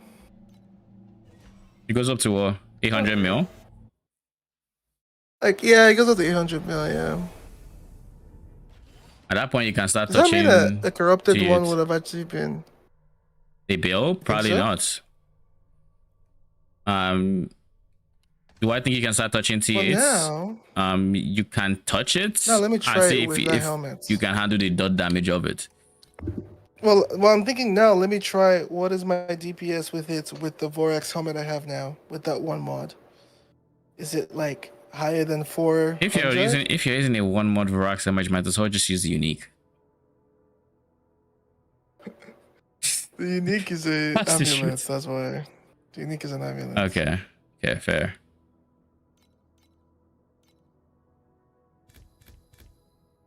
It's a damage loss. Fuck. Yeah, it doesn't surprise me. I would think you have to Sell my soul. you'd have to go for the 2 modded item if you want. You have to go for the 2 modded item. Yeah, I think so. If you want to use the Vorax helmet, otherwise it's not worth it. Especially with, like, you're going for a T5 mod item, my guy. At least let the 2 mods that you're going for, let them be there, you know? Because you're not going for it because yeah. I agree with you. So I would say try putting the 2 mods on it. If the uniques are not expensive, it shouldn't be expensive to do, but you need to be able to afford it. So whenever you can afford it. Yeah, let me try a T8 map. Still going to be dot damage, keep in mind. But is it a level of dot damage you can deal with now? Is the question. Bro, this damage is insane. This shit is so demoralizing. What the fuck? Like I said, it's going to be dot damage, but it's that much you can take. You saw me when I was at 800 mil. Why does it surprise you? I showed you what it looked like on 800. Did you think about 800 was the 800? But it was the 800 dude? Well, no. Oh my god, there's a Cerberus.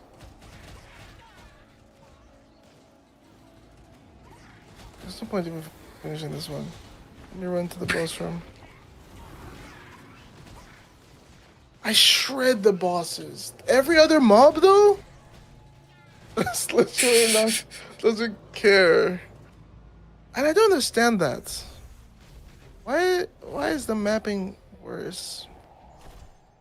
I mean, the bosses are not that difficult to begin with. Then Compared to the rares and shit, right? the one from the League Mechanic are awful.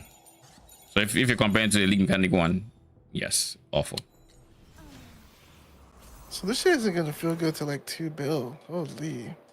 Those That's guys, it can feel good before then, but like prepare yourself for those, for the res is all I'm saying.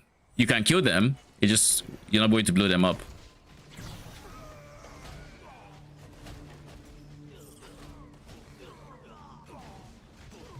Man, a short break. Man took too much dot damage No, from that. I'm not bummed about T8s.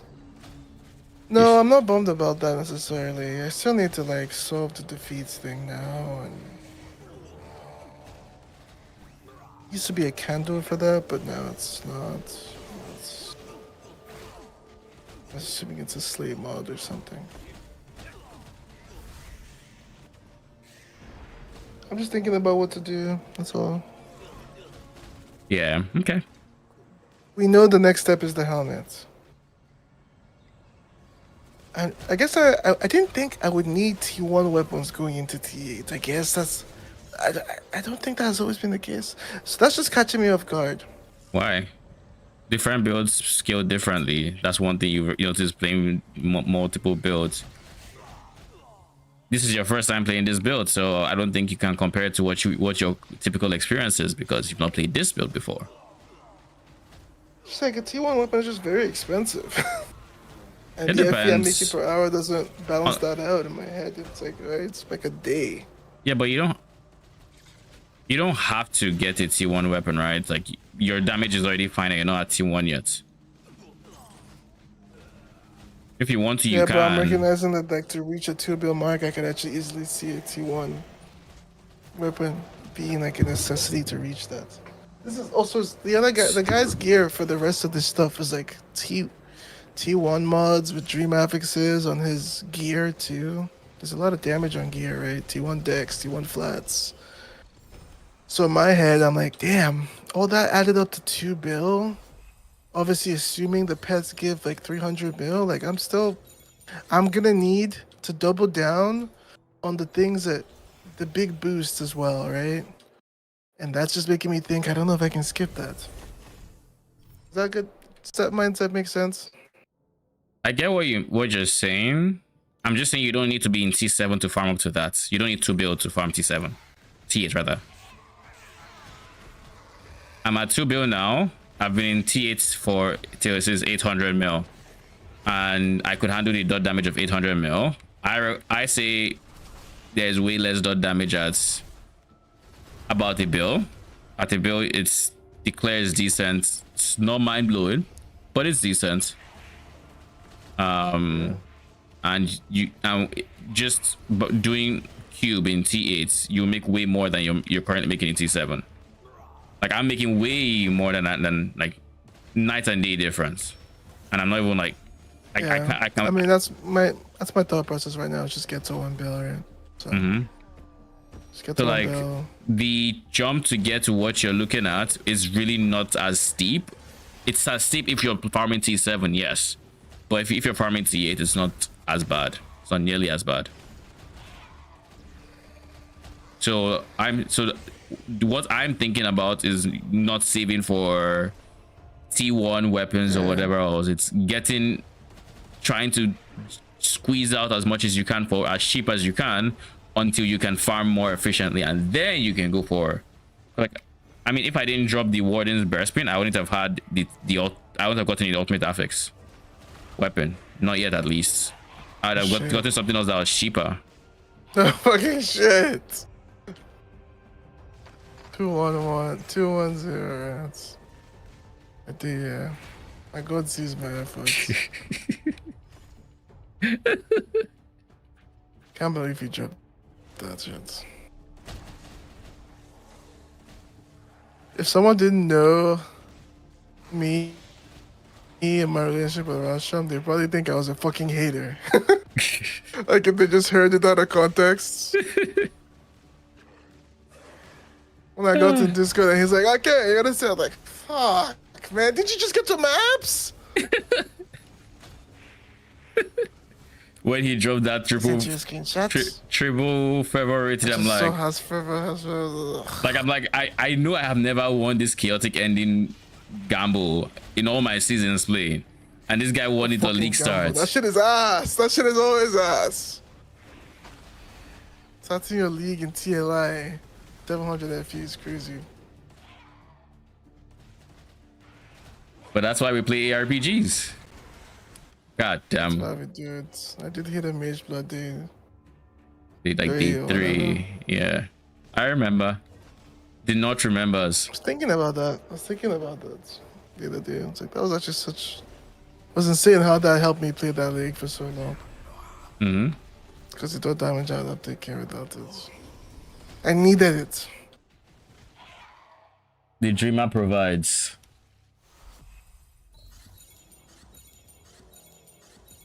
Right now I'm just running T7s with I don't have any like gain or defeats. My life is just perma low, like it's exsanguinate. It's what I'm casting. It's like it is what it is. Everything's dying. I have ES, like 2300 ES. Why not do I mean, that would reduce your damage, I guess. But You can say why not use the restoration skill while you're mapping with activation medium life to keep yourself topped off. it's not a bad idea. Because you really don't need I don't the know damage how while he you're fixes mapping. it. I'm sure it's not just sitting on low life. He had Can it kill you? yeah, he might. No, he can't kill you. Okay. Well, I don't know. These maps are so fast. I don't know. Maybe he can. Just enter a juicy pack all of a Train sudden. yourself. It's so fucking funny. Arcadex has committed suicide. Oh.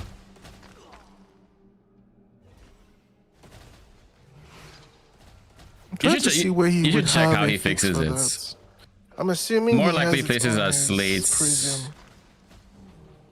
Prism. Dude, he doesn't have anything for this. Are we just raw dogging this? His slates don't have anything like that. Check your stream, I guess. By the way, did you check Shady Broker on He's way the past that cube? setup. Oh, he's way past the setup. Okay. Crafting when I killed him. Fair. He does try to get SS20 day 3, right? Something like that. So he's obviously not there. We're just saying profound, bro. That's a $2 billion thing. Easy profound, man. Chill. Well, easy profound, but this guy's life is low.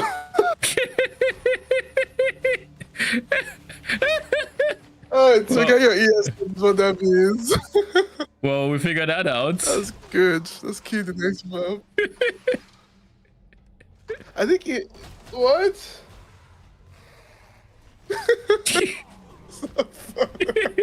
Well, I said he's a profile, but his health is still low. That's what I was asking. Are you sure he has solved it, or is he plans on solving it, or is he just okay with it? Is it lose percent of current life, or is it max life? Or it just says life. Life, man.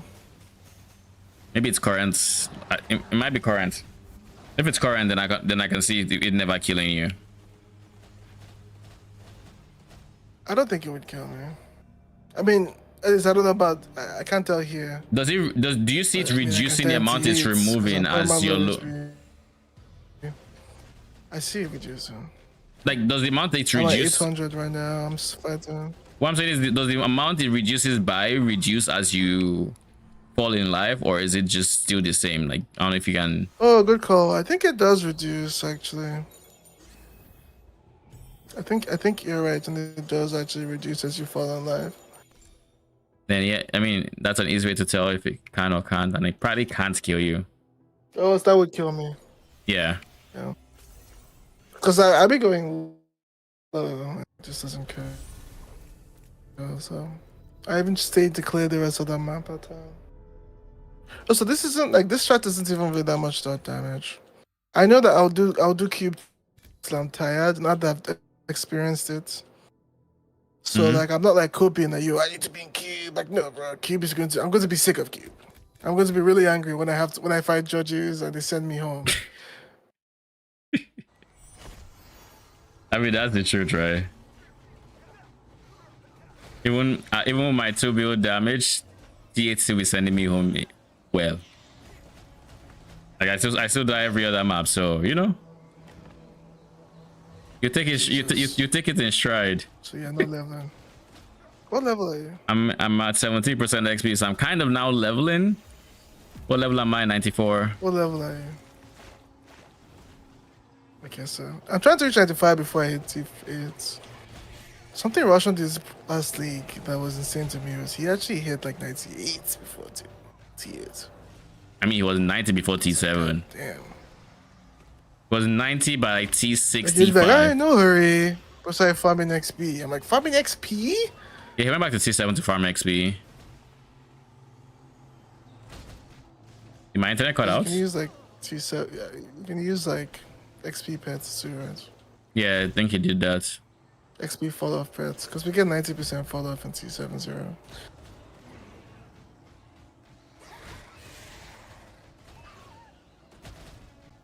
I need more maps.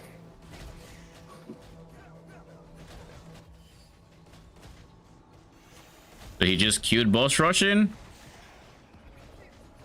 and put his head down, came back with 2 levels or something.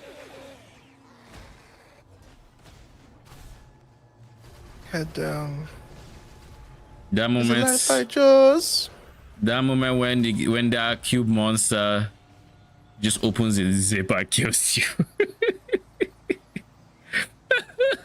Yeah. Do you know the one I'm talking about? He literally just creates a line on the map. And it's like, if you're standing on this, you're dead. Good luck. Monsters are fucking annoying.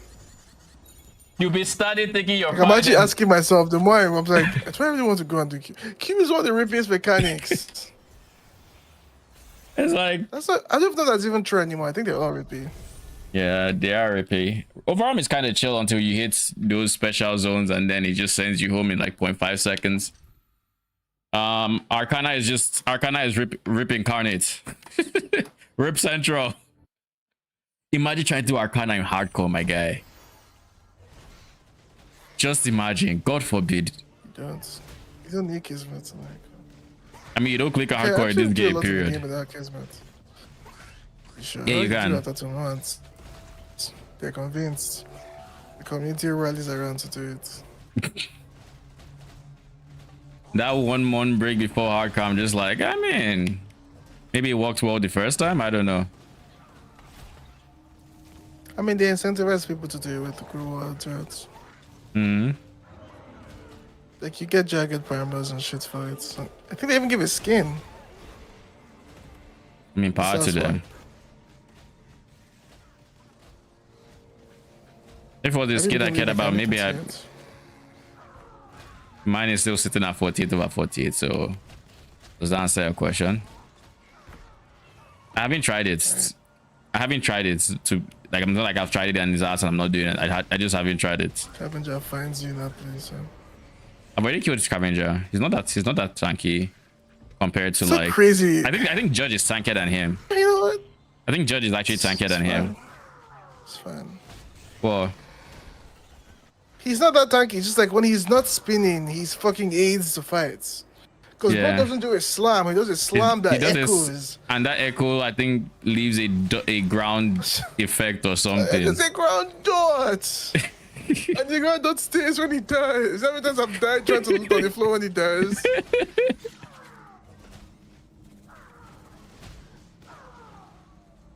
So fucking silly.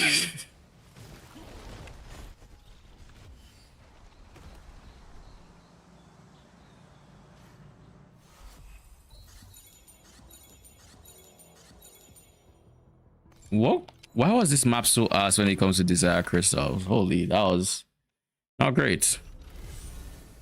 Okay, let me do another surgery. I might actually try the lead mechanic. I need to clear my T6 T7 things. Change starting monsters to 6 groups of random. Empty it? I don't think so. Oh shit, chrysalis. I mean, you can just do it and then abandon, I guess. I want pests, and more pests. So adds 1 group of pests, mutate into pests. I can't add right now, so you get to be mutated. Quantities are going up. I need to start working on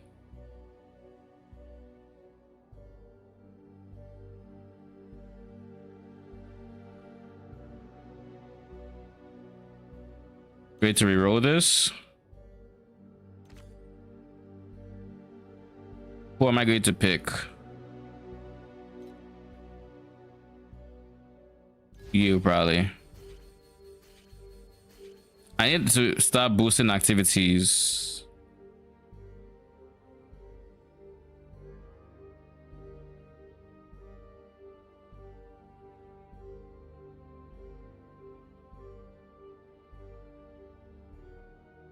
Of the same archetype here, we're going to go this one.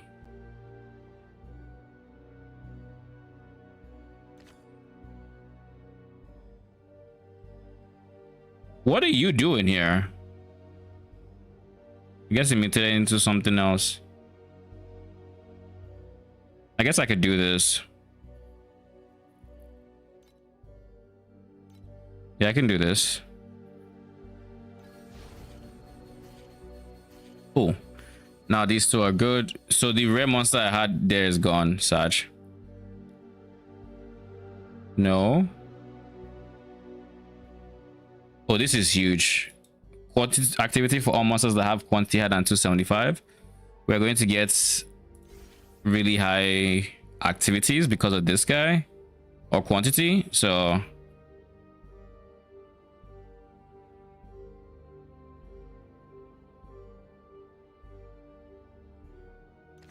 we're going to go vicious bow.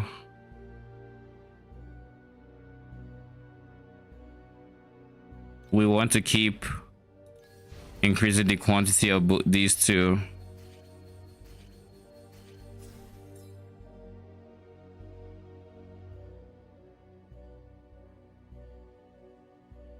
Plus 100 to their quantity. When you have 3 groups of magic monsters, plus 100 to 1 group of monster with the highest total activity each round. At the end of the round, plus activity and quantity to monsters with both quant and activity. The problem is trying to get these activities to 150 because right now we don't have much activity scaling in that regard.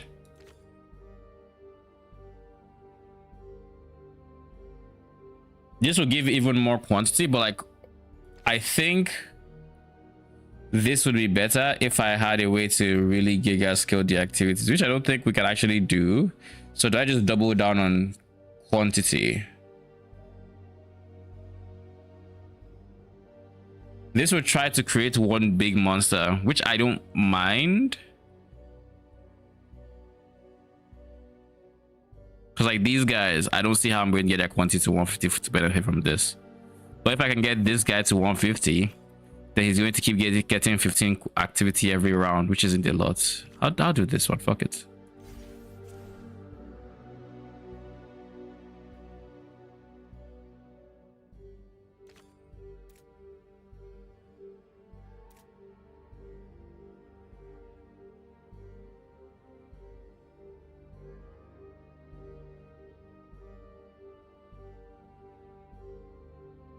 So like this, mutate the pet and add 1 group with the same name.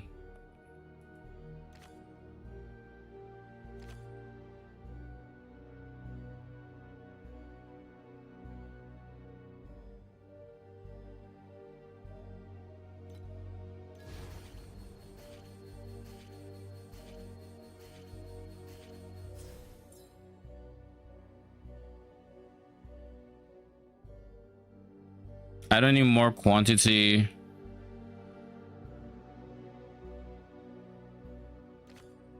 We'll go with this.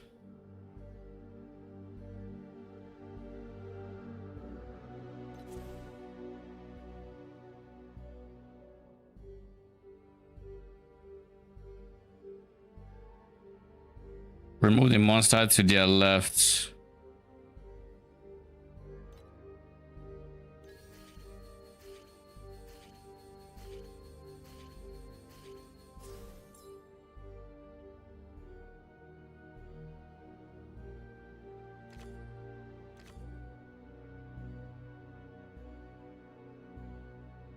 This is just big quantity.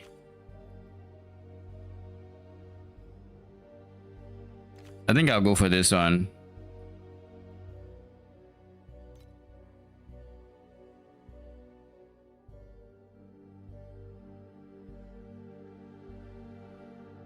Who are the people that have the most quantity activity? You. So you need the most quantity to match.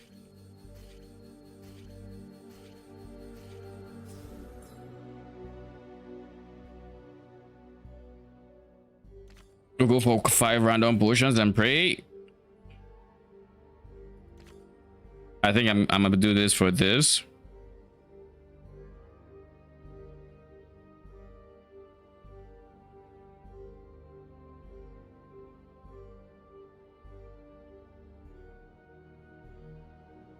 Do I want this to be rare, or do I want to give more of these guys activity? Because if they get activity, then our total activity gets way higher.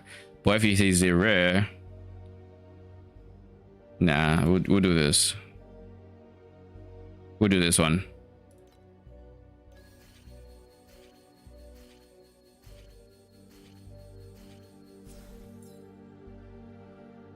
Select one group of monsters and plus I want to 2 groups of the same rarity. Plus 40.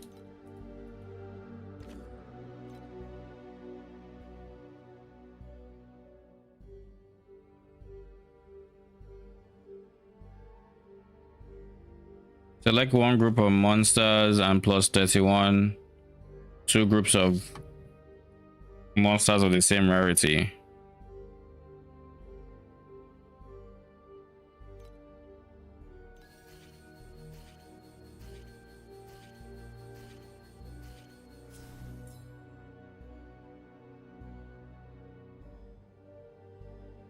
This guy has 1,000.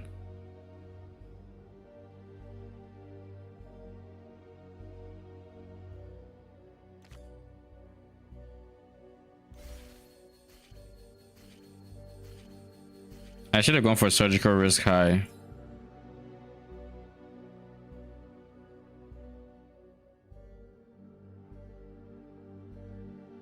But I will not be mobilizing myself, thank you very much.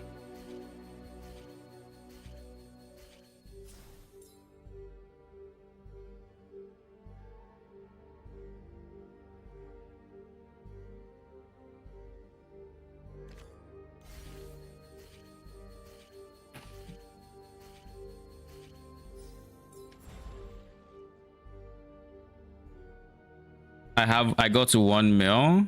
I feel like if I got to the other one, we'd be close to the rainbow rewards. But this is a good run.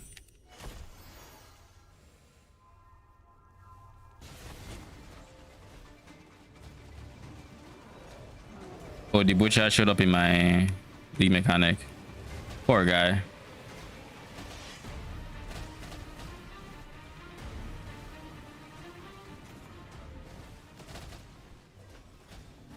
All the pests are spawning and just insta dying. And my minions don't even have to recast because the orbs are still just there on the ground.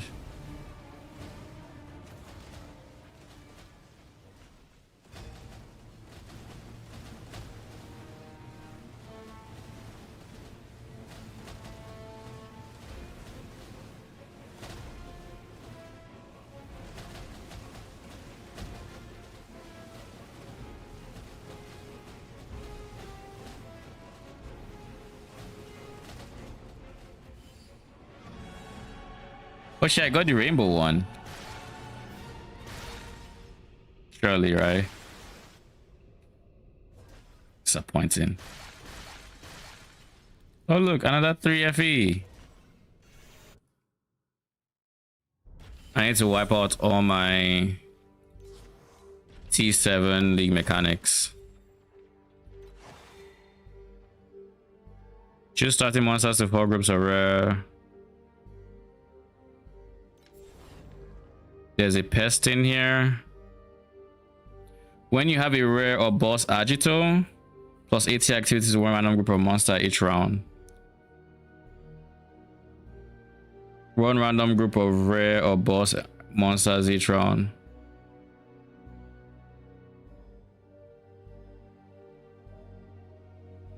I'll try the agito way this time. So this is the guy we're trying to make big.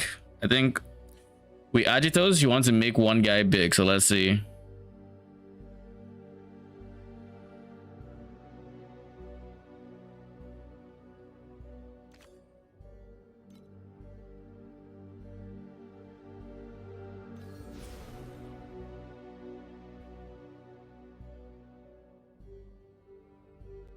Select 41 into random groups of monsters and mutate them into random monsters.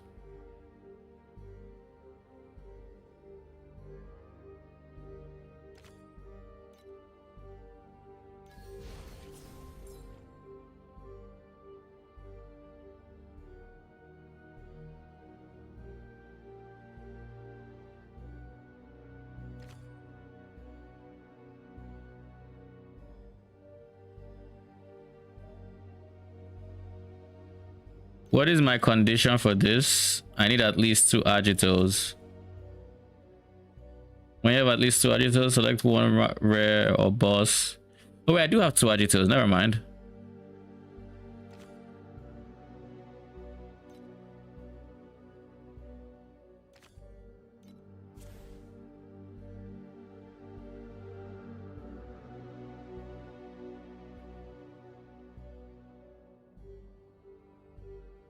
Select one group and remove them, add 2 groups of monsters.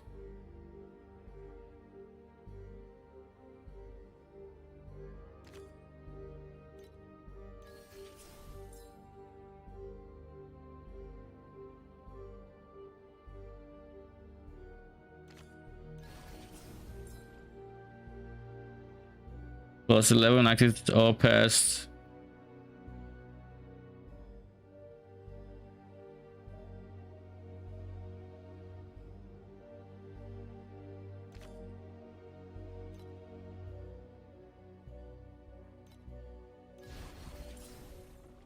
Okay, cool. We have even more agitos now. Dude, what is all this pest stuff?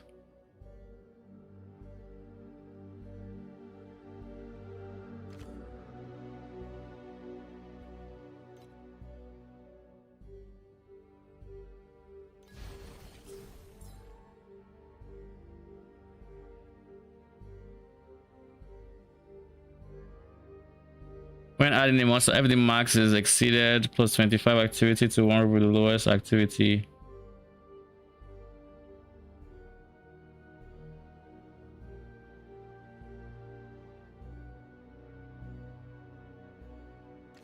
I'm going Beak of the Twice Born. So my strongest gets to eat. So you get to start eating others with the lowest.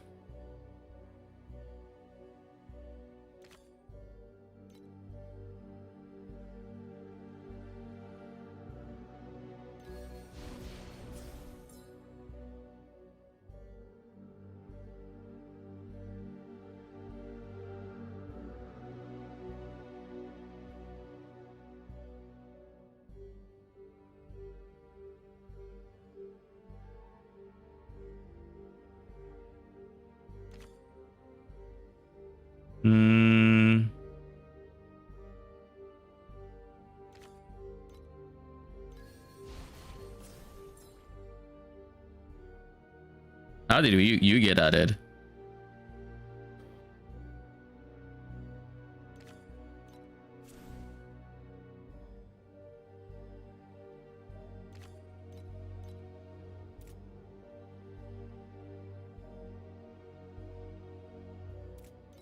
I don't want to do this because it can make my bosses non-bosses, it seems like.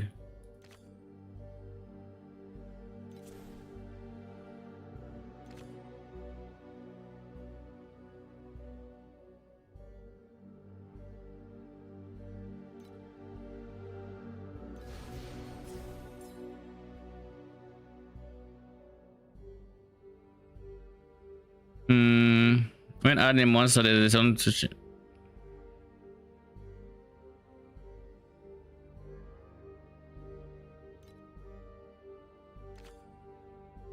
I'll go this. When adding a monster, it has a 75% chance to mutate.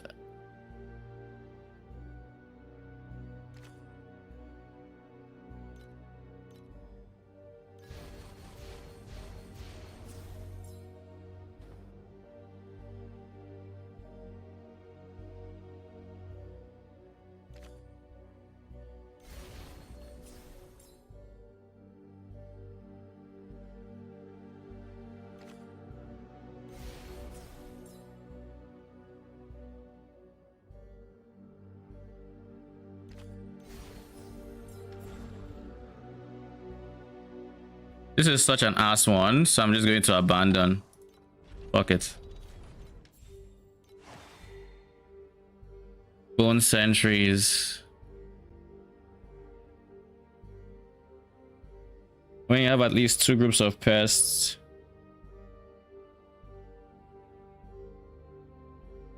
Quantity to all monsters each time you add a monster.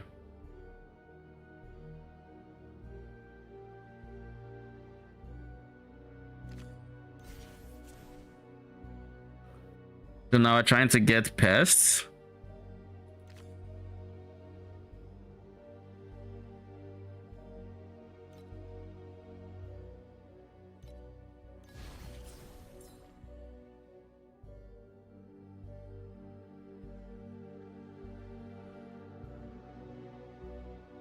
This wants us to... This one adds 4 groups.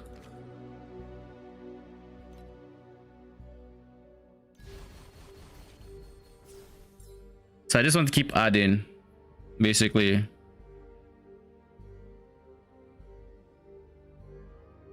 At the end of the round, revoke quant and activity. This gives quantity, so I need a source of activity.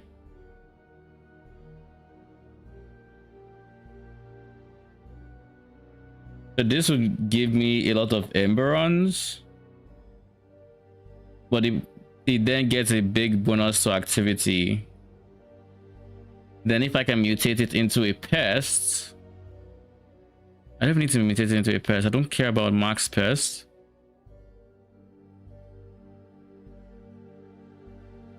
I don't care about max pest. I just want them to have good activity.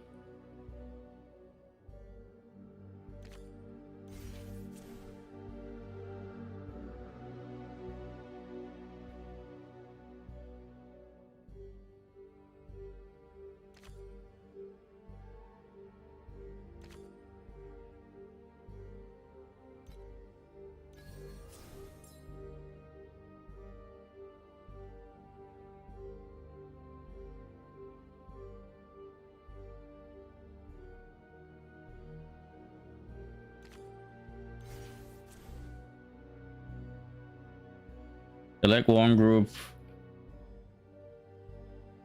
random monsters, mutate them into rare monsters. Brother, what is up with you and mutating?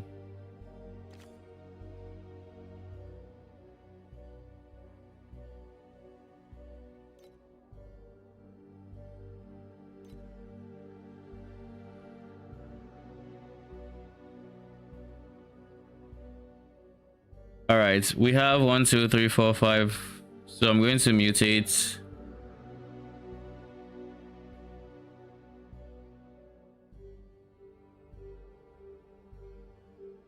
you.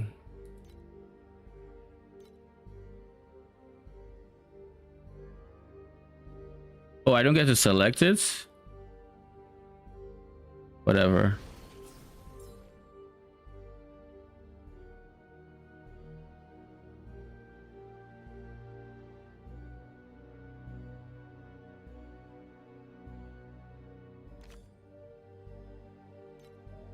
Hmm.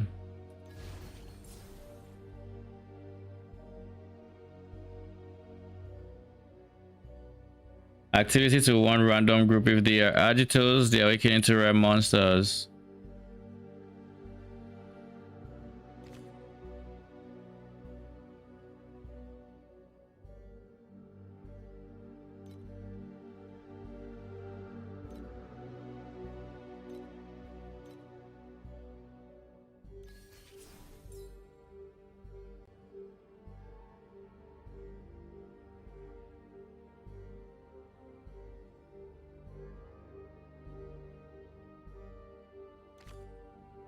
Let me see. Who is my highest quantity, highest activity pest? That is you.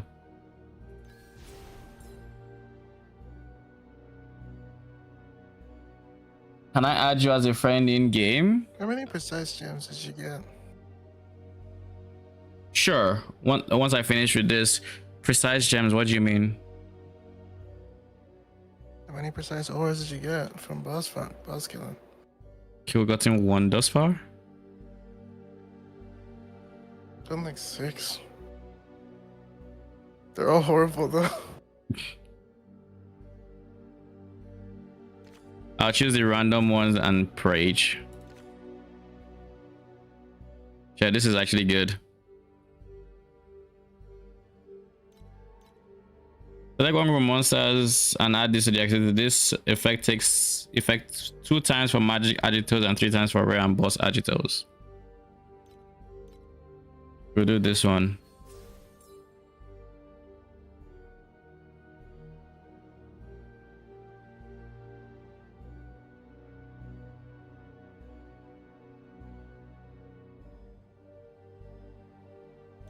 I just want to add, so like, that's fine.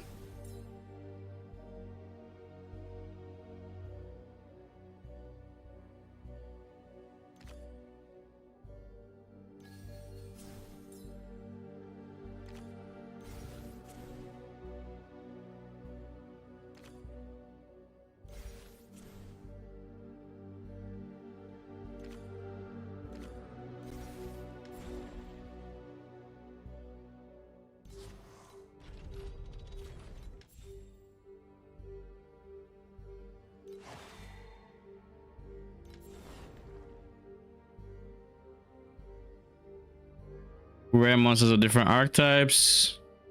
Rare or boss agito to one random group of monsters each round.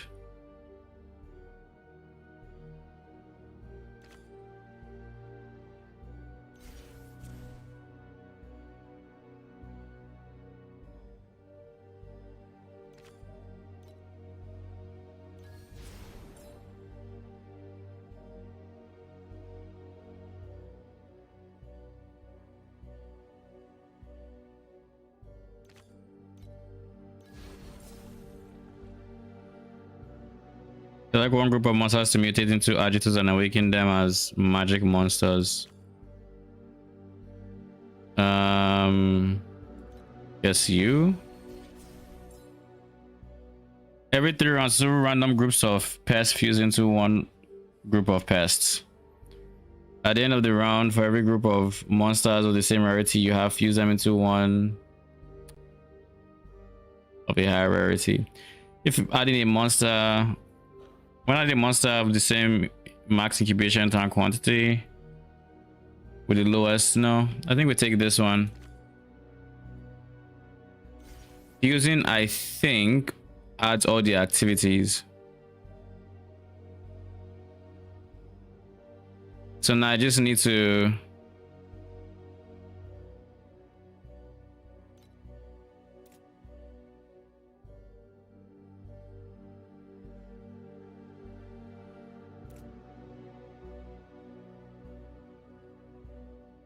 so if I get another rare, how does it choose which base it should be?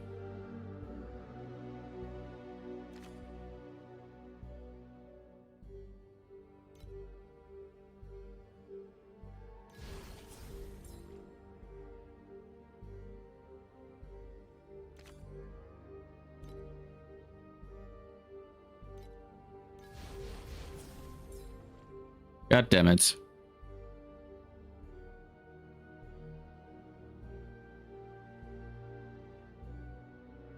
Two groups of magic monsters into rare agitos.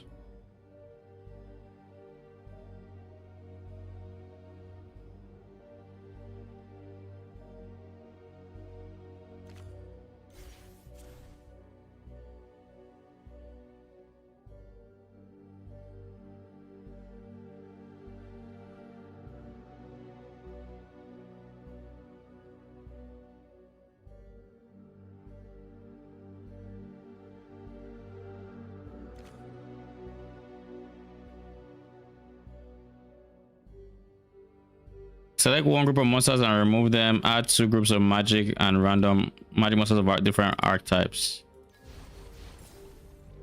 Cool. Now we have two of these, so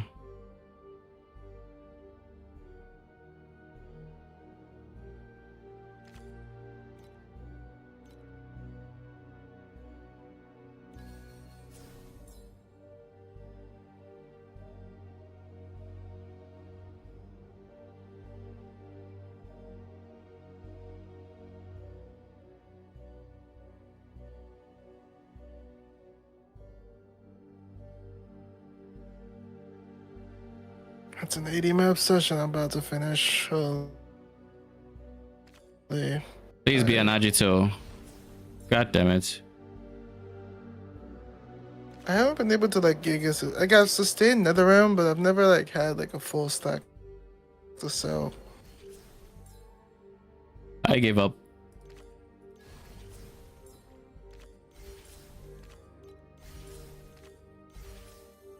All right, abandon. Thank you. I've tried agitos. It just doesn't work. All right. So for the person that asked me to add them in game, let me add them.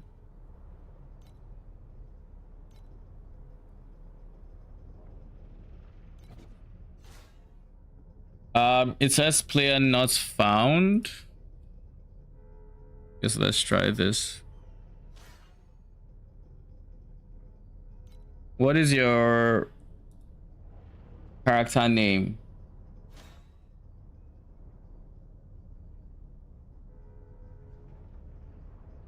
Sorry, Kim, what were you saying? Nothing.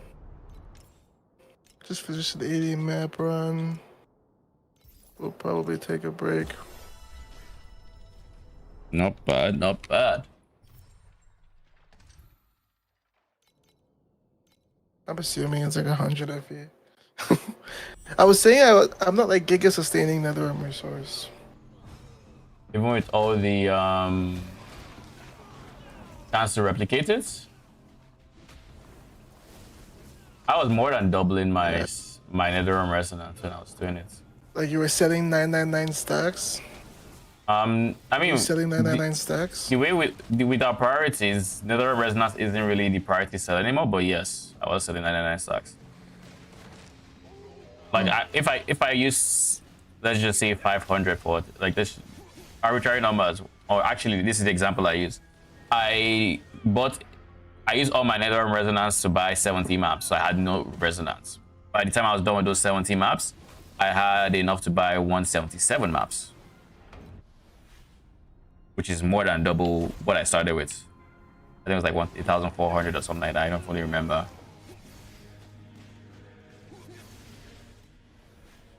Brother in Christ, can you just die? Thank you.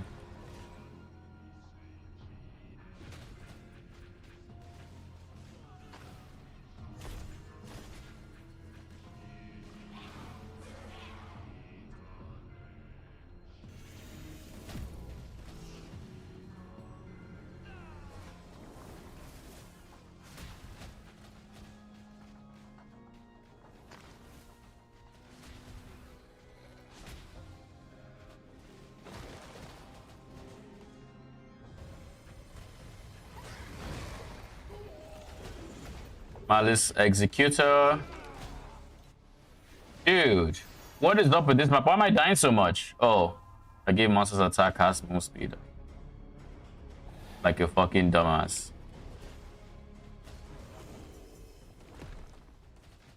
Okay, that's fair. So they just hasted is what that means. Which means they get to zerg me a bit more with my slow AF dash. Sometimes that just means I die.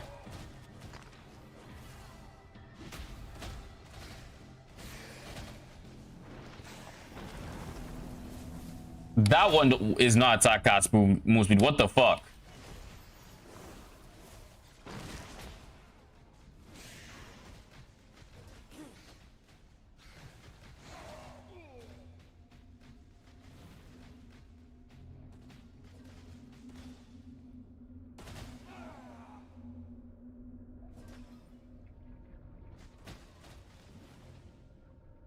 Is it because of the aggressiveness? I feel like it might be, to be honest. What else is on this map? Minus erosion rating whenever you receive damage. Attack cast move speed. Those two are already gains. Either way, I'm going to reroll the map after this, is what that means.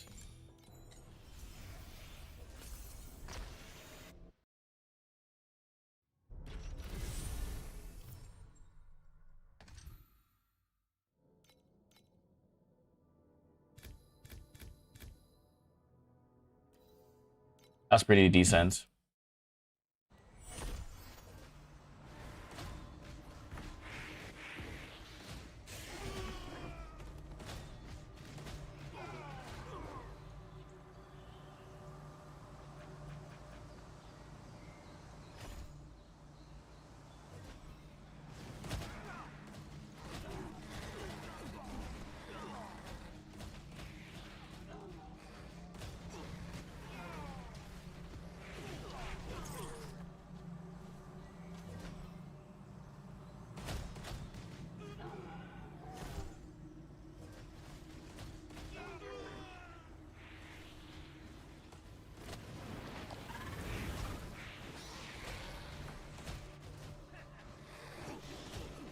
So, Yeah. to clarify, we're sending the helmet next, right? 2 mods. What is the second mod? If you think it's a mod to be very impactful, then go for it. Fervor, right? Talk about fervor and how it's expensive. I don't. You realize it's The organ is expensive. You know it's not guaranteed, right? You can click it and you don't get I'm fervor. aware. How many mods are on the item?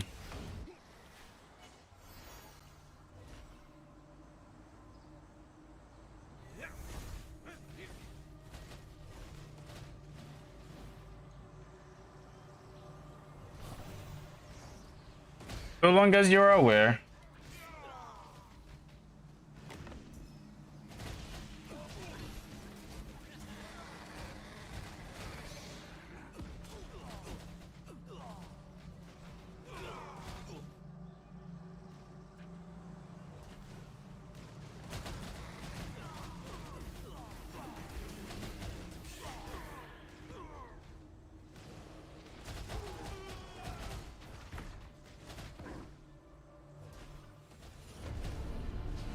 Whenever I try to build Agitos, it just doesn't work. Doesn't get nearly as high as... I don't get anything that helps me build the one into a big guy. Just kind of pain. I was able to get Pest into the 1 million ranges, which could have been... which was the rainbow chest for its level.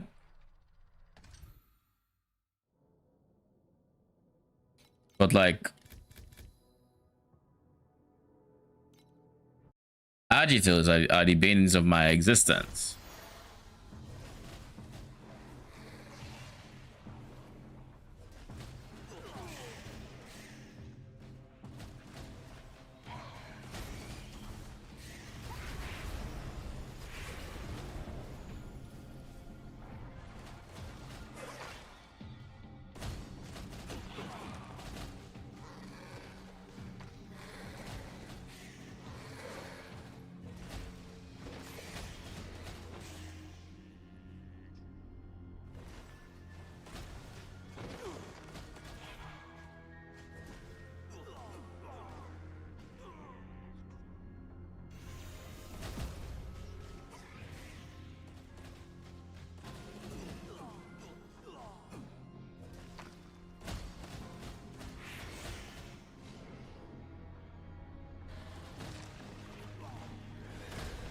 Where are my minions? Holy, okay. I think it's time. Time I have money. I have some money. It'll have to do. Screw that. Item collection skill. Passive. Precise.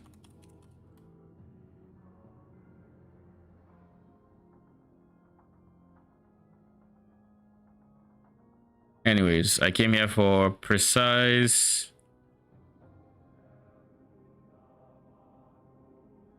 Erosion amp.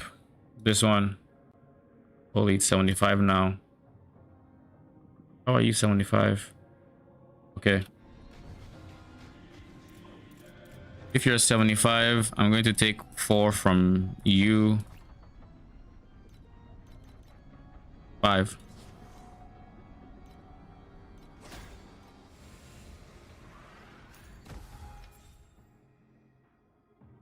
Dude, why doesn't this remember the search? It's actually quite annoying. Brother, I didn't say take screenshots.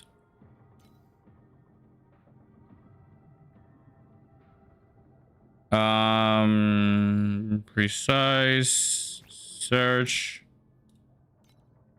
75 73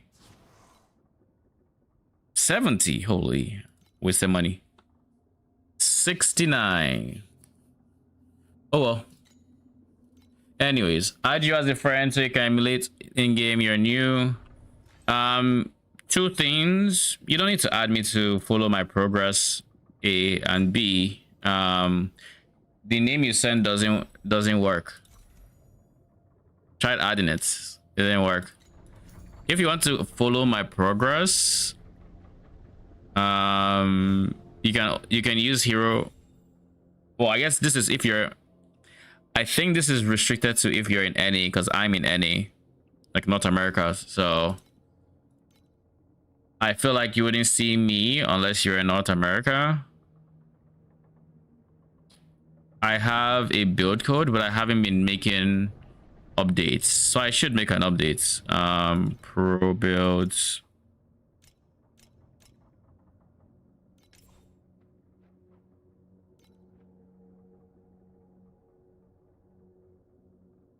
To bail.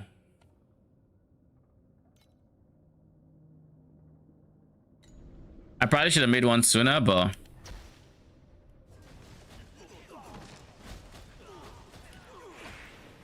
all right, we have precise erosion because I'm sick and tired of my minions BS and them being, we're surrounded by enemies, they just decide to just fuck off and go do something else somewhere else. Like, no. Stay with me. Kill the enemies beside me, please.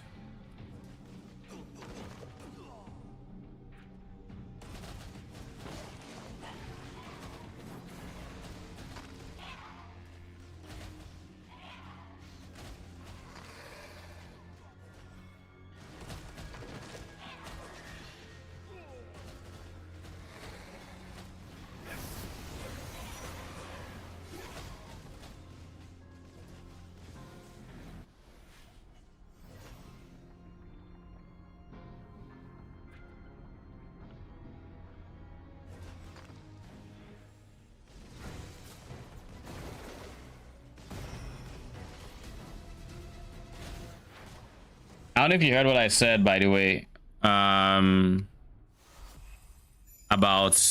your username not working.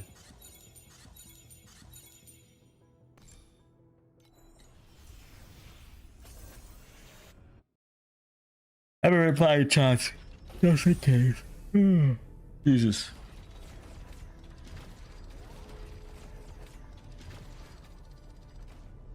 Oh, should I go precise domain expansion at some point? Oh shit, nice.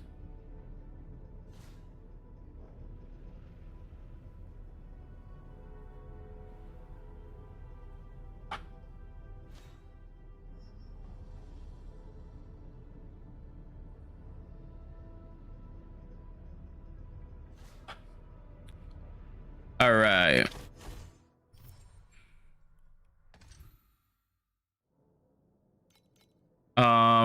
Precise. How much is it going for?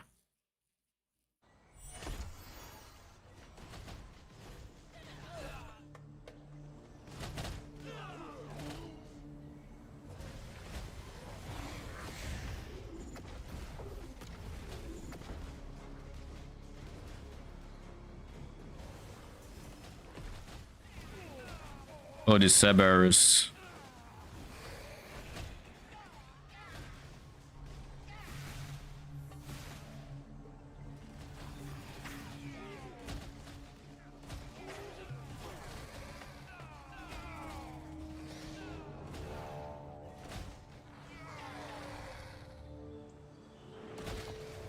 Is there phasing in this game?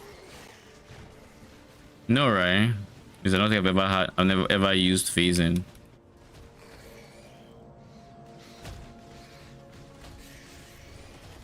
I don't think, and if there is, then it's probably just not usable by minion build. Realistically. Because if there was, I feel like my deaths would reduce by quite a lot. Like if I could find a decent source of phasing. So sometimes it feels like there's, I guess I think it's for when monsters are small enough to where they don't actually body block you where they should, like there.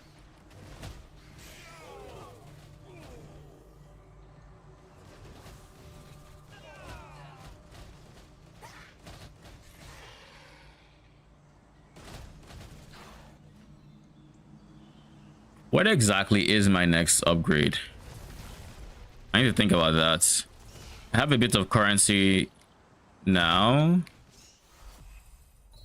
My minions no longer degen too quickly. So I suspect my next bit of currency.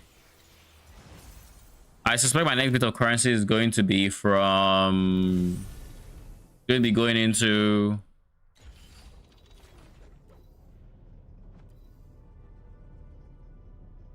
fixing this guy, or even better, getting T1 rings. I think getting T1 rings is the play next. I am broke. Holy. I have 4 FE to my name. I'm about to finish my map sets, which means I need to start selling the loots. Or once I'm done, I will sell the loot.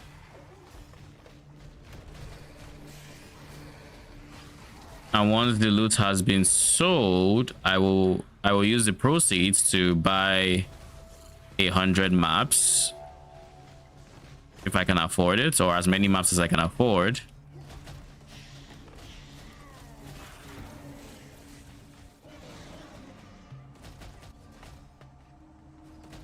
So I now don't have to worry about maps anytime soon.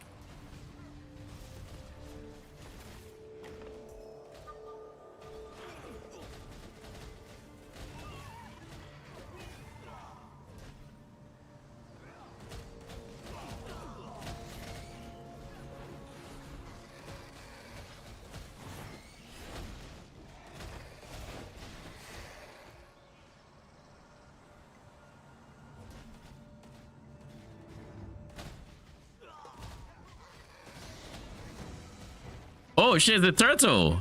Let's go. Do you know you hurt? Low-key.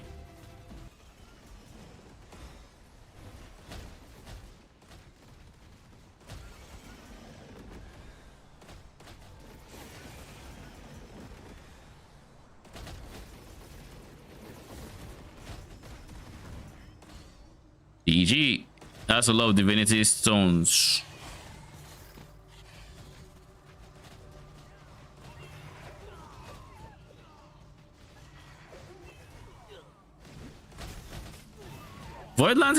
Voidlands layouts are actually not bad for cube. It doesn't have any of the layouts that are just squares with the boss in the middle, which I really hate. I think, who has that layout? I feel like it's Glacial Abyss that has one of them, and there's a second one. I don't remember exactly where it is. I don't remember exactly where the second one is.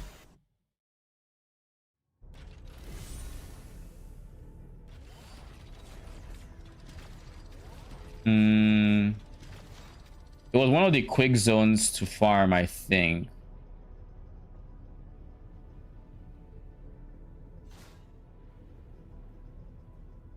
I think it might be it's deserted district is the one in Glacial Abyss.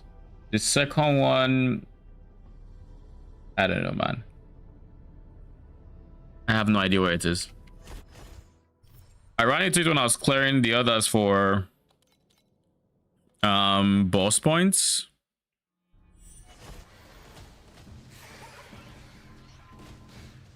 But yeah, I don't remember the name or where to avoid. What I'll just end up doing is wherever it is, if I end up running a zone that has it, I'll just, you know, silently exit as an option.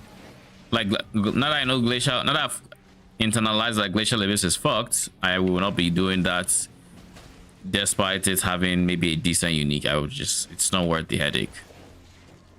Because the chance of the speed I'd be losing by having to run that layout is way more currency lost than the currency I gain by potentially dropping it whenever it does eventually try to drop.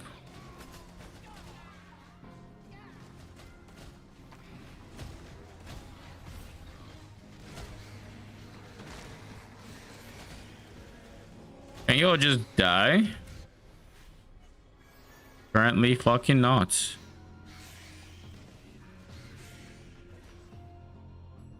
Oh, they died, okay.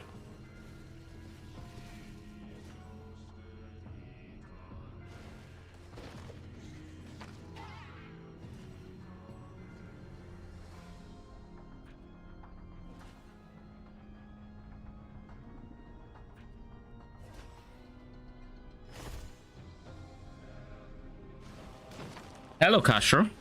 What up? How you doing? Can you all go where I'm pointing you to, please? Thank you.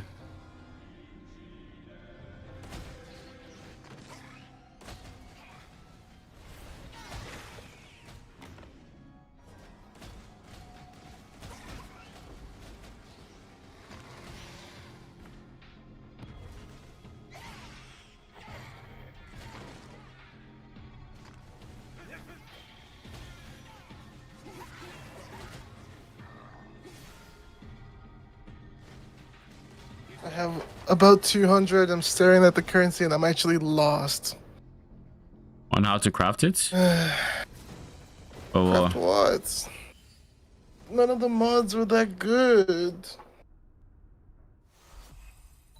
Oh, you mean for this the non-favor one?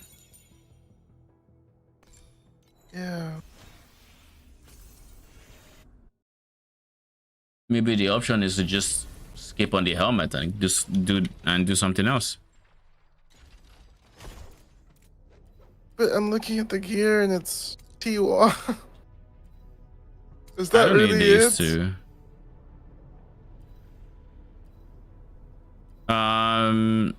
That's the only change between the two.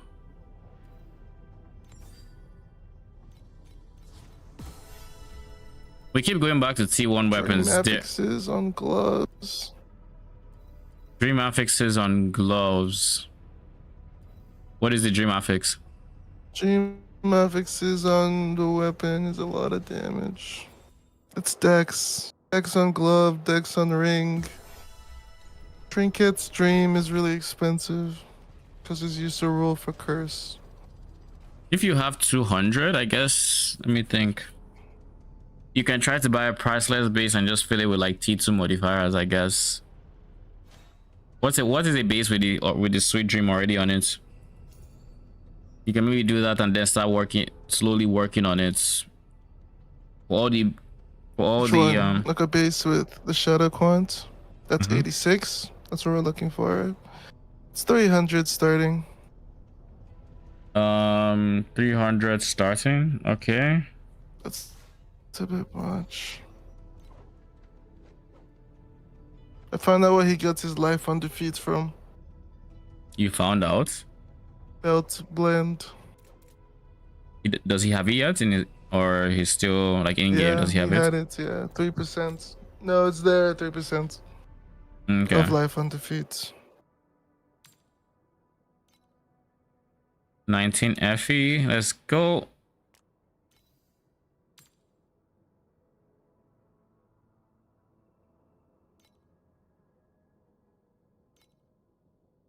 $41.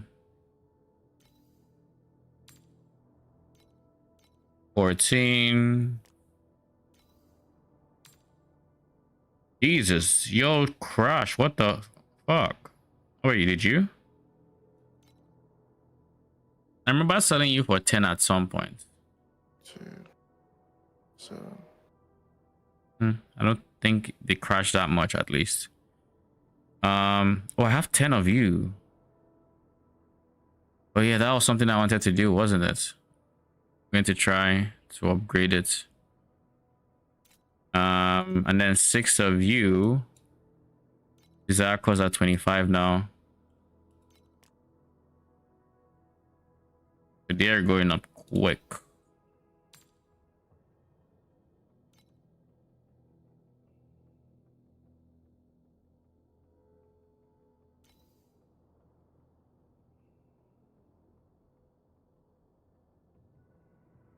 Silver map.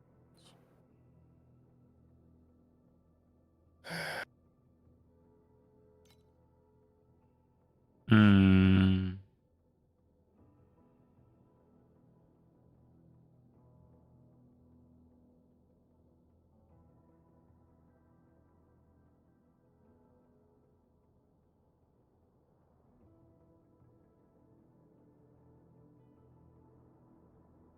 So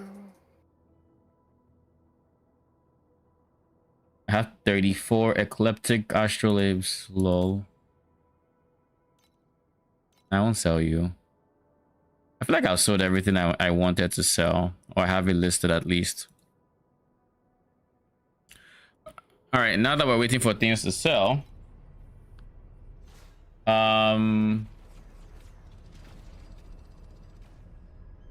for your situation,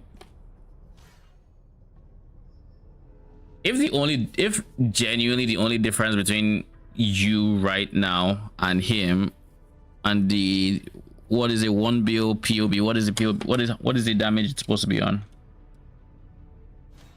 2. 2 bill.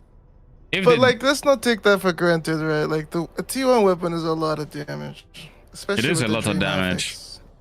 But it doesn't mean it has to be the next one. Look at the POB after that and see if there's upgrades there that you can use now that are cheaper.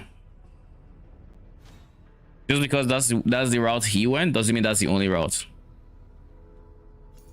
And if you want to try crafting T1 weapons, sure, it's just going to be pain. That's the thing. You're accepting the pain. 42, 12, 17. We're up to 77 FEs. So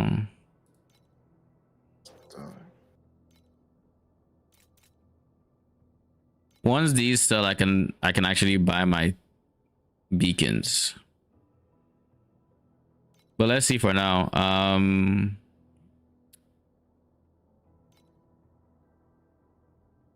Map tickets. T8 Voidlands 3.3. Yes, 3.3. Shit is going up in price. Jeez. People are entering T8s is what that means.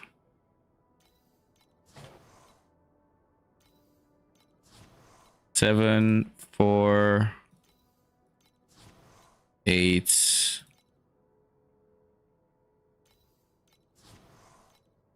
Cool. We are broke, but we have maps to run at the very least. We have 24. Remember that slate with Dex and increased mod? We found one with They started coming up, but they're like 90. 90 is kind of pricey. What would you I replace think on the your play state is board? tackle everything else till the weapon. What would it play? Where would it place on my board? On my board, it would replace probably the attack and cast speed per dex. Because I thought it was really important, but he hasn't gone for it. Okay.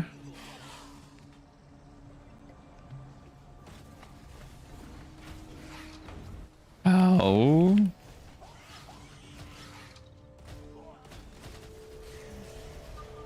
One thing I don't love about the projectile feeling of, well, one thing I don't love about the lightning magi and their ultimates is there's a delay between when they start attacking and when the damage is actually dealt. And I don't think I feel this as much on other minions with other abilities. Maybe it's because instead of hitting hard once, it hits very quick, and that's how I get my DPS. It also could be a case where instead of doing what I'm doing and using this guy, I go for additional proj, multi-proj.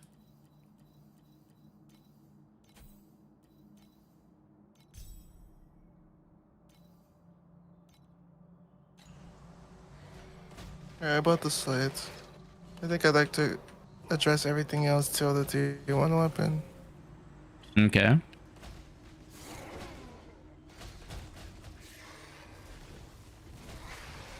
Did I just see it? Yup. Yes, that's it, Judge.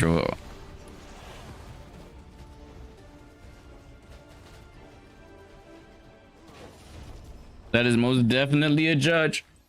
How much is the more damage multi on multiple projectiles? 15. So it should be less single targets.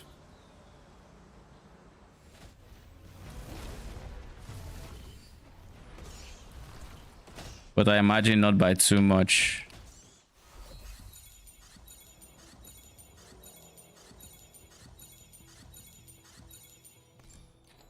My pet hasn't procced in a while. Ooh, what the fuck is this? Holy shit, what is this? Oh, that's beautiful. I just dropped a... I'll send you a screenshot. Is another +1? +1, +1. What do you mean? I'm actually at 1 bill now. After that swap, by the way. Oh shit, it's huge. Well, I'm peaking at 1 bill, which I wasn't before, so that's obviously good. Holy shit! How much is it worth? They're 2 up for 300. But 250, that fucker.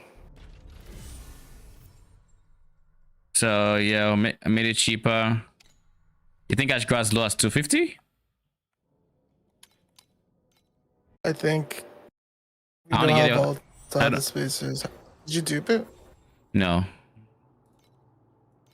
Oh. I mean, I don't mind 250.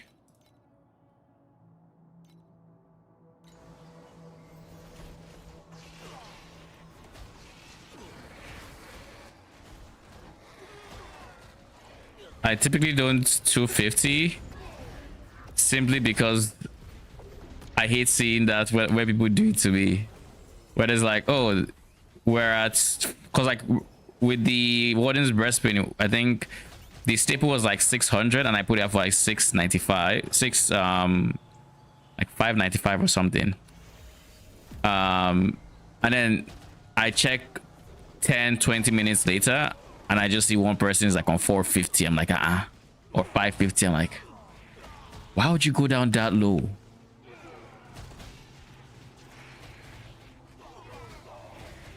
T8s feel decent.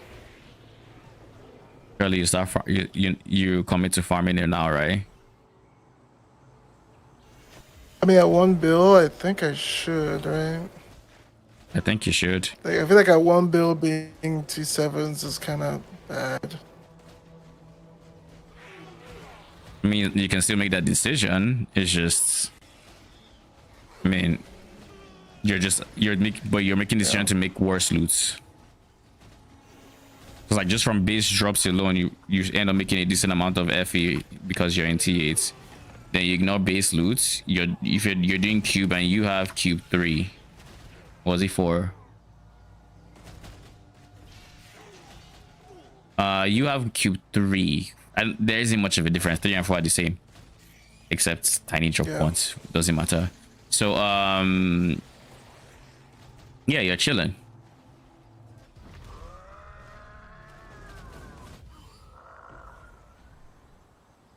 So yeah, I would farm T8 personally, but you already know that. I think the dot damage at 1 bill is manageable for you. At 800 mil, it would have made you log out, at least for the day.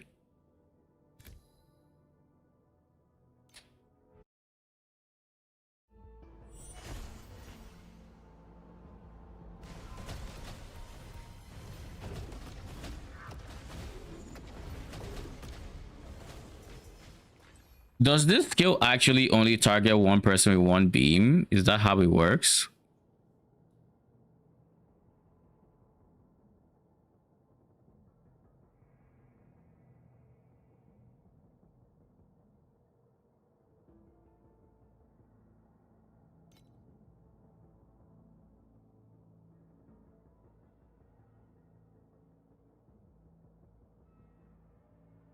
It doesn't look like it should increase my single target by any means.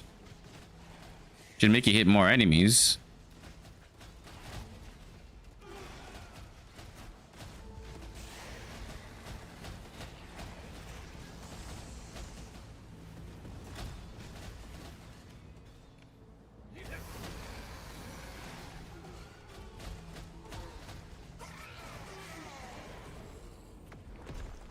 It feels like my damage went up, or maybe it just increased my clear by that much. I don't know.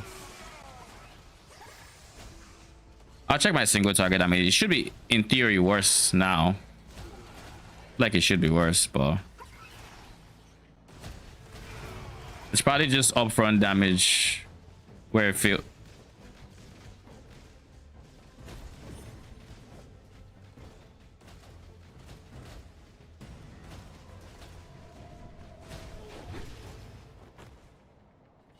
Yeah, if it's high, it doesn't feel like it's by that much anyways.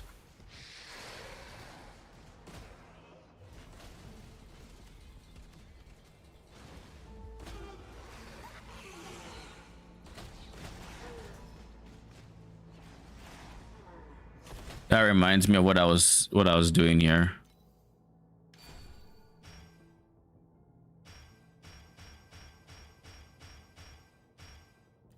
Need to buy these, but in fact, I'm gonna just buy real quick. Tell me I have currency. Not a lot, but enough. It is going for 1.2.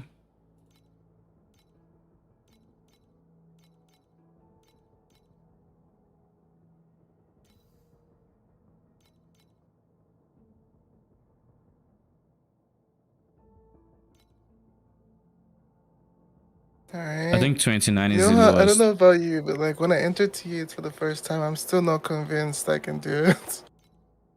Mine is still is just testing the water. Like, so even if I'm like 4 or 5 maps into T8, I'm still like, yeah, I don't know if I can still do it. Just like I'm mentally like expecting a reason to just be sent back. I'm like, oh okay, hard wall. I mean, I get it, but yeah. Later. Am I just a doomer? I decide in one map if I can do it or not. And the only thing that can send me back if I decide in one map that I can do it is if I encounter a variable I didn't account for, like Judge. I mean, I've done a bunch of that deck. It's not about without dying. If I can do it. Definitely possible. Yeah. I think I won't be. You should be able to do it personally. I think you can do it.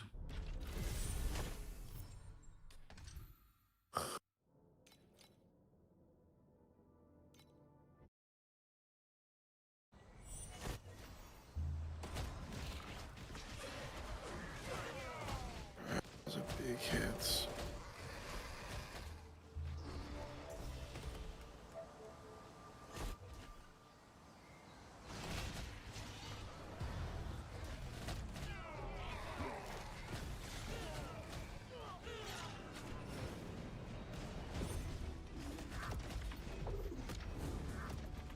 I said I was going to check my DPS. I still haven't.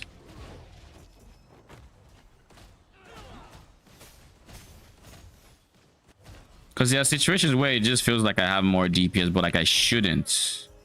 Unless it works in a certain way, i.e. the projectiles are hitting the same target, in which case projectile quantity on this, like on this stun damage, I would be giga, because that means each projectile is targeting the main enemy when there are not enough enemies to target, which is huge.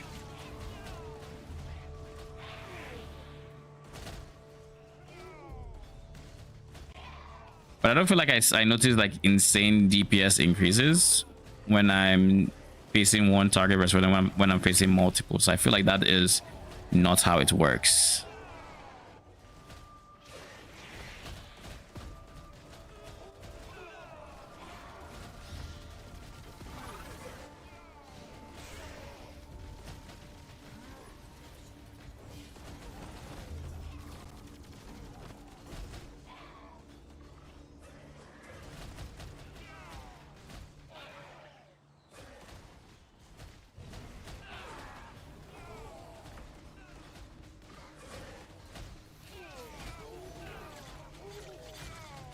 Oh geez. Legendary wedge is actually worth anything?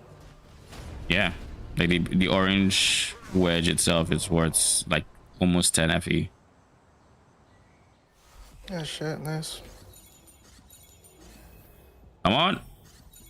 Okay. Like I haven't seen my pet proc in a bit.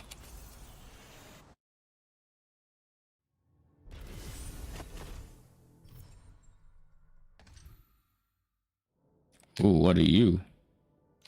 DPS.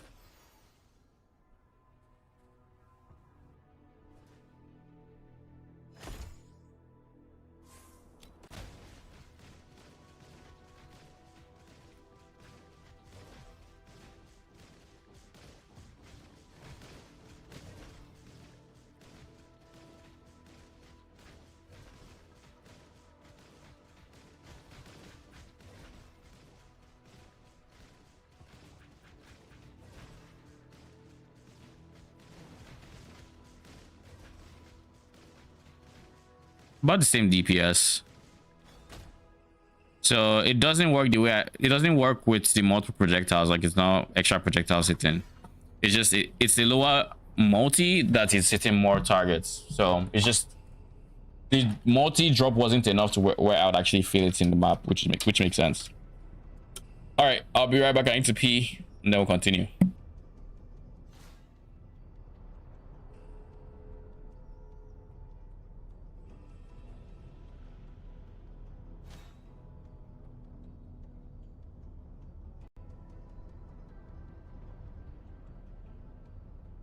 Trolling?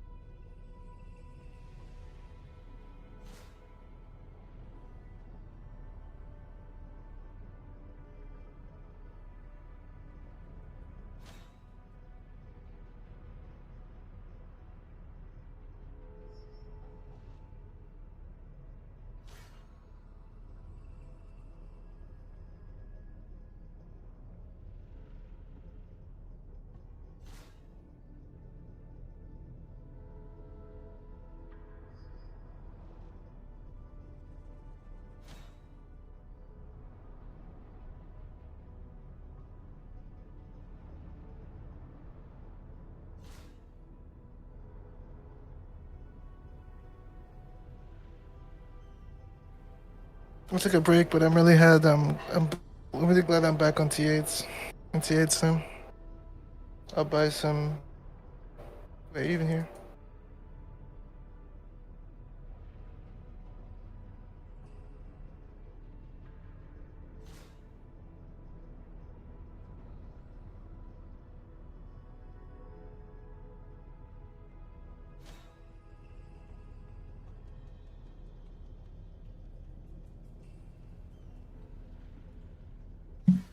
I am back.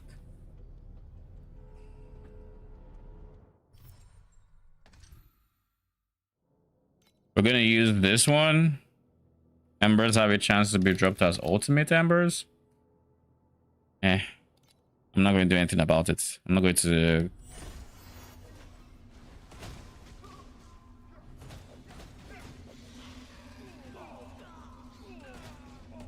Just in case, because I know what kind of map this is, I will check here. There's a tiny chance I get God of War.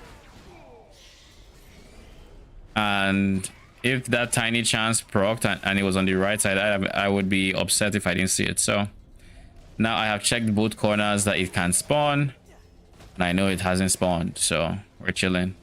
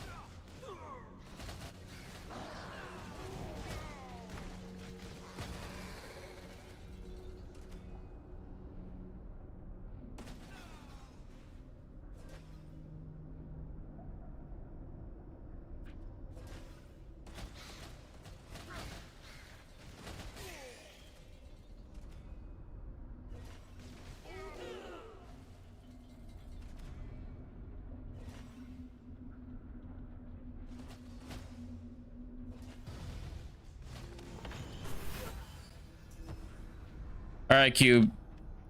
Oh, we didn't even get that many crystals to begin with. Wait a second.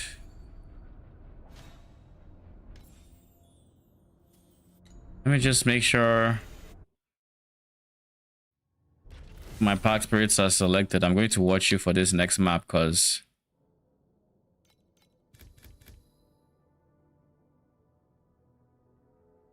it's fine.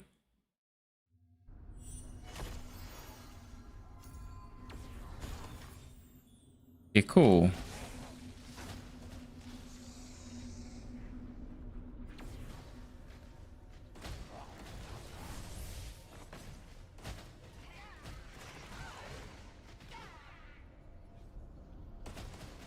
Same memo. I'm going to go to the other side, make sure there is no God of War, and then we can full clear.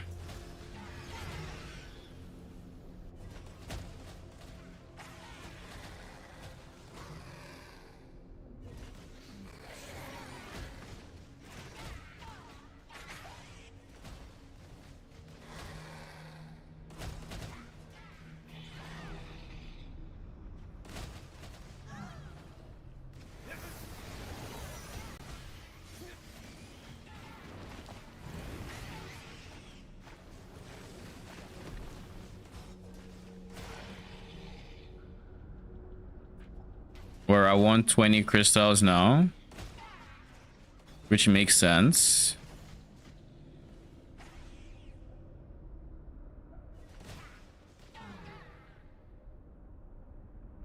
Kind of what we're used to at this point.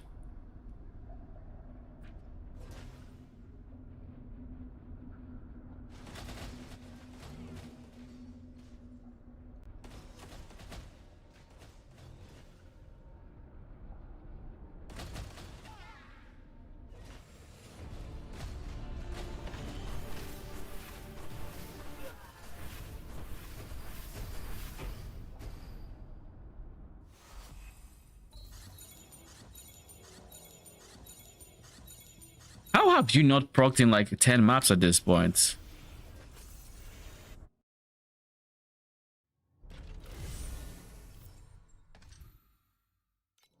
Weird stuff. Really weird stuff. Anyways, it doesn't matter.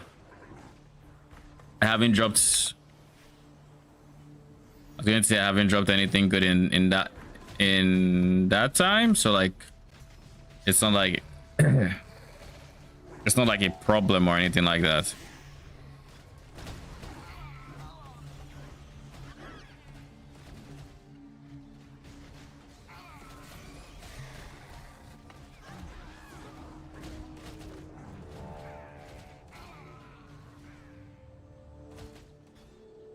I'm not fully sold on what my next upgrade is going to be. Oh, there's a judge.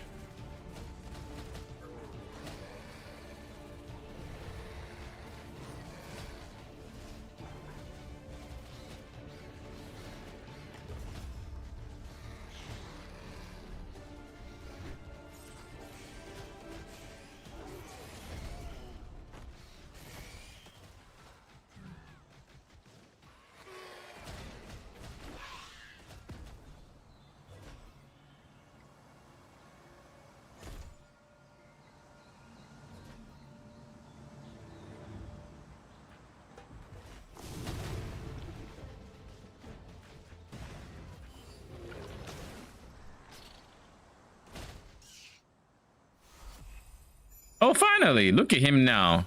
Please hit that 50. Hit that 50. Come on. You can do it. Bruh. You're at least good.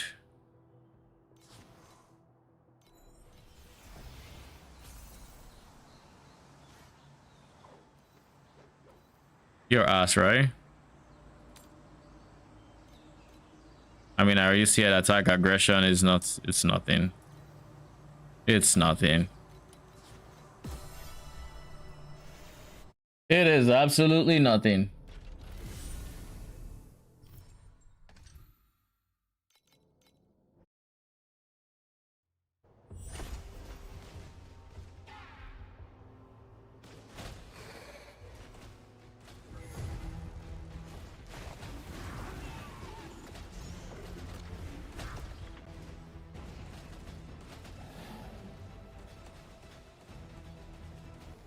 How did that hit me?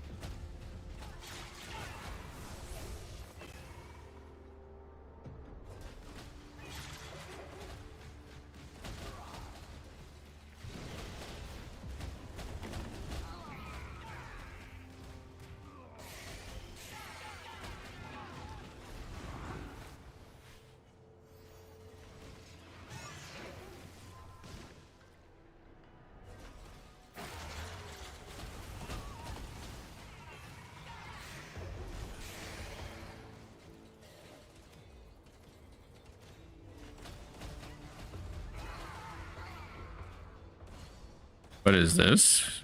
Heavy.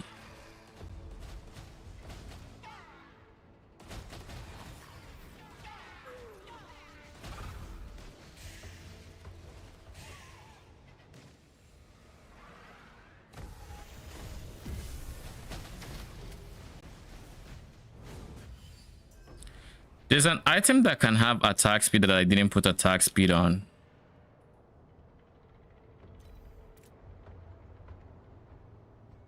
You don't have attack speed anymore. You also don't have attack speed. So none of you have attack speed.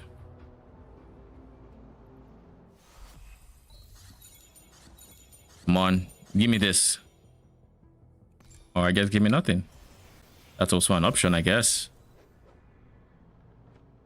Big ES regain when suffering a severe injury.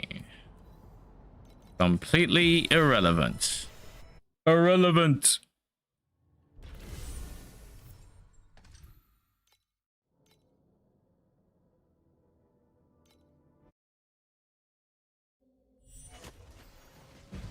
Oh shit, look.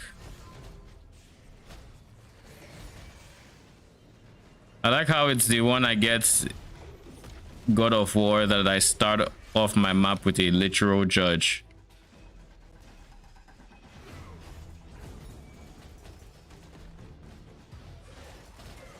Oh, he did. Means we can continue.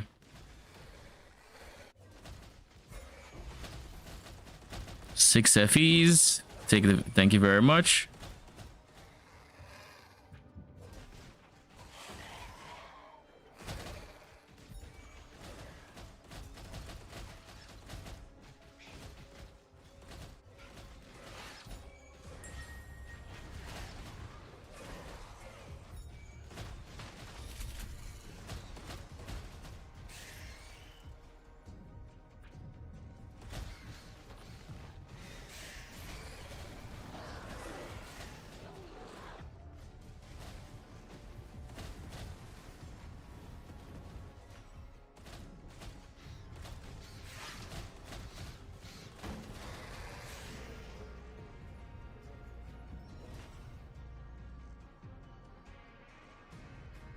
I think before I worry about any upgrades, I kind of want to really invest into my mapping right now. So, because I think I want to start using compasses. Of course, you spin like that just to hit me.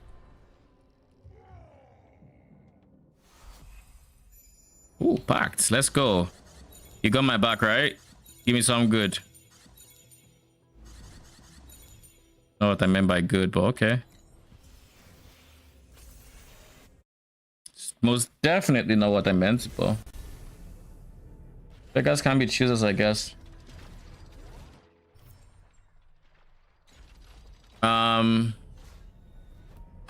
Real quick. Uso for 5.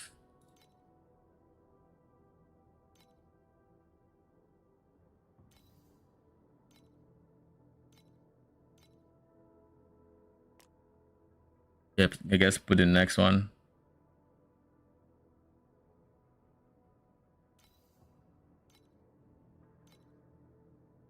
I will probably just remove both of you and destroy at this point.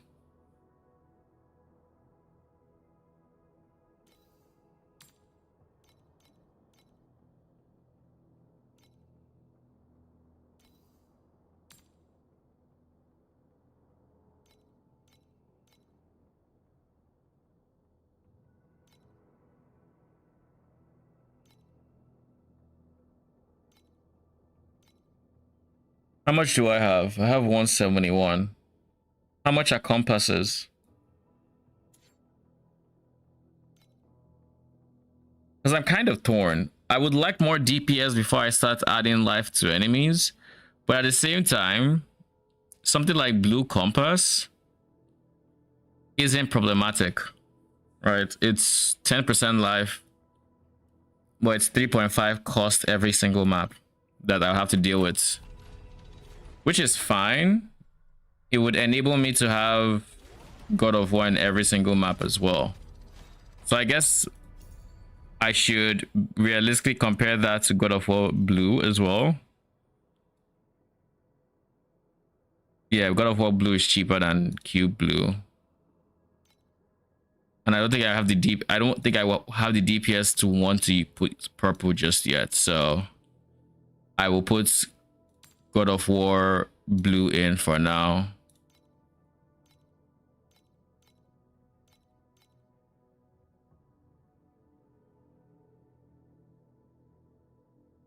If everything on my screen is lit up, there's a problem. 2.91.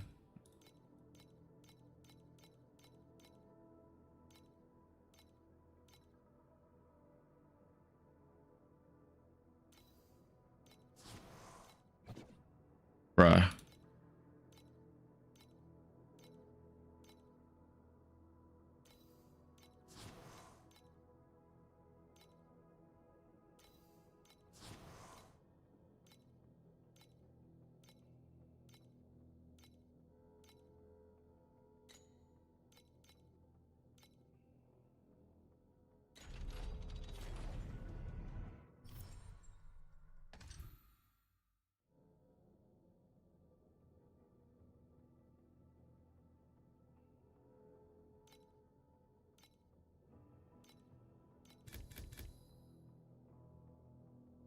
which is fine. How much res do I have? I'm around like 30% average across all four. Not bad, not great.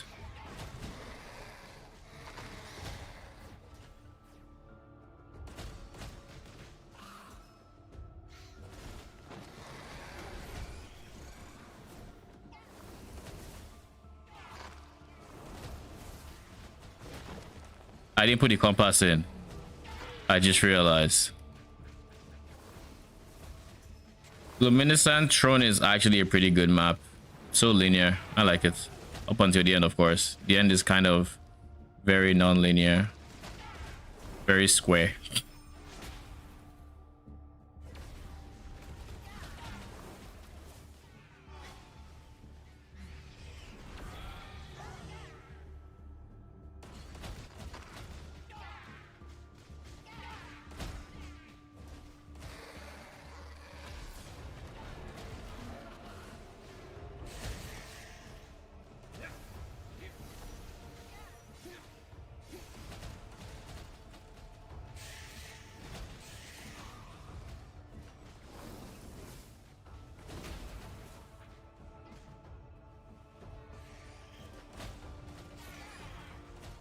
I see some red dots down here.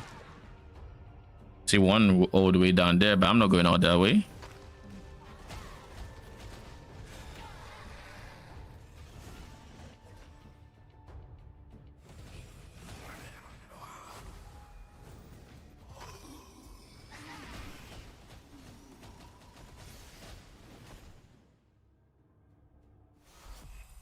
Ooh, ×3. Let's go.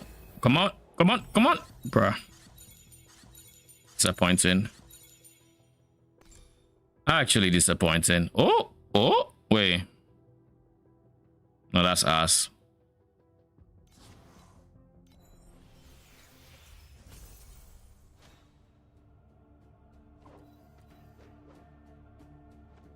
This is ass. This one is ass.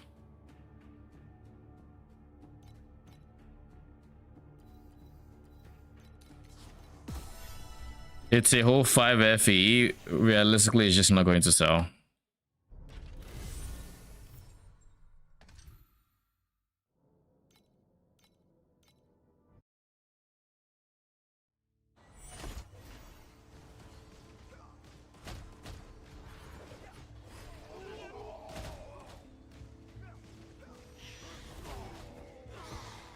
I still haven't used that compass.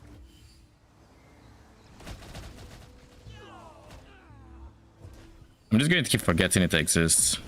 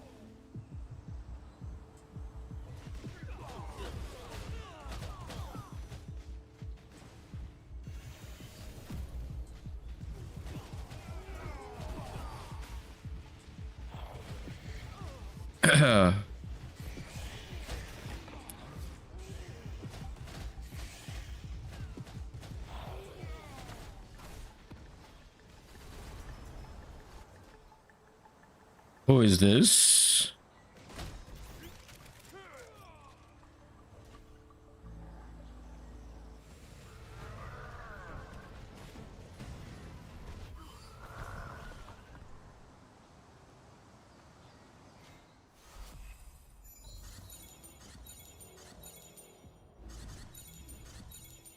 Give me some. Or not. He didn't give me a proper wedge. Tisk. I'm disappointed. I'm getting annoyed. I still haven't fucking put in the compass. Why do I keep forgetting? Why am I rushing?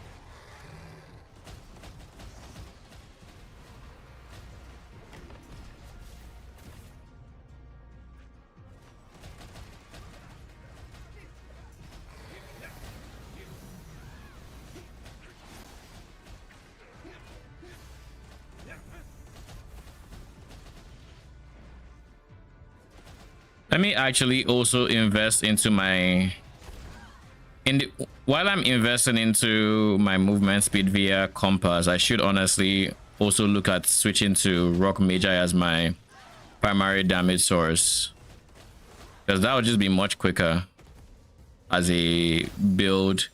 And because it's quicker, I mean, I don't think it'll do it. From what the guide says, Wuxia's spreadsheet, it says it should be lost in DPS. Now I don't know if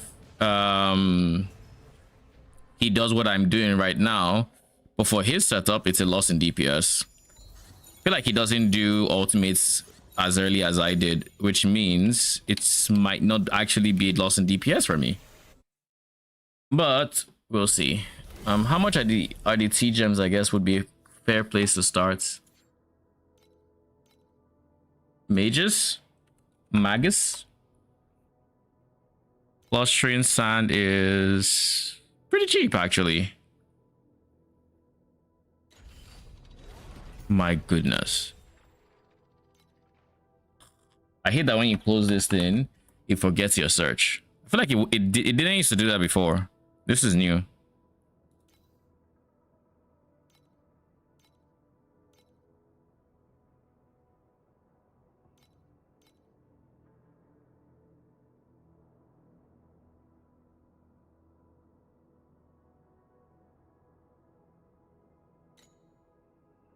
Wait, there's 50% for this cheap, but that's 150.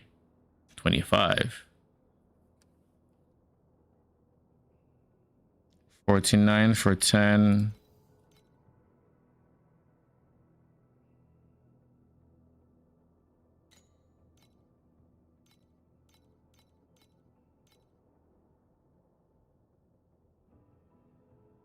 $15 is the lowest.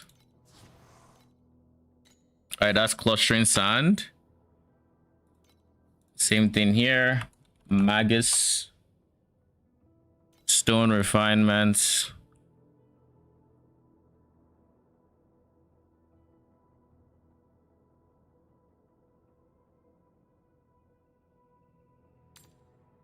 Now this one is expensive.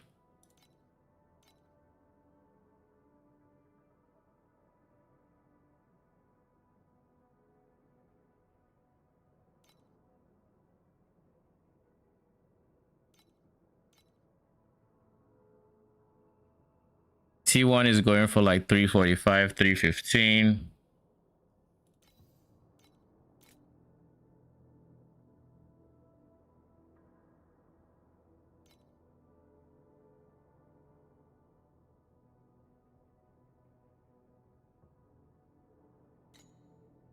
So 315 versus 85 at the bottom row.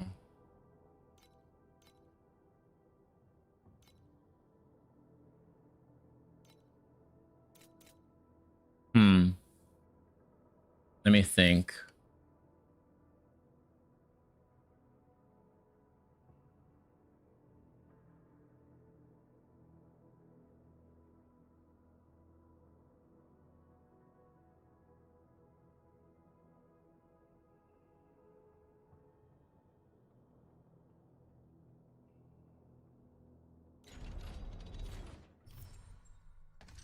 Okay. We'll put the compass in this time.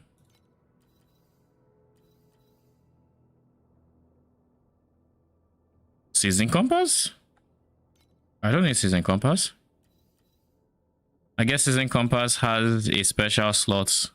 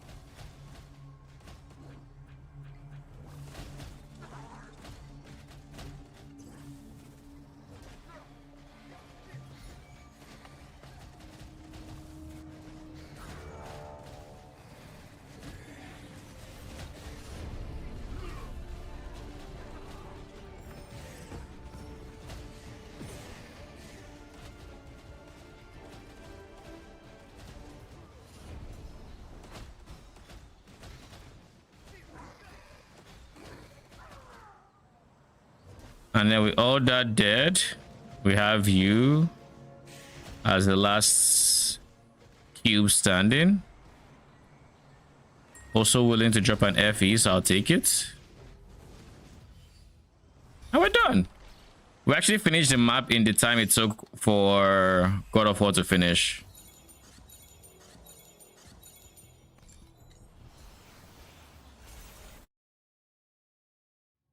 Surely.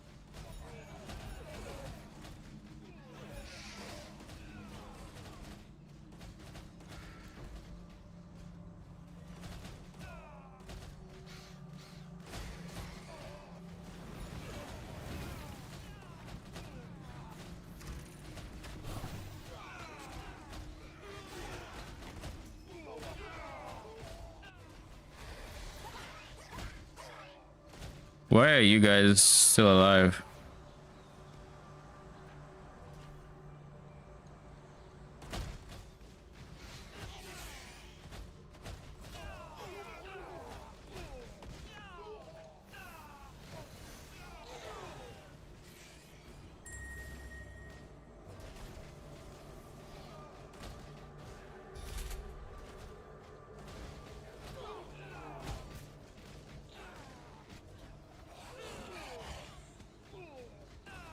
I think you put up your... You didn't? Huh.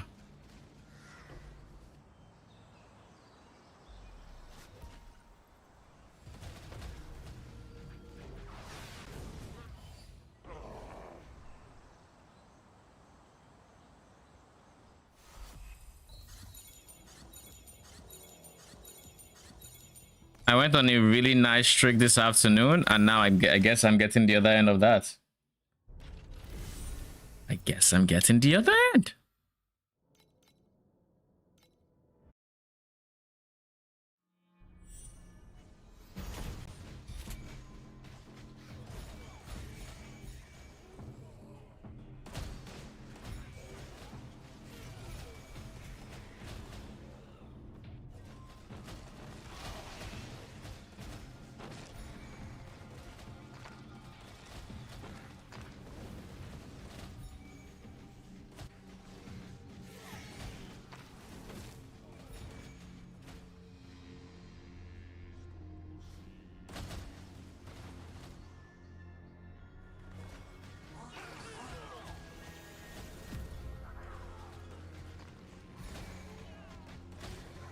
With this setup, enemies are going to die behind me a lot.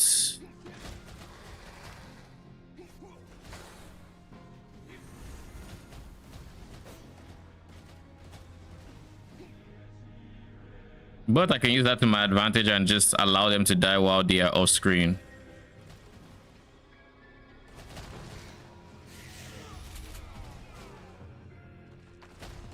For Cube itself, I don't expect too much, brother. Where did my dash go? I was spamming dash. It didn't work. But then it was on cooldown. How?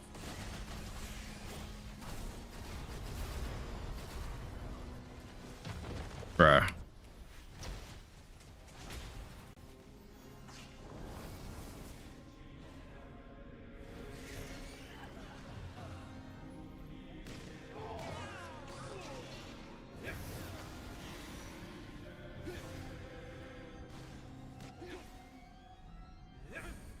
I don't know why I kill these guys.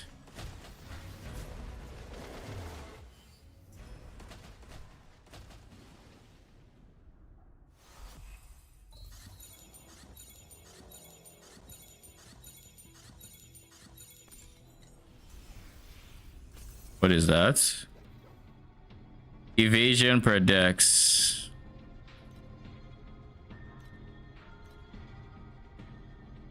Such. Like, unless there's an evasion stacker in the game, which, I mean, I haven't really heard of it, but I guess I wouldn't be the first person to hear of it if there was.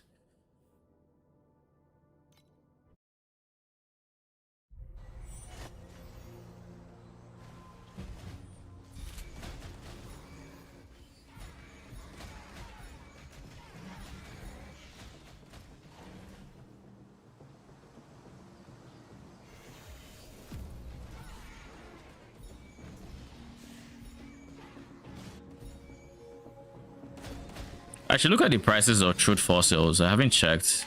It's probably money. Dropped like 3 now.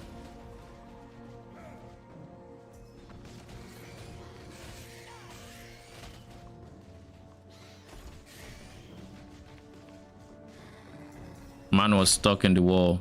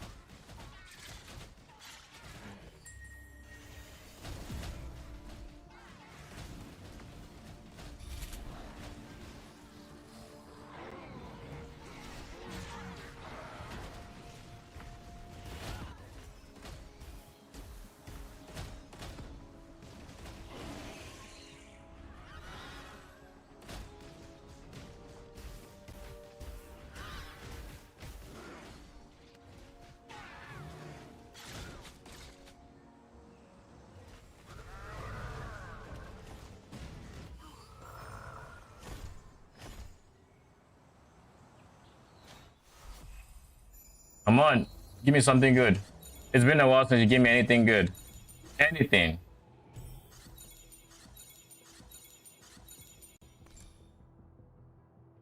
All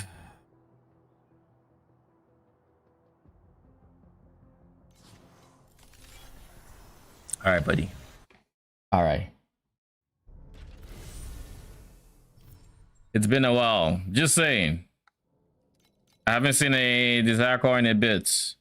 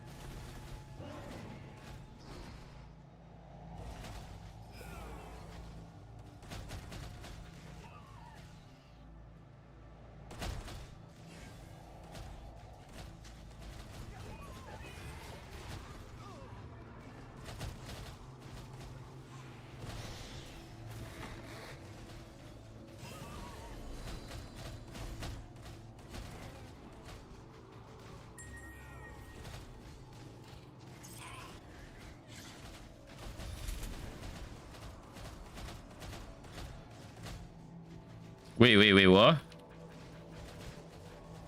I didn't know I could do that.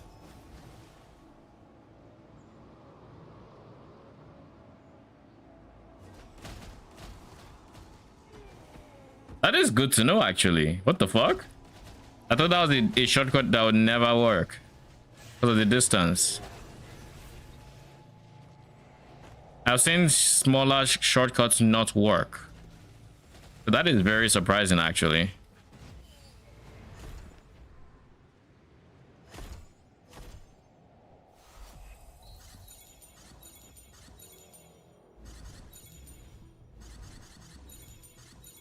Surely the desire core dry streak ends sometime today, right?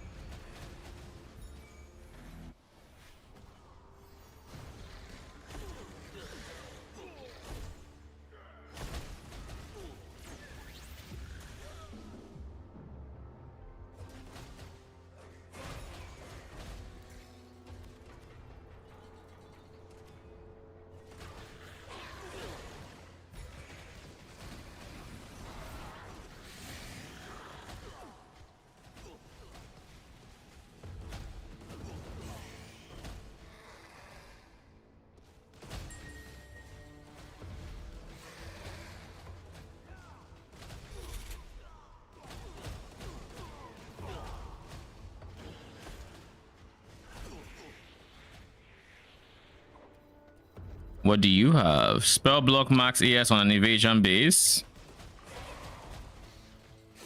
Rip.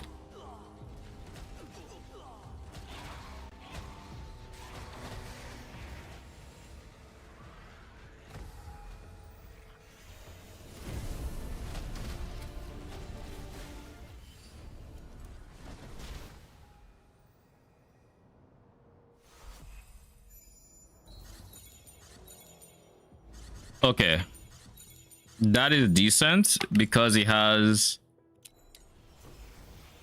the wedges. Six legendary wedges is decent. Nothing crazy, but decent.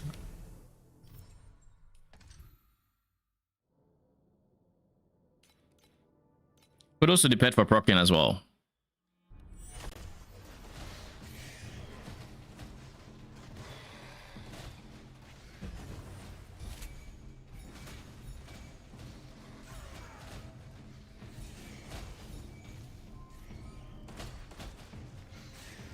We can finish our maps way quicker with God of War. So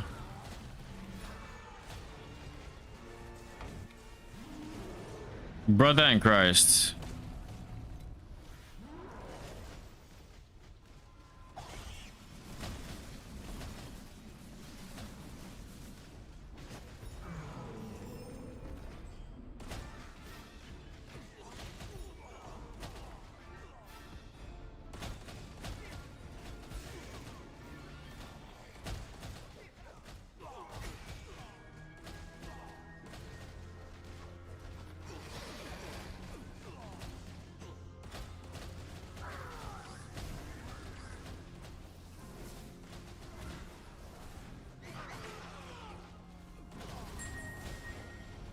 Like I can't go from the bottom here to that top, which is less space than that other map. So that other map being traversable is quite a shock. Especially with the height difference. Why is this one not traversable and that one traversable?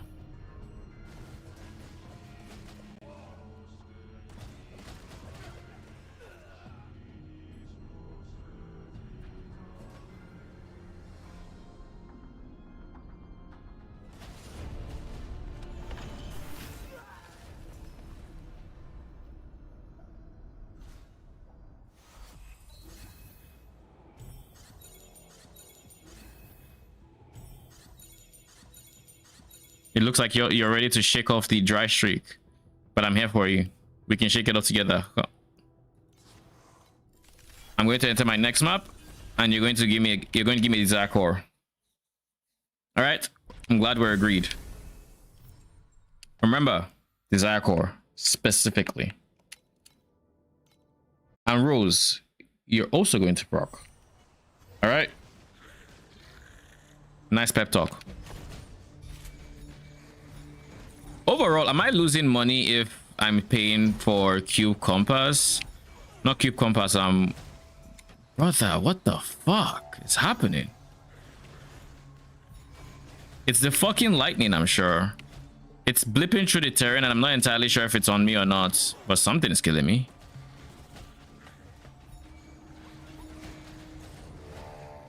Anyways, am I losing currency if I'm spending 3 map and not getting desire cores? I don't think I would be losing currency. I think it'll be less than ideal. I feel like I break even off of divinity stones, the crystals, or divinity. I don't know if they're stones or crystals, but I feel like I break even off of those guys.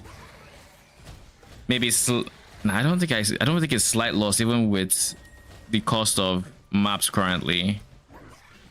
I think it's still just a profit or break even in the worst case scenario, because we end up getting so many divinity stones anyways. What is the difference? These are divinity stones, right? Yeah, and these are the wedges. That's what I wanted to say. We end up getting a fair amount of currency from just the wedges alone, and then the divinity stones are also decent money as well.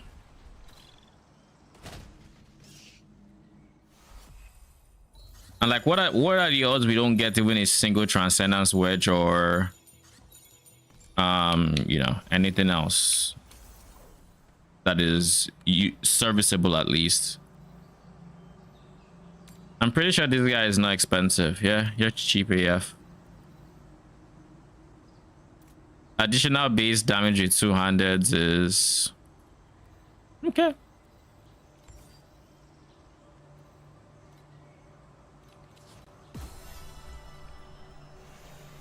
Oh, jeez.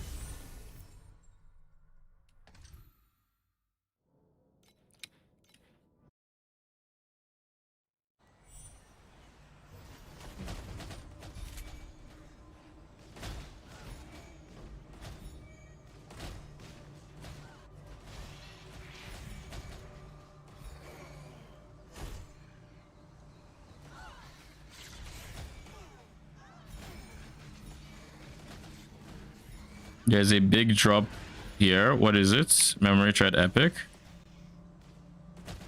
Oh god, am I dead? That was close. That was scary, actually.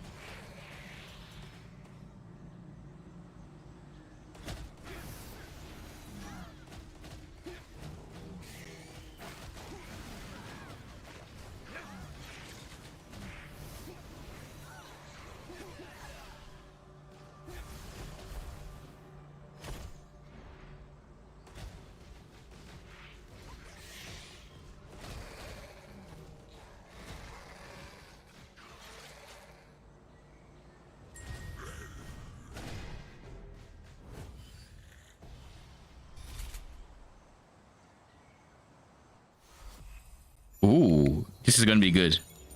I get the feeling.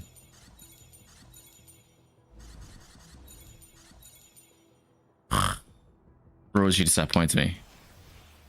You disappoint me. I guess it's not Rose, it's the cube himself. It's the cube. The traitorous cube. I don't think I want that modifier. Yeah, I can do this.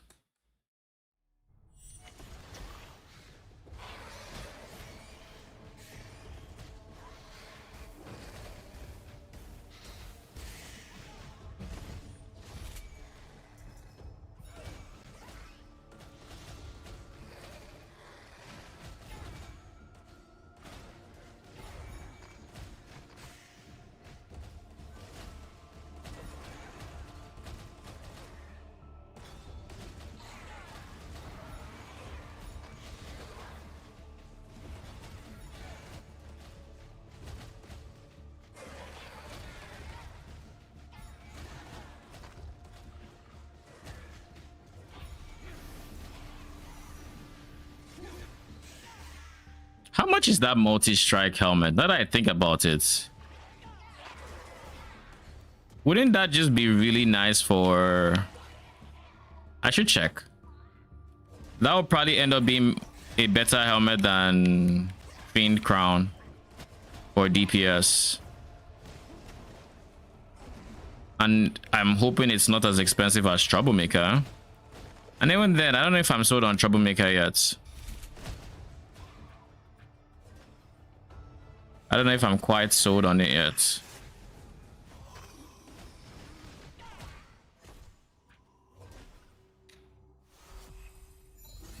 Ooh. Nice. Again? I mean, I'll take it. And on a dry streak like this, we dare not even think about clicking greed. That would just be bad decisions on bad decisions.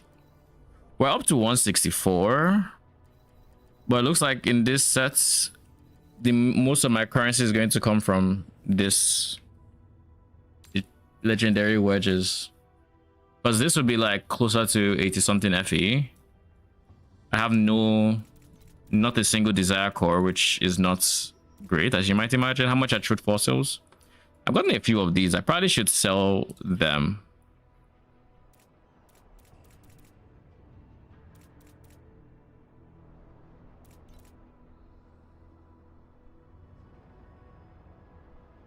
Where's God of War? Here, I have one more left. Am I gonna buy more? I need to buy beacons. I need to buy beacons.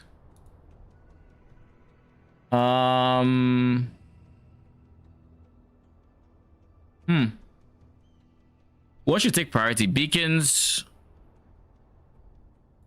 Also, before I forget,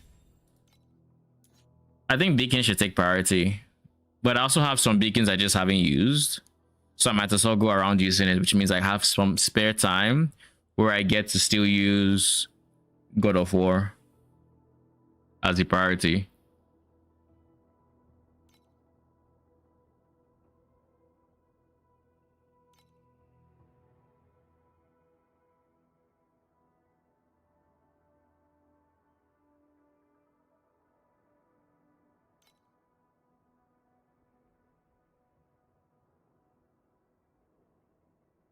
This seems new. No, I guess it's this one. This is the one.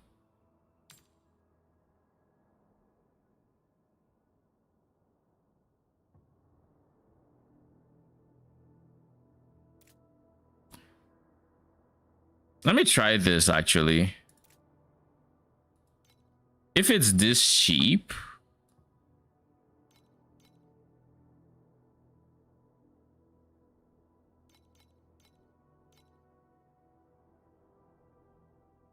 I am very curious about something. This is 2475.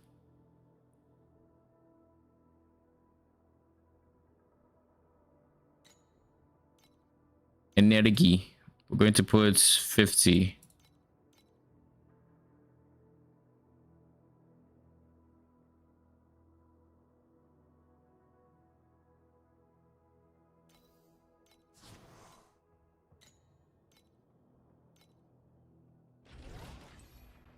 I am very curious about something. I do that. I lose steel mana compensation. So I have to figure out the talent for it. Which means I lose this. And I put it here. And I hope to God that's enough. It is.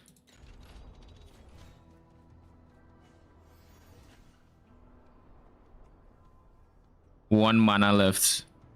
Lol. And then before I do this, let's not spoil the results, shall we? We switch you to multi-strike.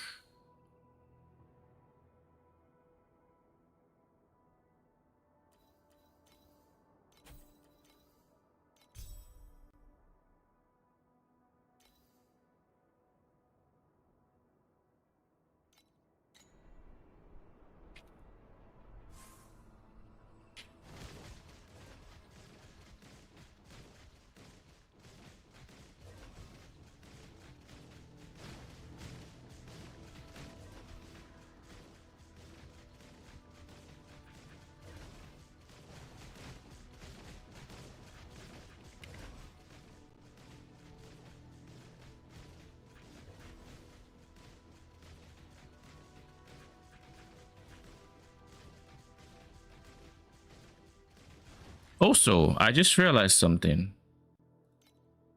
I shouldn't be using this anymore. Actually, it doesn't matter. This is thunder magi. It switches to from physical to elemental to erosion. But this would not affect any source of flat erosion. So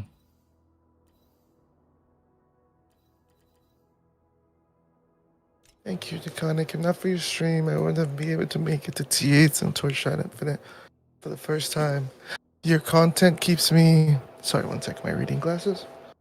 Your content keeps me motivated to keep pushing through the slug and wall that is TLI. It is a hard game to... How do you spell this? Improve at? But I know that if I keep trying like I see you doing while moving at 4% MS in one of the fastest ARPGs, I can at least persevere. Because some people have it worse than me. fucking dumbass. Fucking dumbass. I knew it wasn't serious, but like, fuck, you're fucking dumbass. Do you know this? It is serious. It's serious with the side of jokes. I get demoralized. I open your stream when I get moralized. I can't explain it. But I can. I just did.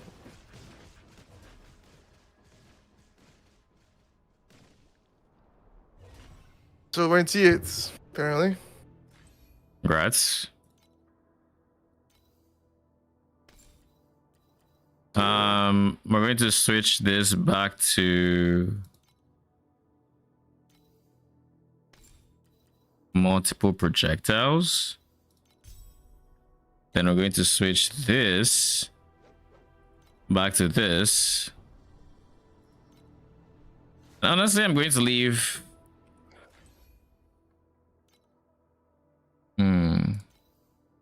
I can also just do this though. Now that I have that space. Now I'm a bit tankier. I'm a tiny bit tankier. Ew. What's that? I just said cube jail. Cube jail. Now I guess I'll buy some Thunder Waste and start. Do you think I should start with mods or no mods? I start with 3 mods. And if you feel good, go to 4. Trade search. Definitely don't think I'm ready for 4. Tank mods would be annoying. 32. Thunder Waste is expensive. They're all expensive. I've been doing Void Lands because it's the cheapest of them. By how much? Not much, like 0.3. I mean, that's still 3 FE saved every 10 maps. I'll take it. No, it adds up, you're right.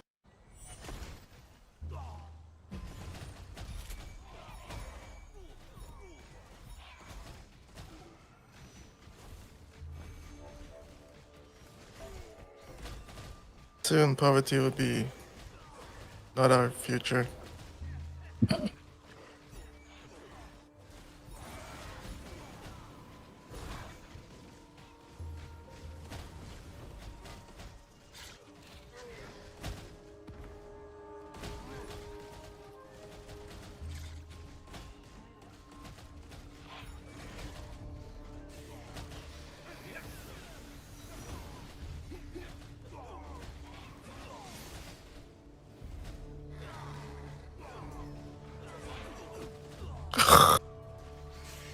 I hate the mobs that drop shit.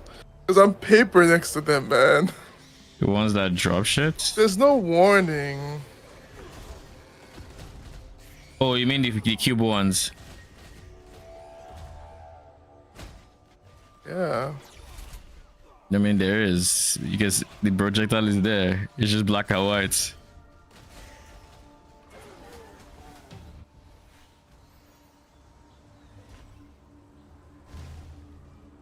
You don't like your black and white effects in the game of color?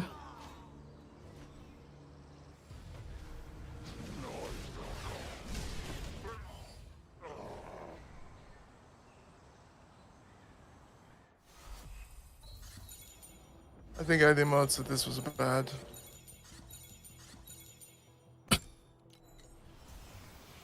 Then go no Oh, being mods. blind actually hurts me. It means I do less damage. Shit. Accuracy or what? Yeah. Accuracy What's is your a big thing. deal? I mean, there's blinded as a mod when you roll on. You can roll on maps. So I'm assuming that means, yeah, it says you have a chance to hit, to miss. Oh, okay, so you have a base 100% chance to hit, but that gives you a chance to miss. All right, makes sense. Cause like I'm pretty sure I don't know that there's accuracy here, but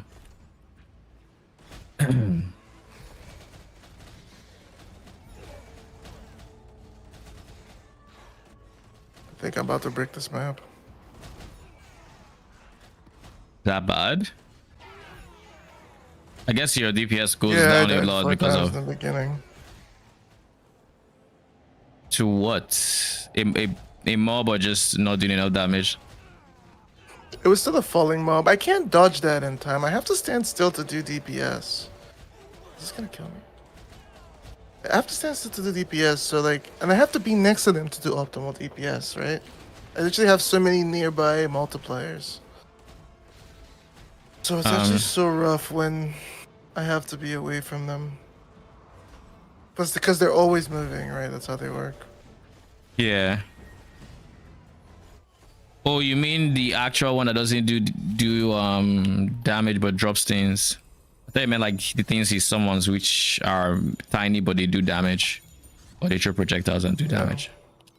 And for that guy, I think you can honestly just try to dodge in time. Like he stops, Bruce. does the animation. I've seen your attack speed. Attack speed is pretty decent, but you have to be watching his animation. It's decent. You're whirling this thing. You can move. Decent is crazy for an attack speed stacker. Yeah. So It's not a compliment.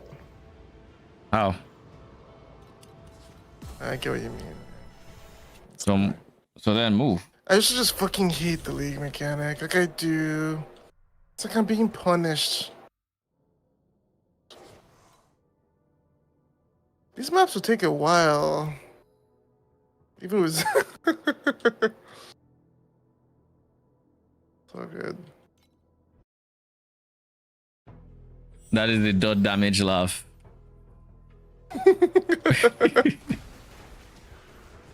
I've had it many times.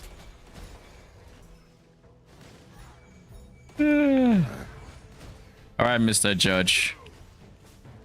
Let's do it. So what does boss rushing T8 look like, I guess?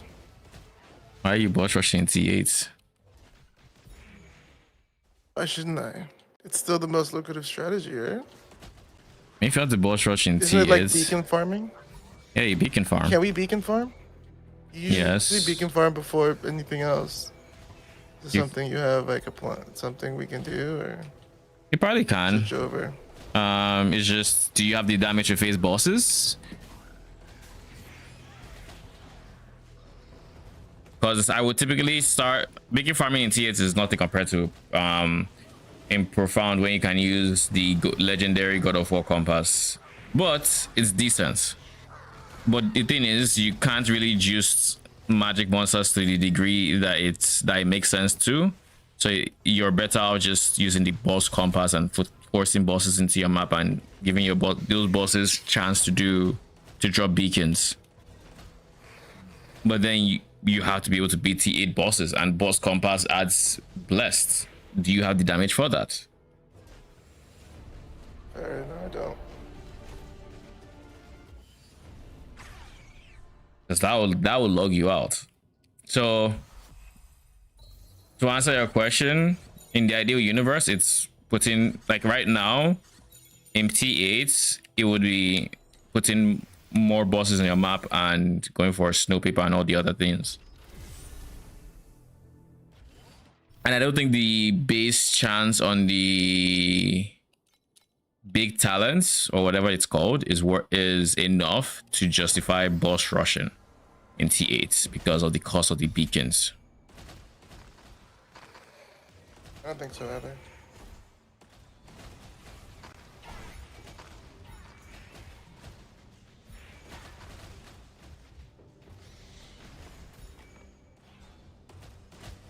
when you have up to 82 points, maybe even before then, because I don't know how many points it takes, you can try to juice a bit of magic monsters with God of War and just see how it feels. You'll still be able to sustain yourself with beacon farming, and you'll be able to make enough beacons to sell. But it won't be this. It won't be this kind of profits you'll get with boss, and I don't know if you make more doing that than like cube as an example. Yeah, I don't think it's gonna be that good. So if you're looking for, I just need to like tough it out, get some 20 stacks, and you're looking like, for an alternative to some good cube. purchases. Because if you want a tree, I could potentially make something with one of the planners they've made. I think they have multiple planners. But like at the end of the day, I don't know if you'll make as much, because I'm not doing it, so I don't know. You might not. I feel like this is hurting my damage, so I'm going to take it off.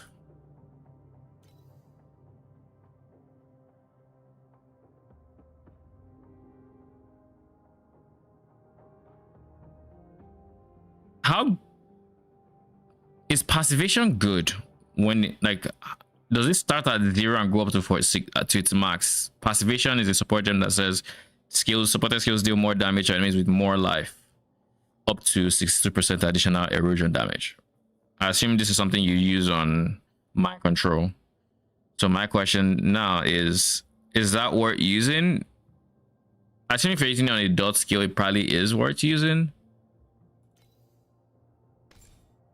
I assume so too. Can't say I'm sure though. Because the only problem I'm seeing is like that means I'm not one-shotting them. I'm not doing like poison. I'm not doing big damage and then that damage sets an ailment or something. I'm doing very consistent hit damage, not big hit damage, but like consistent hit damage. So I'm not one-shotting them, which means I need to keep doing damage as they go down, which means the bonus is reducing and reducing and reducing, which effectively means, you know, might be getting hurt. I don't know. I can't test the dummy on it because dummy is always high health, so my guy will just be saying, oh, 60% damage, 60% damage. Yeah.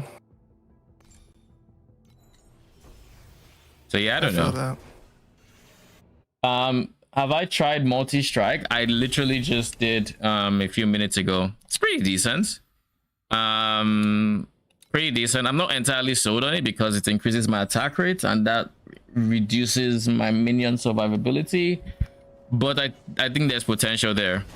DPS wise, I think it's actually is pretty close to where I'm at with non-multi-strike, and that's without building around it. So if I were to get a weapon, like what's a good weapon for multi-strike? Does this have multi-strike? Nope. Is it just the unique one that has the multi-strike? Because honestly, with how cheap the helmet is, it might be worth using that helmet and the unique with the multi-strike unique. I think it's very well designed, ironically. You have it. Swords have multi-strike chance.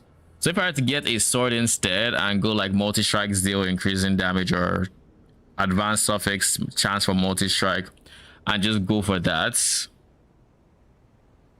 then I think there'll be, I think it'll be pretty good.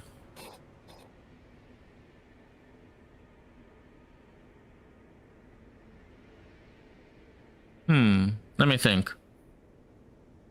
What are my current advanced affixes on my current setup? It is Fizz, Gear Fizz, and Crit. But Crit should be attack cast speed. And then I have life regain. On this, is there still space for regain? I assume so. Or no? No, there's regain. All right. Hmm.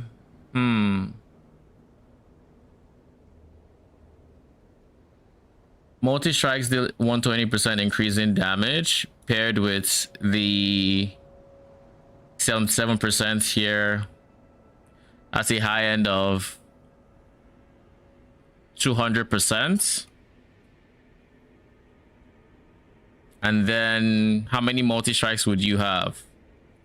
You have one initial multi strike, so that's 2 hits. Then you have a 144% chance here, so that's another hit, 3. And then you get another one from the supports, 4. And if it's 44%, then you have a decent chance at 5 paired with the support. So then you have 5 hits, and each hit is dealing increasing damage on the last hits.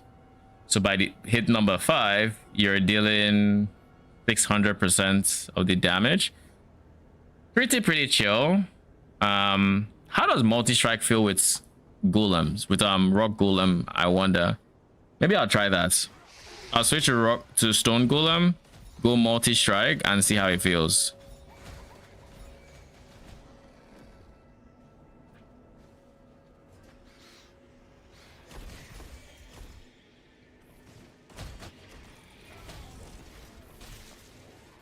Dude, just die. Just freaking die. What profound talents are you using on the cube thing? Profound talents. Drop quants with confusion cards. What is this? Ooh, my first ultimate ember. Drop. She looks so starry. The normal multi-strike costs mage's life for, as normal hits. I assume so.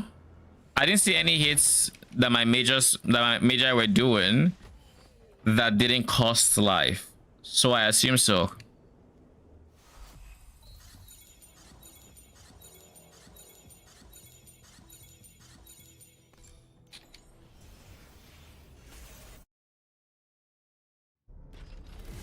All right, I said I was going to try this, so let's try it. First things first, take this down. Second things second, switch to rock. Switch to multi-strike. And then... Alright, it's not multi-striking. Now we go multi-strike.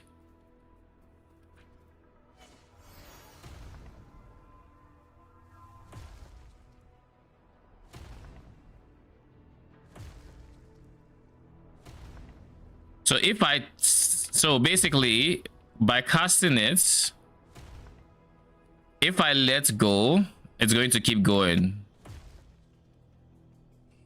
And it does look like all the casts cost life, as we can see from my health bar, or from my minion's health bar. It costs life, yeah.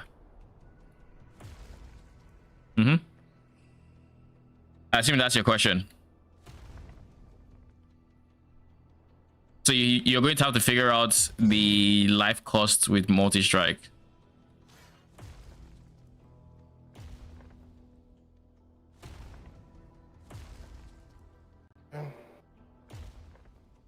My first one, I have to click the button. I don't give a fuck. All right, GG's.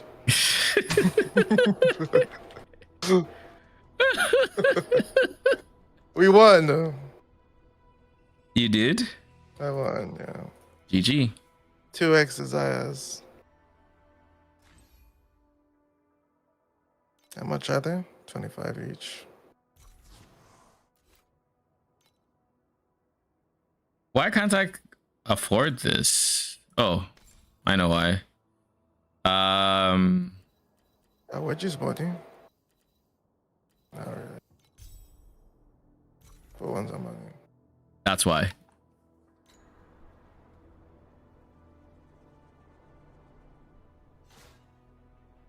So then I would want to also do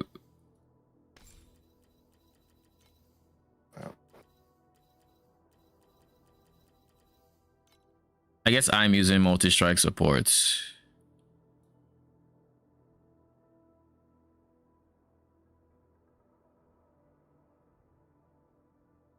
Wait, this is 121%, and this gives me the initial multi-strike count for minions.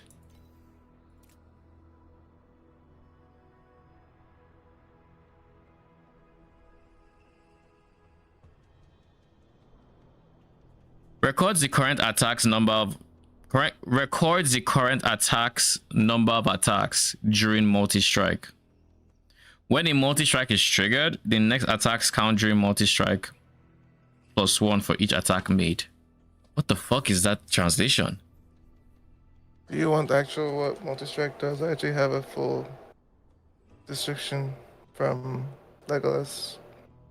Okay, shoot.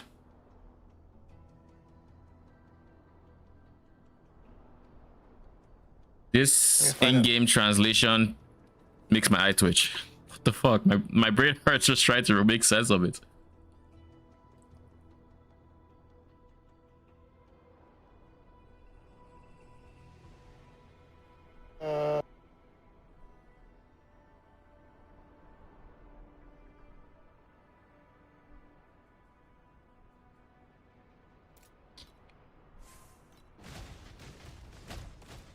Alright, I got it. Okay.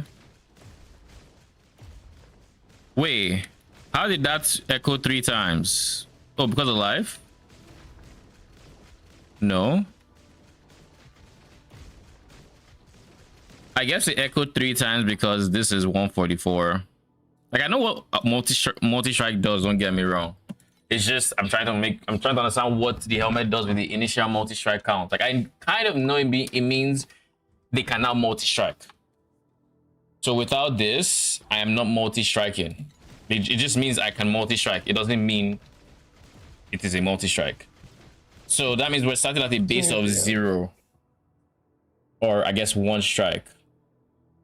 So whenever a multi-strike triggers,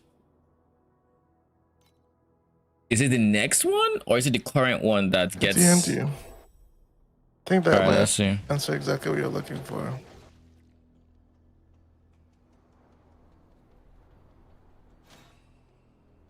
All right, let's see this.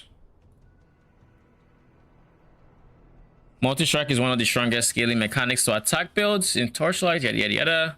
What multi-strike actually does: when you use an attack skill, you have a chance to automatically repeat that same skill several times. These automatic repeats are called multi-strikes.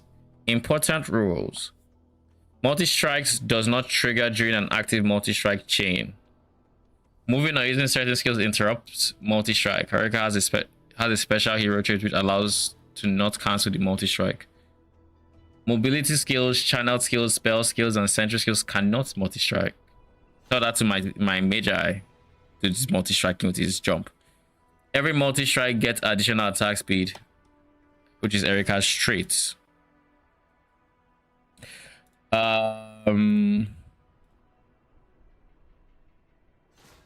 Base multi-strike chance is 0%. When chance exceeds 100%, you start earning guaranteed extra repeats. For every 100%, I do this already. This one is self-explanatory. Then you have this one. Multi-strike count, what is it? This is the number of total attacks in one multi-strike chain. Count equal 1, which is the initial hit, plus guaranteed repeats, plus chance-based final repeat. I mean, that makes sense, which is what I expected it to be. Example, 200% chance is just 3 attacks. A typical sequence cycles between 3 attacks and 2 attacks because 200% is 2 guaranteed repeats, 0% leftover, no chance for a 3rd repeat.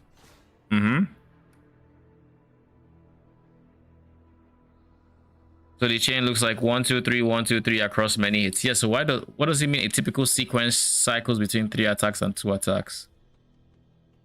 What does that mean?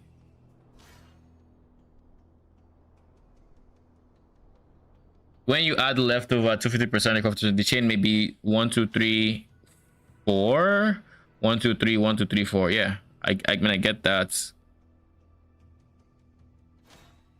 Multi-strike count continues increasing as your total multi-strike chance goes up. So does that mean until it hits the 100%, it is not going to actually multi-strike? And every single time you miss, it adds to the multi-strike count until it hits 100%, then you get that last multi-strike. Maybe. Maybe. I'm not entirely sure. Multi-strike damage increments. Scaling or repeat. Each extra damage in a chain deals more damage via multi-strike damage increments. The mechanics: the second attack gets +1 stack of the increment. Third attack gets 2 stacks. Fourth attack gets 3 stacks, and so on. So longer chains scale damage exponentially. If your multi-strike deals 30% increments, then second hit is 30% more damage. Third hit is 60% more damage. Fourth hit is 90% 120. Right? Always wants high multi-strike chance. High check count is massive increments that stacking. Yeah, that's exactly what I figured as well.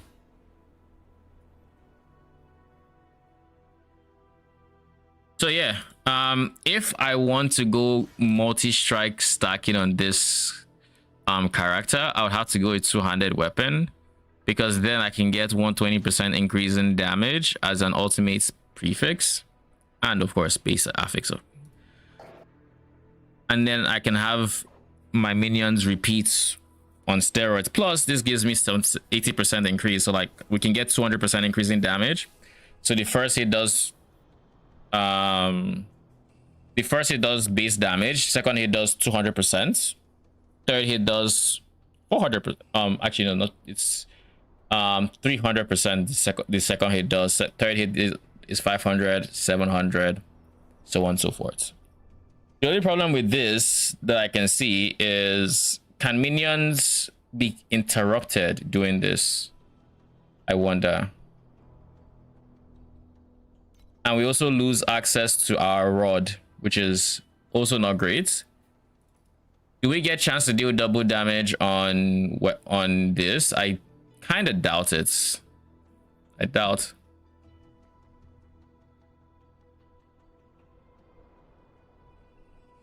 Yeah, we don't. So if I were to go for a sword, this is what I would do. I'd go additional damage as the ultimates suffix. Ultimate prefix would be multi-strike, increasing damage. We can get pen elsewhere. Same with gear phase, to be honest, but it's kind of tempting. But yeah, it multi-strikes and that one. Then I would go advanced would be probably a suffix, which is multi-strike chance. And is there a third advance? And then attack cast speed, I think. Attack cast speed would be the next one.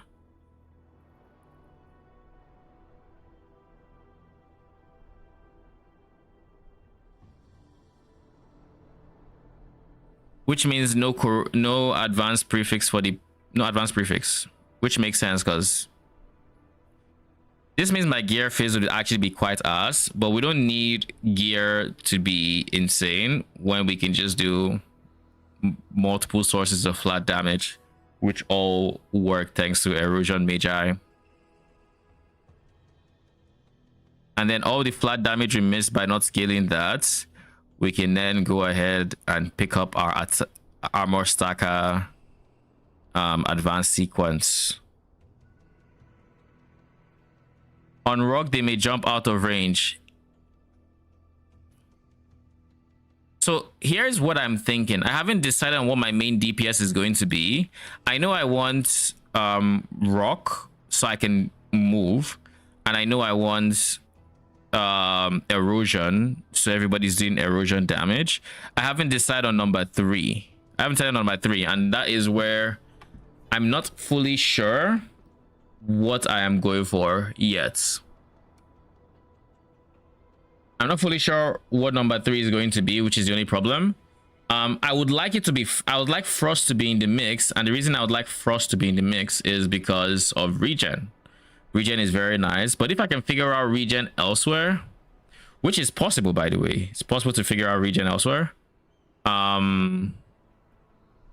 then I can make sense of not using frost and instead going for lightning. I don't mind lightning. Lightning is the only other attacker. There's lightning. Frost is a spellcaster. Fire is a spellcaster. So it'd have to be lightning and rock. I would be the rock. There'd be two lightnings. They'd be doing their thing. One more problem I have with lightning is lightning tends to... You can't scale lightning's AoE, I think. It doesn't have the area tag. Pretty sure you can't scale it. Now, if you can't scale lightning's AoE,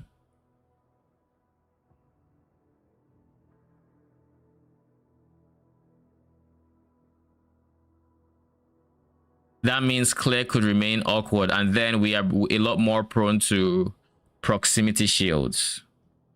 Those two things. But I really like the idea of attack scaling. Also, wait.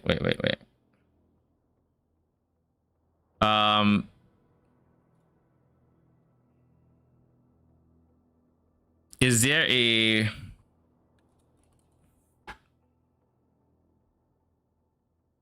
What is the passive tree called?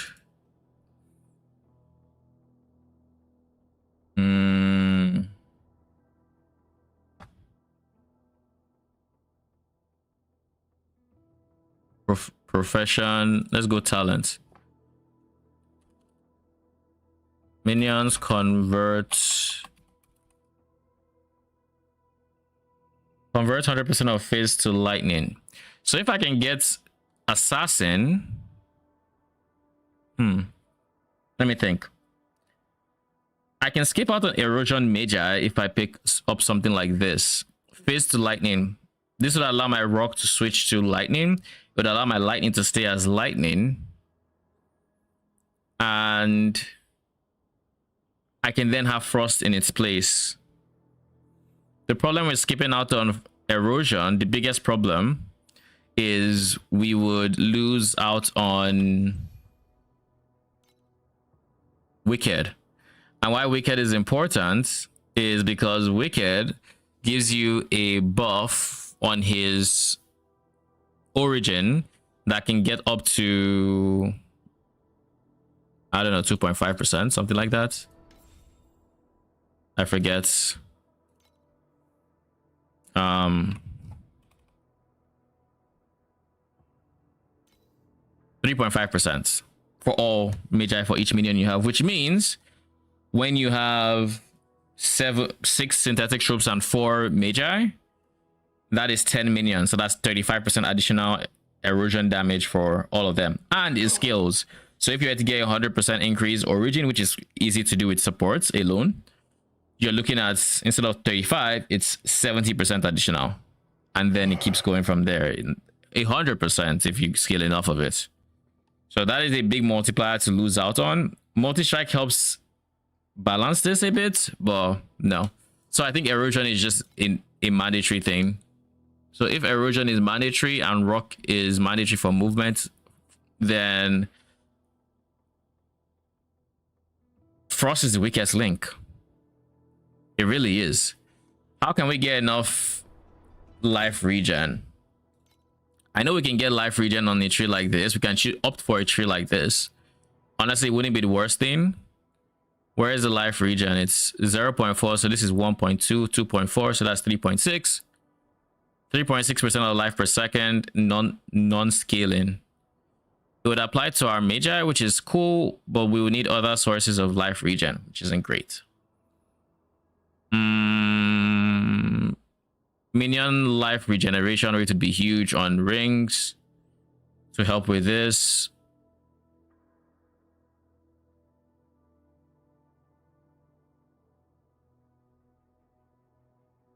I guess what I can do is I can leave. Oh, you're not working? You're off. All right, I can switch this guy to Thunder Mages.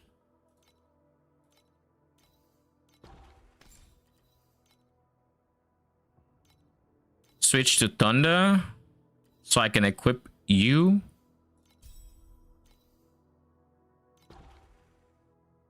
Actually use multi-strike here.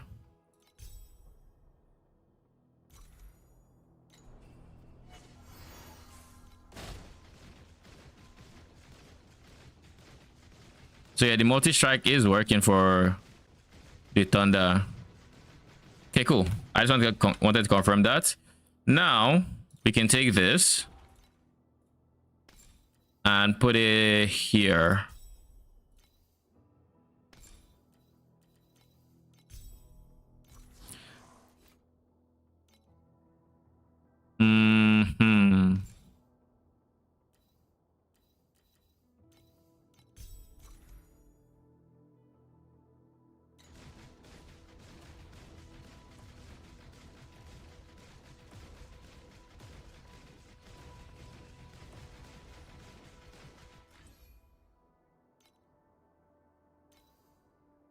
This is 121.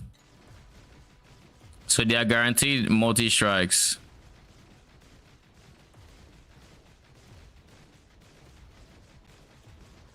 I don't think they're in danger of jumping out of range. I think they can control where their multi-strike is going. Like, to a fair degree at least. The biggest problem with multi-striking is going to be their sustain, unironically. So Origin of the Spirit of like Frost Mages will come in clutch here. Also, I need to check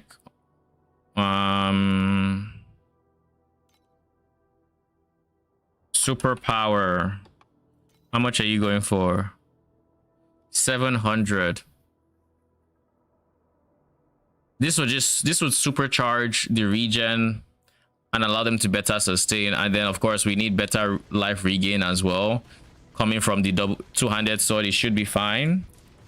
I think we came to the conclusion. Well, how much was the regain? Basic suffix 30%, which is higher than the regain on this one, which would be 15%, I assume. 18%. Yeah, so they'd get more regain from a two-handed sword.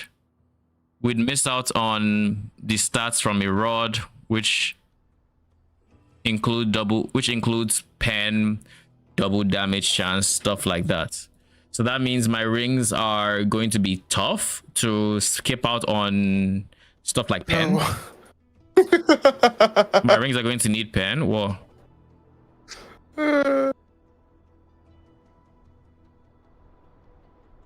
Man is laughing hysterically. Justice for Arcade. Justice for Arcade. Justice for dot damage. I just burned 3 portals to a blue pack. Like they're just like a.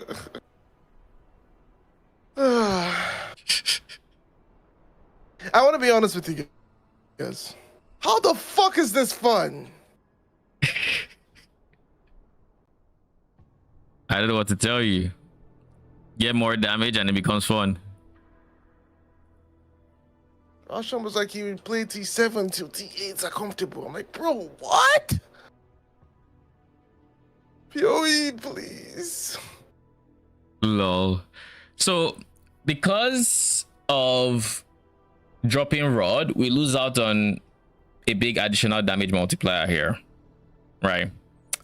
And let's duplicate this. Let's just visualize what we're losing out on. We're losing out on that. We're losing out on Kin, right? I believe. We're losing out on, what are the suffixes here? Double damage chance, like I said earlier. On additional damage. This one is going to have attack cast speed, double damage, and I think pen was the last one, right? Yeah, it's pen and pen.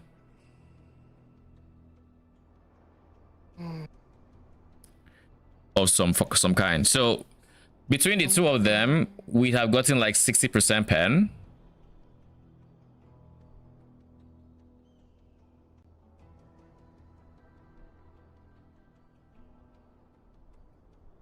Wait, this one also has access to the armor stacking mod. That's cool. That is very cool, actually. Anyways, we lose out on a lot of double damage. We lose out on pen. We lose out on things like that. Attack speed, flat damage. Well, flat damage is going to be here. So that not flat damage, but other things as well. And then we lose out on additional ultimate damage. We lose out on what is specific to the rod that we lose out on the additional crits. Our crit takes a big hit because in everything we just said, crit is not on the menu. But if we go Warden's Breastplate, crit has to be on the menu, right? So it has to be regain, multi-strike, and then crit, which doesn't leave much space for attack cast, which is important to have.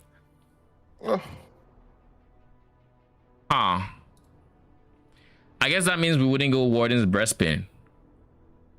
We'd probably stay on Lady's Tier in that case, or we go Truth. Yeah, Truth actually would probably be a good choice. So we go Truth.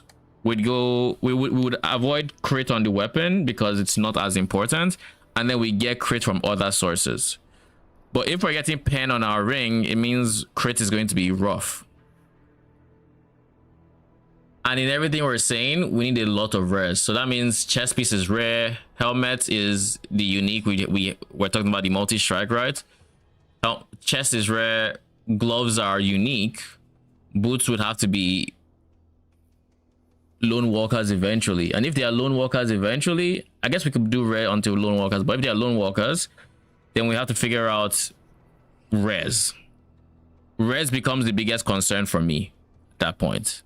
I don't know how we figure out res, because then our only rare, or the only res we have that have good open suffixes, are rings, which don't have suffixes because they need pen is prefix, so pen would go on the prefix, but we need double damage, which goes on the suffix. And aside double damage, crit will probably have to go there as well. That is one suffix. Chests will have its full 3 suffixes. That's it. Helmet is taken. Amulet is taken ish. We don't have to actually. Amulet can be free. It can be aura, sealed mana comp, but that's suffix is taken if that's the case. So again, same problem. Belts would go to Focus Blessing belts, Winter of Origin most likely. We would want a source of Focus Blessing, and I don't think we can get that here. Can we? No, we cannot. That's another downside. Here we can get Focus Blessing, Gen. Oh, we can't. I think maybe it's on the road we can get it. It might be on the road actually. Yeah, it's on the road. So yeah, again, that means this is one more thing we lose if we go the other route, which isn't great.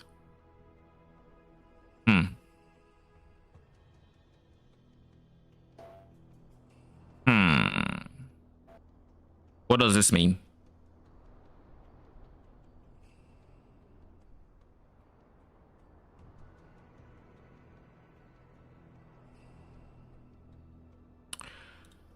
Okay, that means multi-strike has a big opportunity cost. We can get max Focus Blessing elsewhere. I'm not too bothered about the max.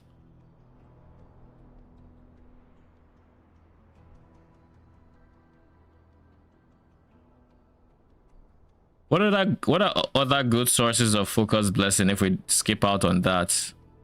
Does he advise for any chance to gain blessing? Okay, so just the rod. And if I were to go Focus Blessing here, I'm guessing it wouldn't tell me reference, right?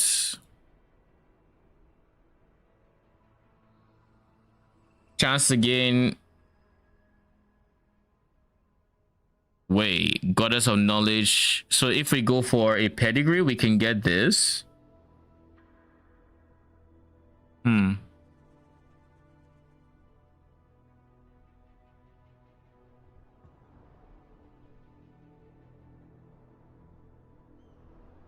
I wish you could turn off the league mechanic. I'm actually begging.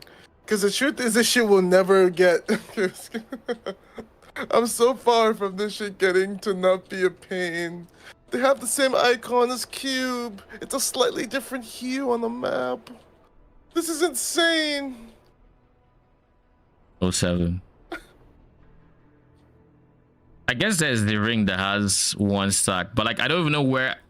Honestly, I guess belts can be my Vorax item with Unholy Prayer and Winter of Origin, right? Winter of Origin should be here. We just need this one. This modifier is all we need. So we take this modifier, we smash it with this one, and we have our belts, right? Vorax belts can handle it. Let me confirm. What's that? I don't know.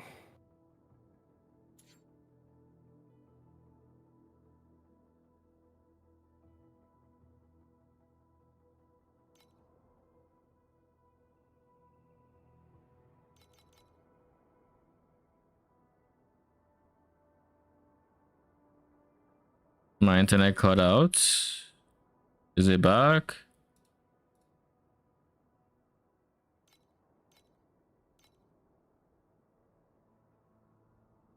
Boots, belt, ring.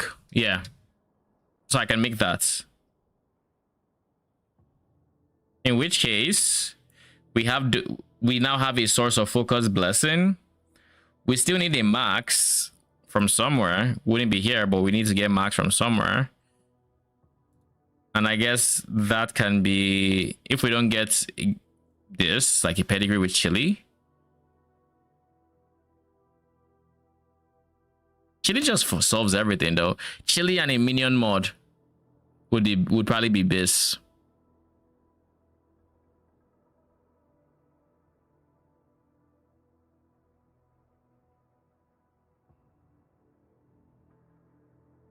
There's one big problem with scaling multi-strike though.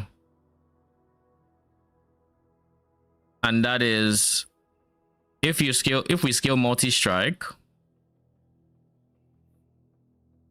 if we scale multi-strike and we're reliant on ourselves as part of our damage source, then all of a sudden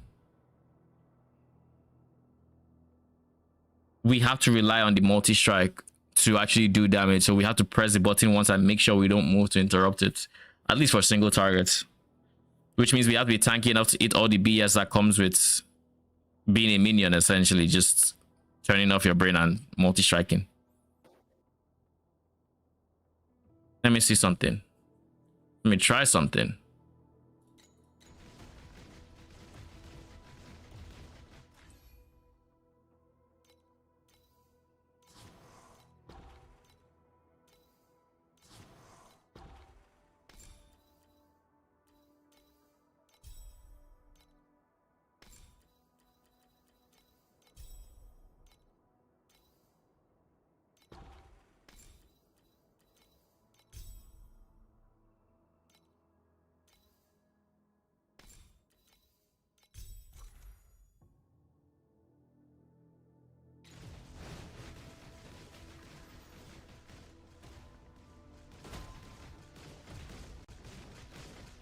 Now let's try something.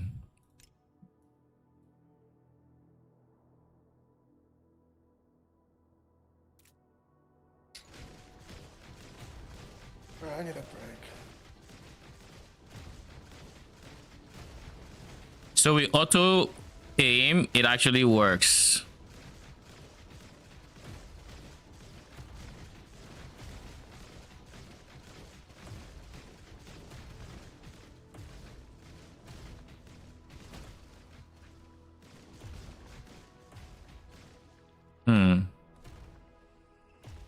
I'm going to enter a T7 map to test this.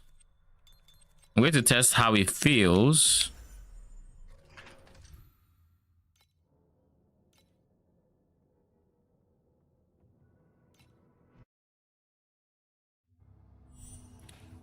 I want to test how it feels to traverse the map with auto aim.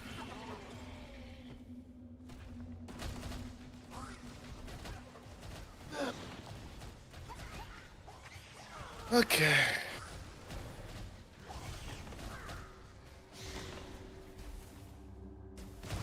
A game of D-Lock for the soul, right? I never thought you'd say that, bro. I loved it. Black, what do you mean? Just the person who doesn't like gambling his time, and if you have fun or not. Gambling time. I just need a tech from him. I don't want to keep yelling in your stream thing. Or muting just to test the structural integrity of my decks. 07. All right. I'm freshly undecided on what I want to do now, is what that means. But in any case, for now, we don't have to worry about it. There is definitely a universe where the multi-strike is the way to go. And it's something I'll have to test in the future.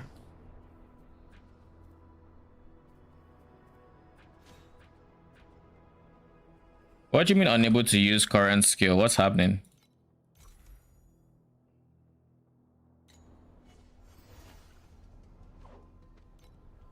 Let me make sure I haven't botched anything else. Oh, by the way, you should be on, like you should be on something else. I don't remember what.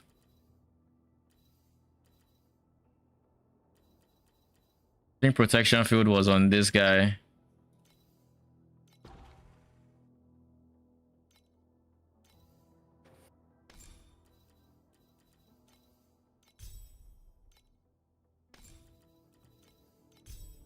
Yeah, something like that.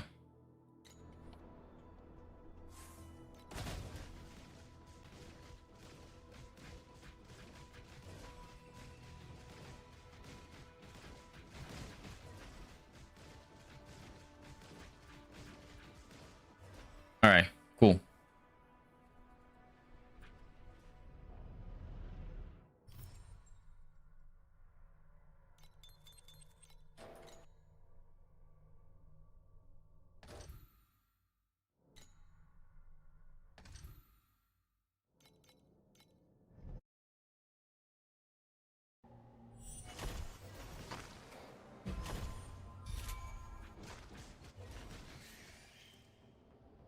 I guess if I go regen on the skill tree and I get 3 point something percent and then I go regen on the kismets, that is also another option I could go for.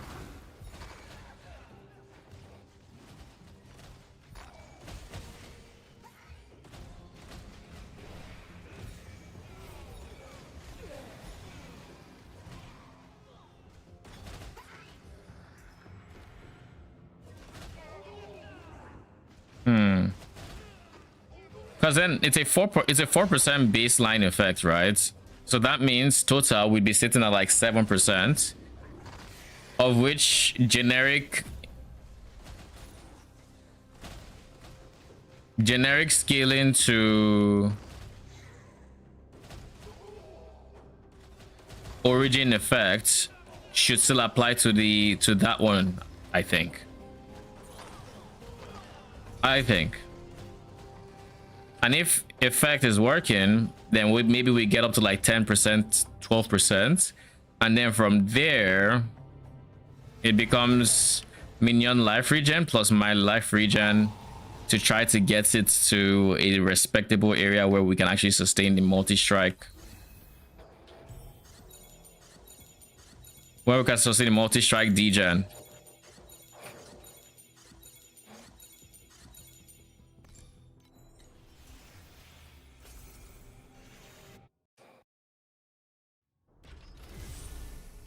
I haven't seen a desire core in so long. What is going on?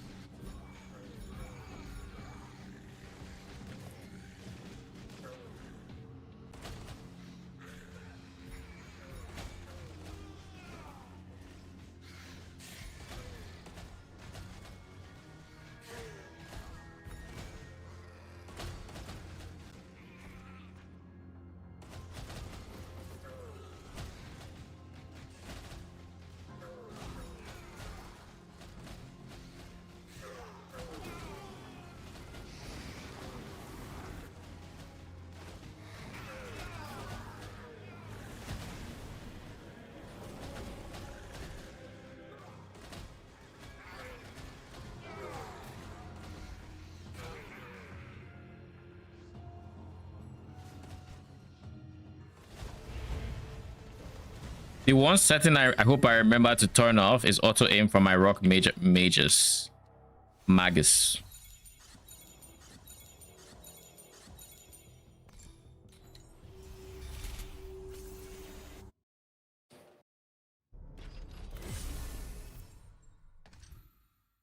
I need to eat. That was a lot of brain power we used. Fury crafted.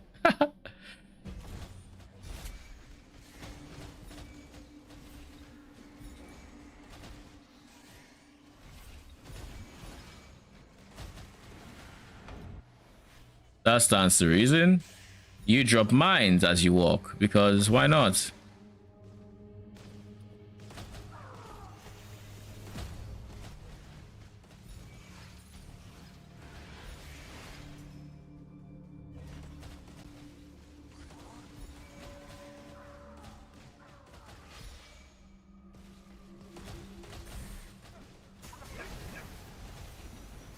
Yeah, this City of Eternal Fire is a place that has the sound that reminds me of PoE2 Ignagduk region. Oh, the zone before Ignagduk.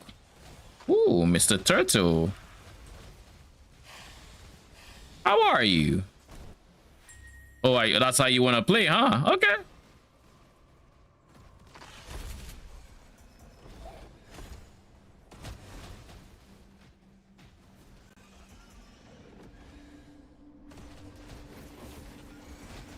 Like, you want to play like that, huh?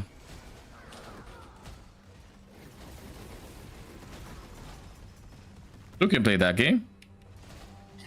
Get the fuck out of here.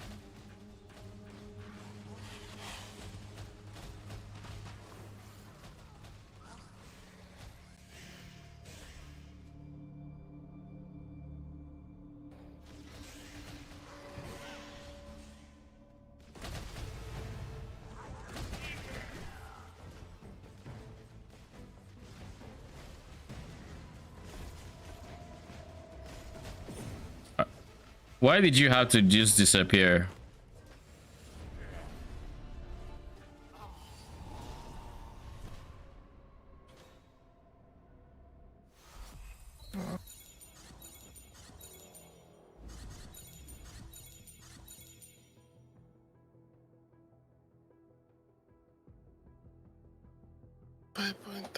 So she's 1K above.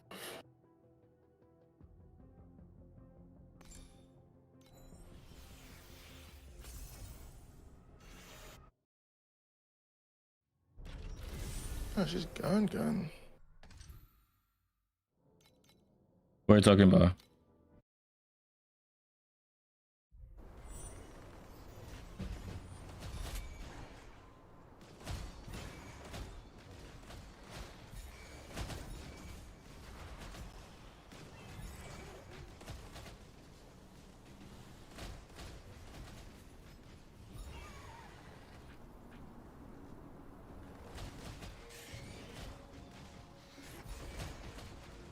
Where are all these blessed monsters coming from?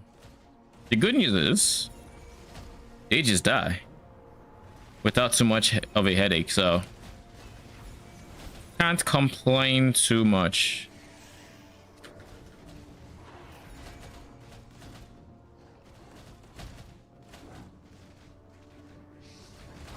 You know something I was wondering when I saw the changes to, oh god, this is a fucking war zone.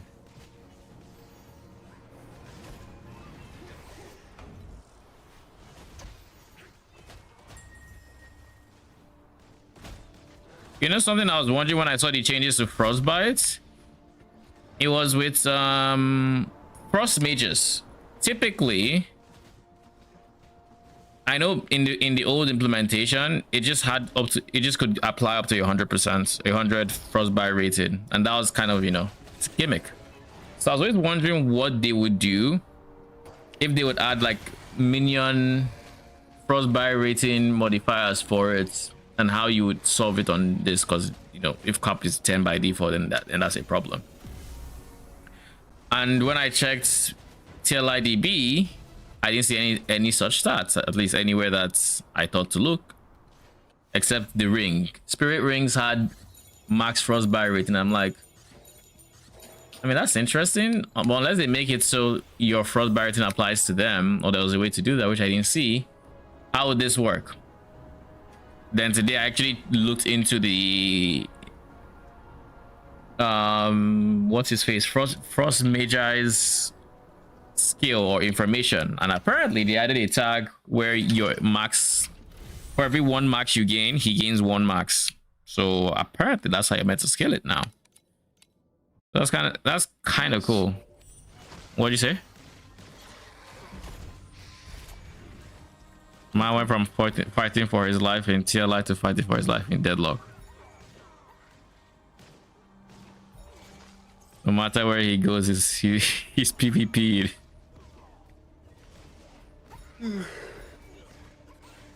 No, I was just chilling my lane, and the Mina on the other side pushed up, and she's 10k. 10 minutes in. Like I said, PvP.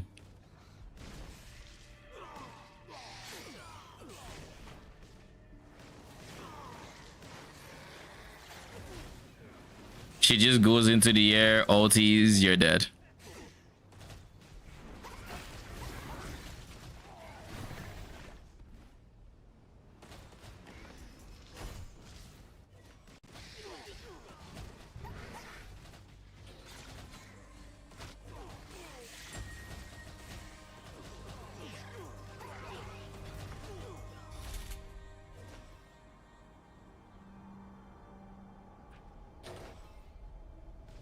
I really like the idea of multi-striking though.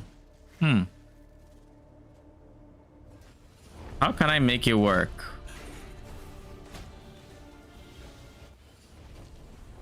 I mean, anyway, I'm going to make it work would actually be pretty expensive. When I think about dropping Frost Magi, because that is what it would take. It would take me dropping Frost Mages, and at least we have to really take advantage of it. I don't know how I feel about it yet.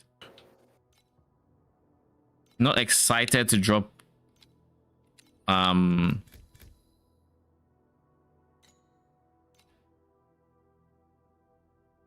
not excited to drop life regen for myself or for my minions.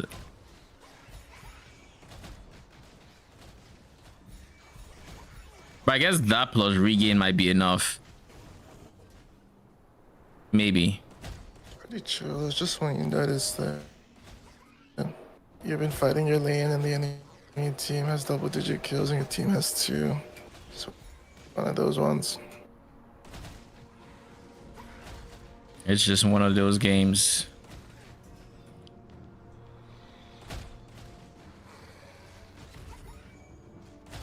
Yeah, I think I want to figure out. I want to eat some dinner soon.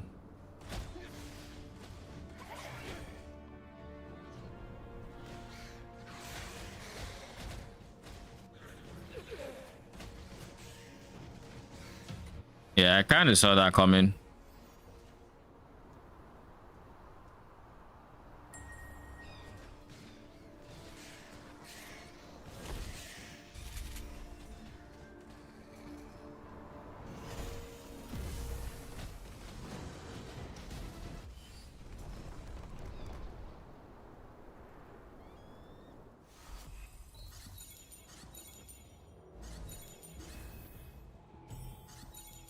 When was the last time this game gave me a desire core?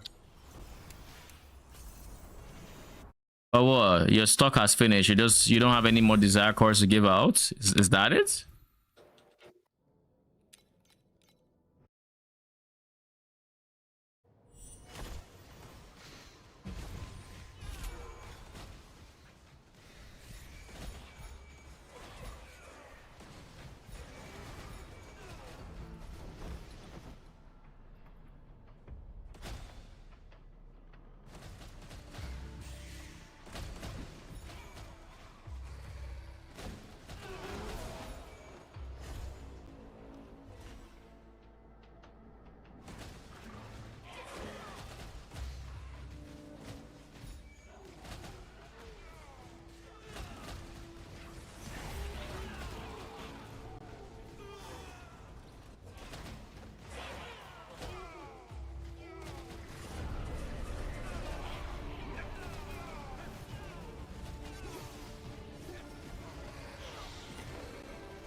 I think my biggest problem with the multi-striking idea from a scaling point of view is it makes me question how I'm going to scale enough crits to make anything work.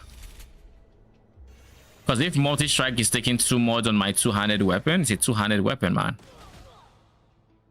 I don't have much room for crits. It means double damage and pen have to be on the rings. It can't be anywhere else except maybe Kismet or something. Come on. Dude, I mean, 5 FE is not bad. But dude, give me a Desire Core, will you? I need a Desire Core. The funny thing is, I think I'm just making money regardless. Like, outside of Desire Cores and non-Desire Cores, I think I'm just making okay money. Nothing crazy. Oh yeah, I did drop an Ultimate Ember, so there's that. Oh shit, Transcendence wages went up. Huge. 11 means this is going for 99. What else can we sell? You guys? 27. That's like 126. You, I don't think I'm selling you just yet. You will be money. 52 FE. So almost 200. I'm gonna need to buy you guys soon.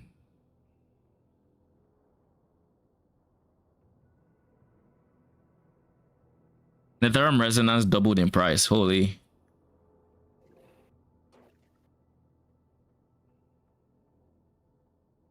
This shit actually just has doubled in price since last night. Yeah. Okay. I need to convert Flame Sand into Bound FE.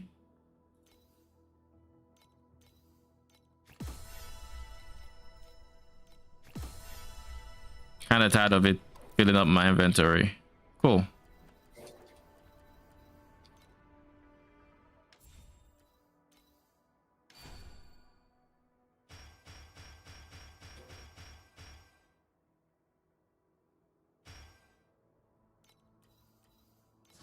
Are people hovering here are weird?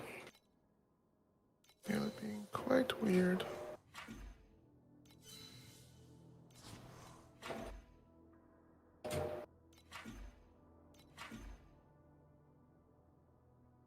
T2 minion crit damage is not bad.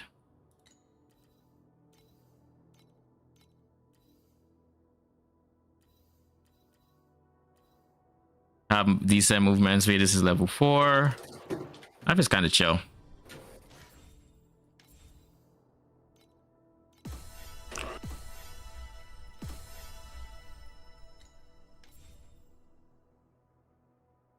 Holy what?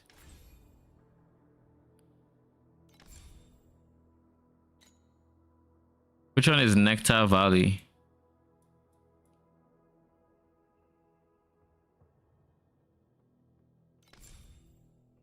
I never did it for... I didn't do this treasure trove? It's kind of wild. Doing a treasure in level 16 treasure trove at level 94.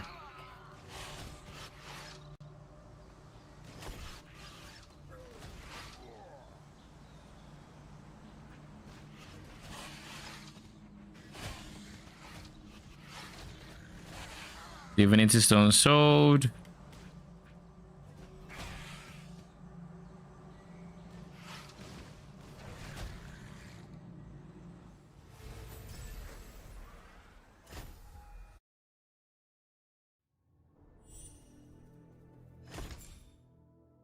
That's an extra point.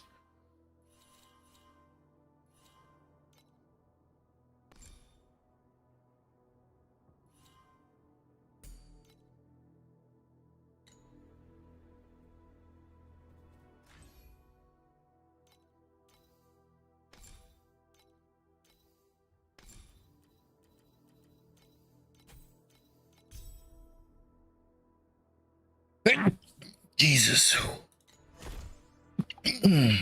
Holy. All right. Oof. Where were we? That is our path of progression, right?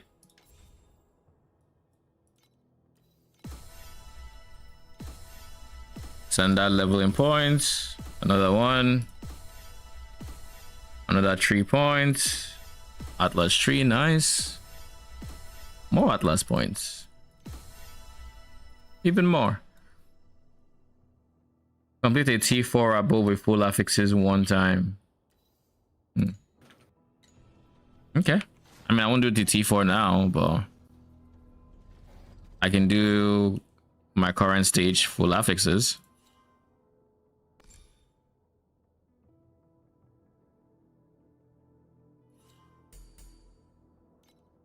A level up will get me this one, which is all I need. This is 37%. Okay, no, it's still mana compensation. Okay.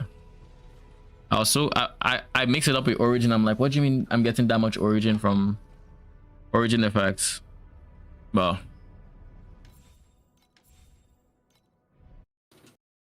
let's do our Ordrak. Shall we?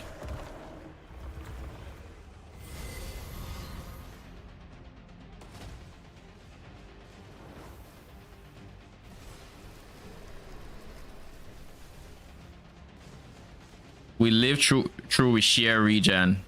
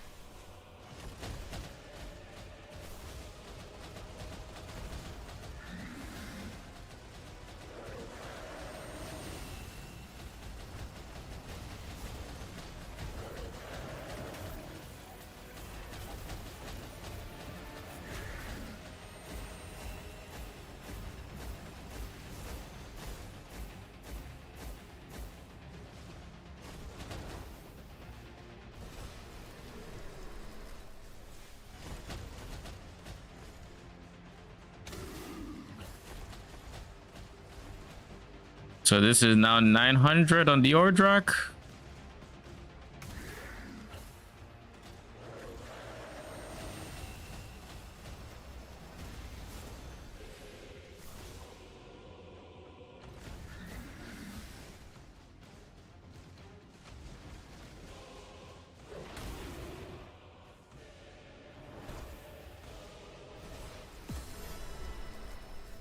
My first Magus' life bar was eternally low, and I'm not entirely sure why.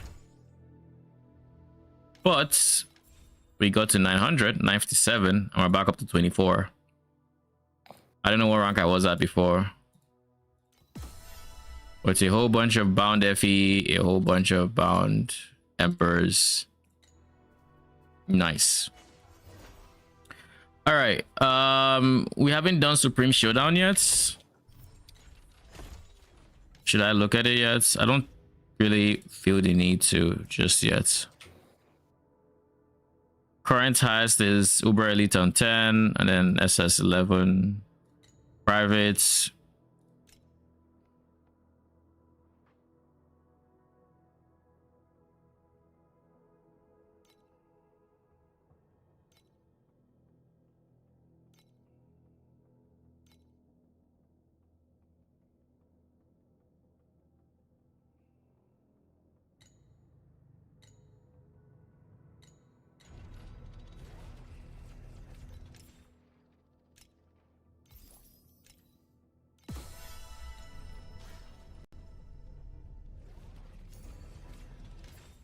All right, both of you have sold. How much money is that? 219. That is not great. You have yet to sell.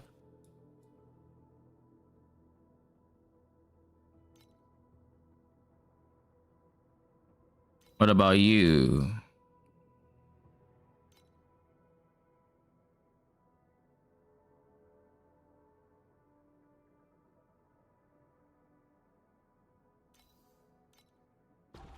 That can go.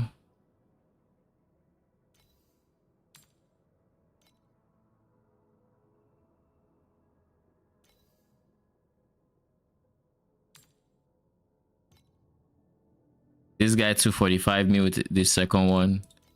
All right. 35. All right. And then who else is there left to reprice? That's the main one. Main thing I want to do here is I want to buy Voidland Beacons. 2.7. Now to buy a lot of them.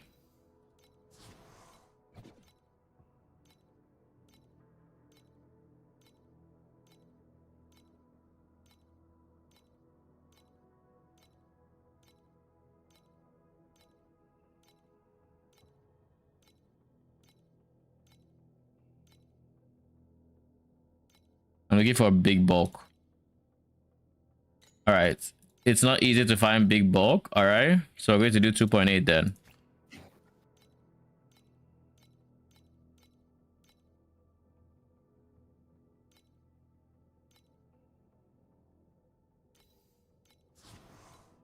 $17.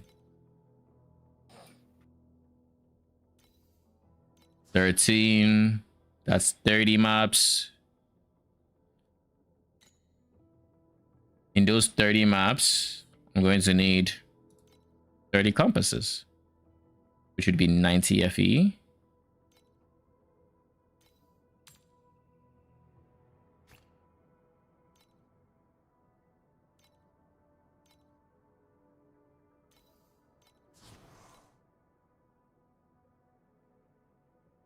$14.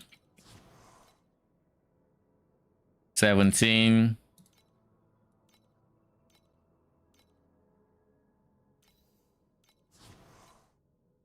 21.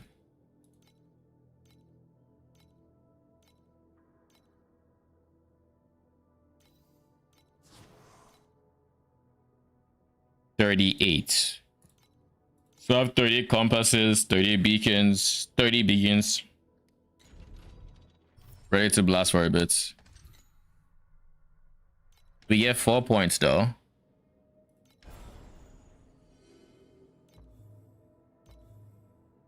And those 4 points.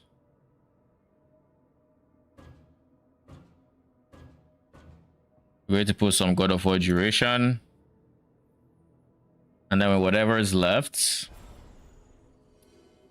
I think I'm going to scale drop quant. Actually, I'll put Sandlord chance.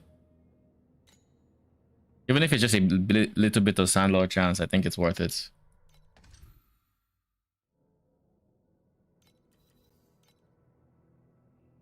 I think even at just a little bit, it's still worth it.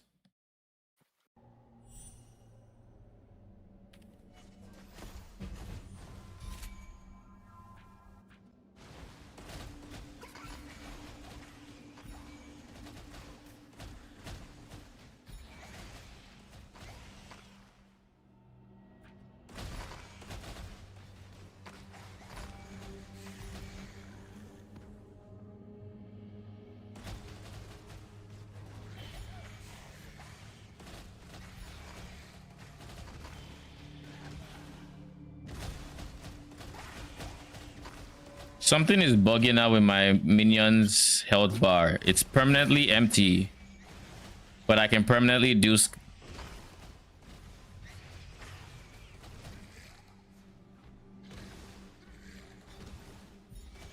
is bugging the fuck out. I don't understand it. Maybe it has to do with the support gem.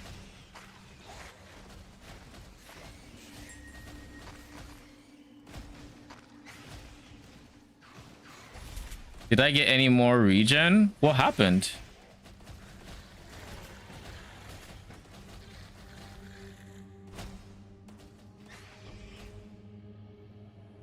Now they're, oh shit, they're kind of emptying, but I think they've hit a point where they're almost at a net neutral, which is huge actually.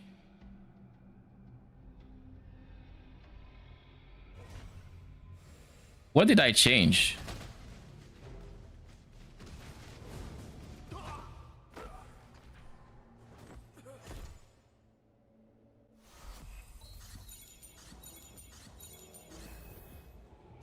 Why do people use Necklace of the Inverse? Why do people use Necklace of the Inverse? I think if I remember correctly, it is for attributes or something. Let me see. Trinket, Necklace of the Inverse. 40 all stats gives you 80 stats relevant to your mages, but it's all stats, which means you can still use original sin pets and strength and dex are still balanced. So this gives you damage from that. I think that is the why it's a cheap 80 it's a cheap 80 all stats essentially, or 80 stats. So that gives you 40% additional damage if you have no stats whatsoever. And like I said, because of this guy, you want to have strength, you want to have all stats rather than dexterity. If you're trying to increase dex strength, you want them to be aligned. And for this guy who says additional ultimate damage when 2 of strength, this and this are equal, so you want strength and dex to be equal, and then you scale strength upwards. So that means if anything is affecting dex, it has to affect strength as well. And that's why I think, if it's not that, then I don't know why else. Because the people I've seen running it, they don't leave any slots open, so they don't benefit from the levels. But I think it's just a cheap source of that. Does that make sense?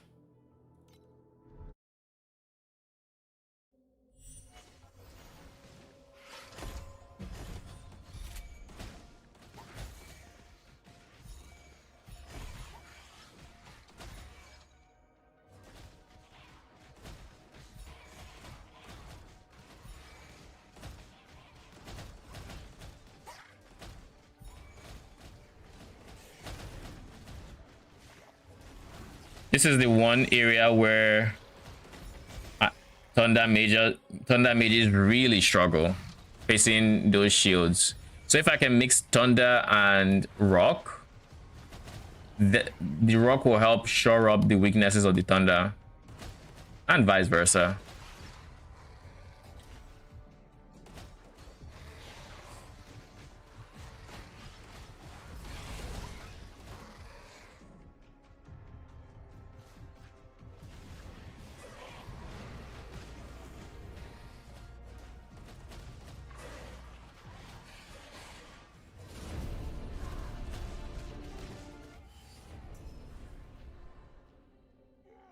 Okay, that is more than enough duration I need to clear this map, please. Dude. Yes, finally it gives me a desire core. The dry streak is over. We made it. Fucking hell, that took so long.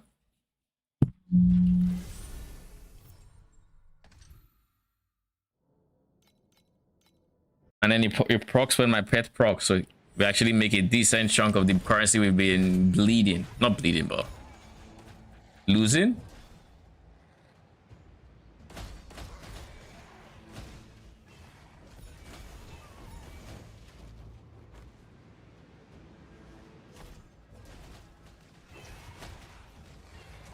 I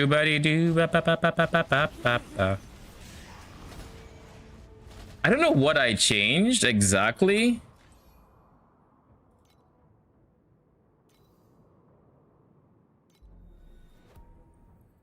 I don't know what I changed exactly that is making it so my minions aren't losing life, because I haven't really. I worked on sealed mana compensation.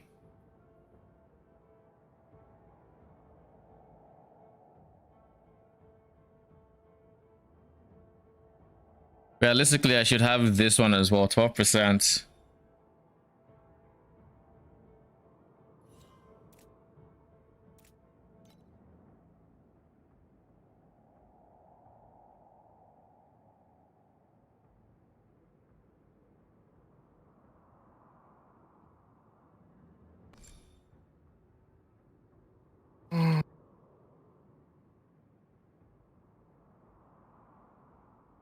I would like this 8% DR.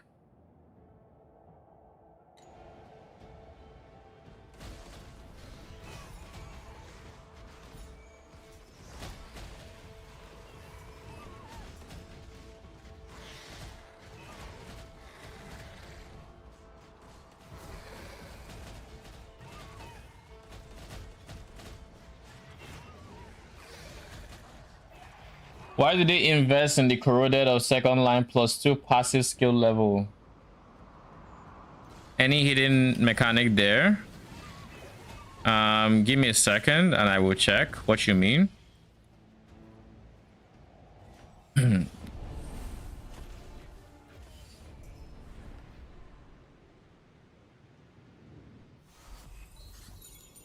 Top dudes on Chinese server did it.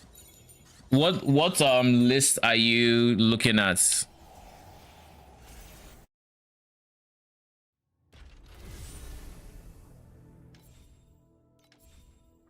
Supreme Showdown, maybe?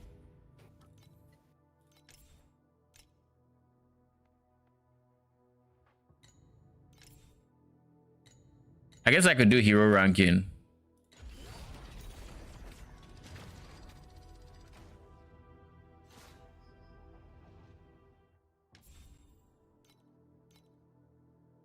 Can I sort by items?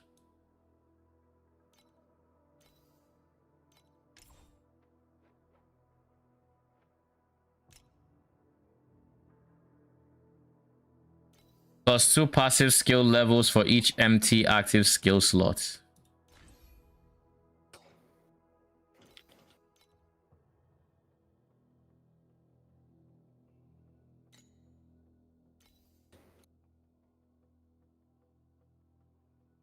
For each empty active skill slot.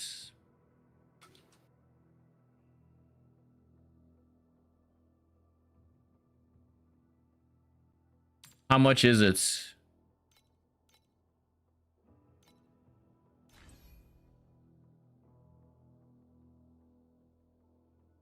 My only guess is maybe the mages don't count as active skills, and so it counts as them being empty. So these 3 end up being empty, so you get 6 passives, which helps really skill these 4. Maybe that's how that works.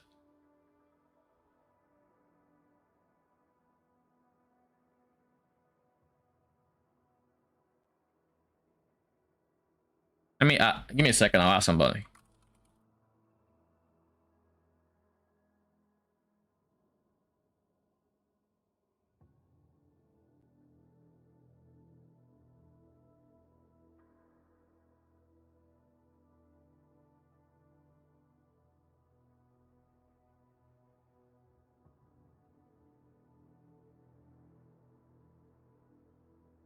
That has to be my guess, at least, which would explain why the 3 of his mages are on his active skill slots and why he has 4 auras.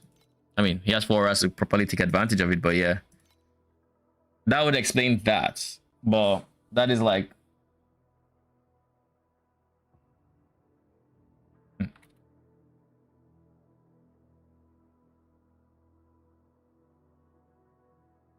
all right, so someone just confirmed that is why they do it. They don't, mages don't count as active skills, so this counts as having 3 empty active skill slots, so +6 levels to passive skills. And you know, I don't think they count, they aren't passive skills themselves, so they don't benefit from the plus levels, but these 4 will benefit heavily from it.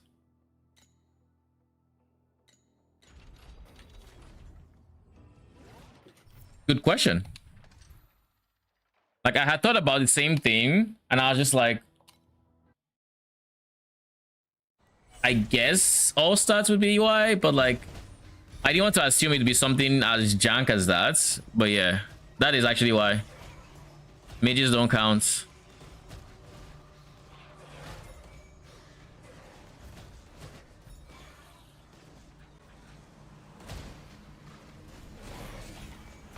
Yeah, I kind of knew that would happen.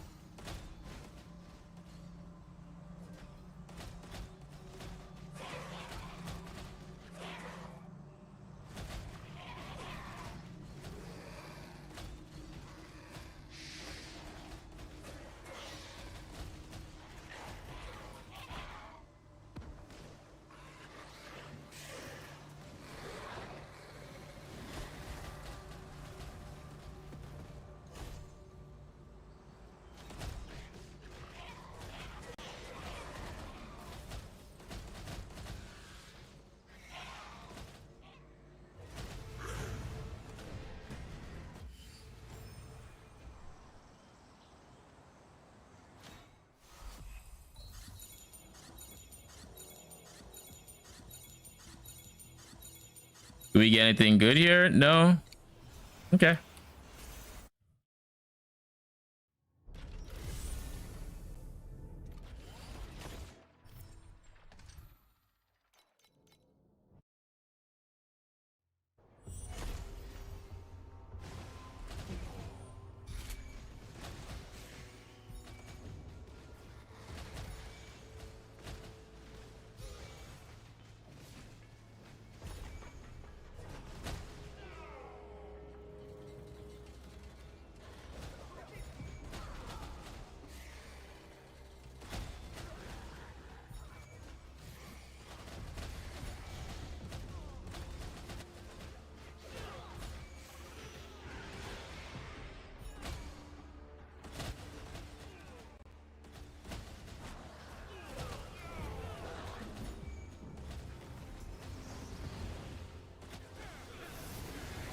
Woo. Of course, man. Of course. Every single time a league mechanic mob puts a wall in front of me, not damage.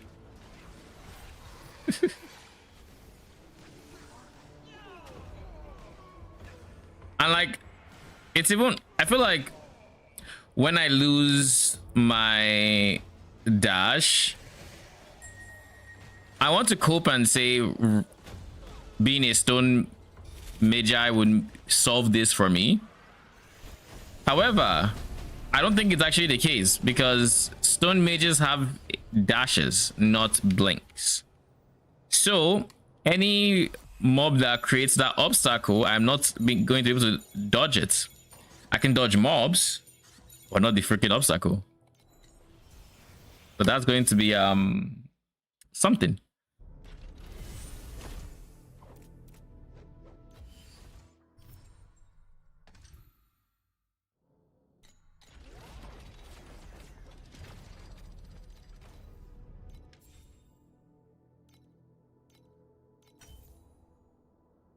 Huge, huge, huge.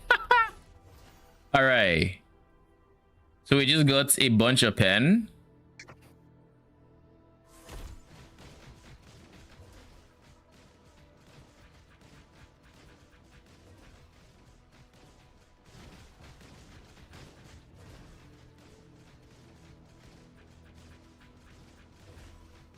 So 3.2 build DPS with passivation, inflated damage. Let me remove passivation for dummy testing.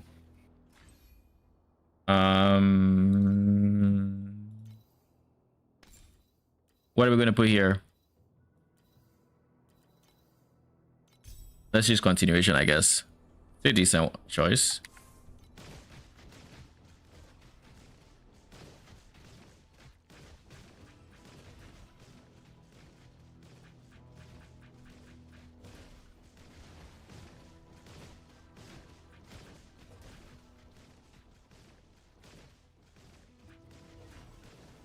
So we're looking at closer to 2.5 bill.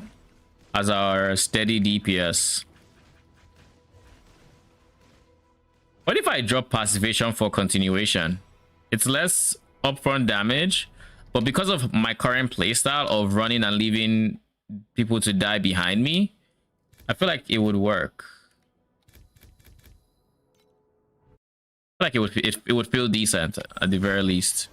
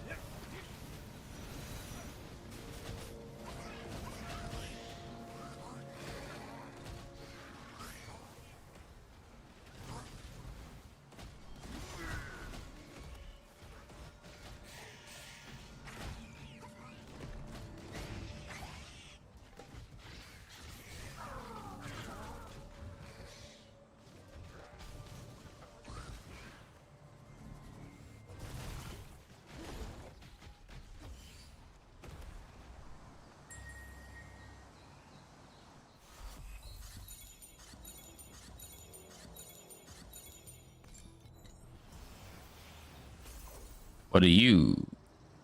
Gain a stack of fortitude when using the melee skill.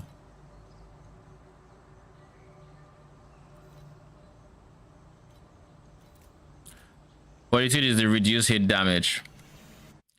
That is something to actually consider, to be honest, because I do believe, I feel like using, actually it's worth testing.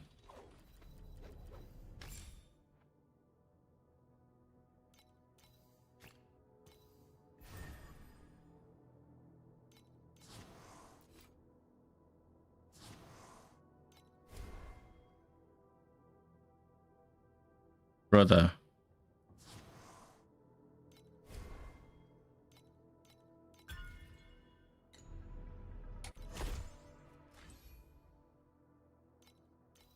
Give me a quick second. I'm going to mute, but I'll still be here doing the test. I want to test if I get 42 doing this.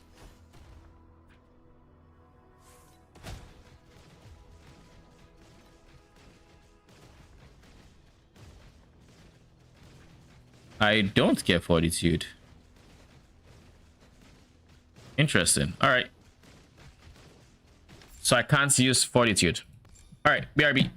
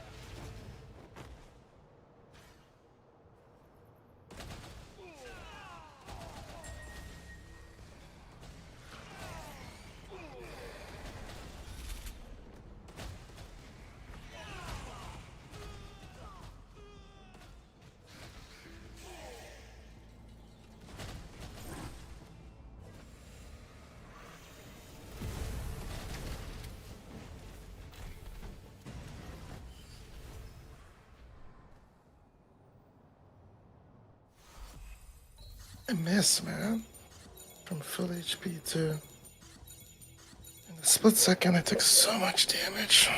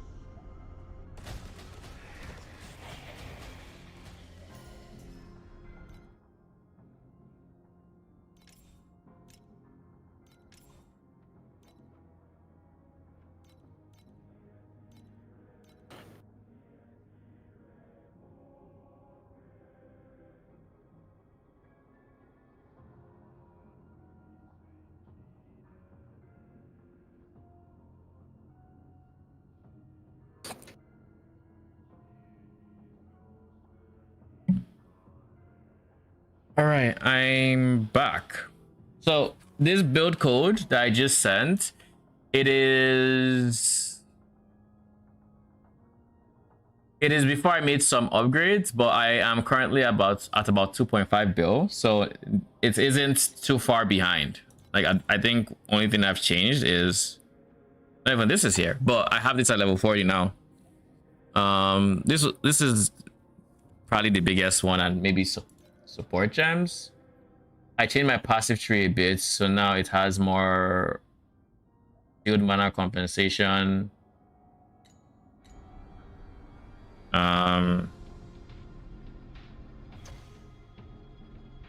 With the sealed mana compensation, I'm able to fit in more like different sources of DR for my minions. I can actually just quickly show some of the changes. I went for this instead of, what did I remove? I went for this instead of this. Not this. Lich, I removed cooldown recovery. I maxed sealed mana compensation. I went here. I might reduce this as well for more origin. I'm undecided. However, that allows me to use protection field here, protection field here, to get two different sources of damage transfer to my minions. And eventually I want to get damage transfer here and one source of damage transfer here, so we'd have a very healthy amount of damage going to our minions. We already have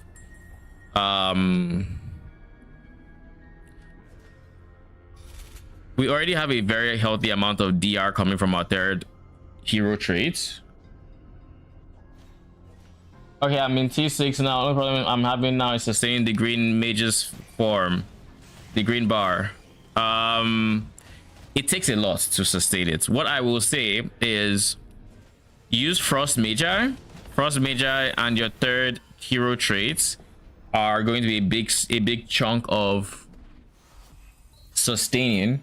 It's not going to help you. It's not going to sustain. It's going to delay the inevitable, which is them running out of life.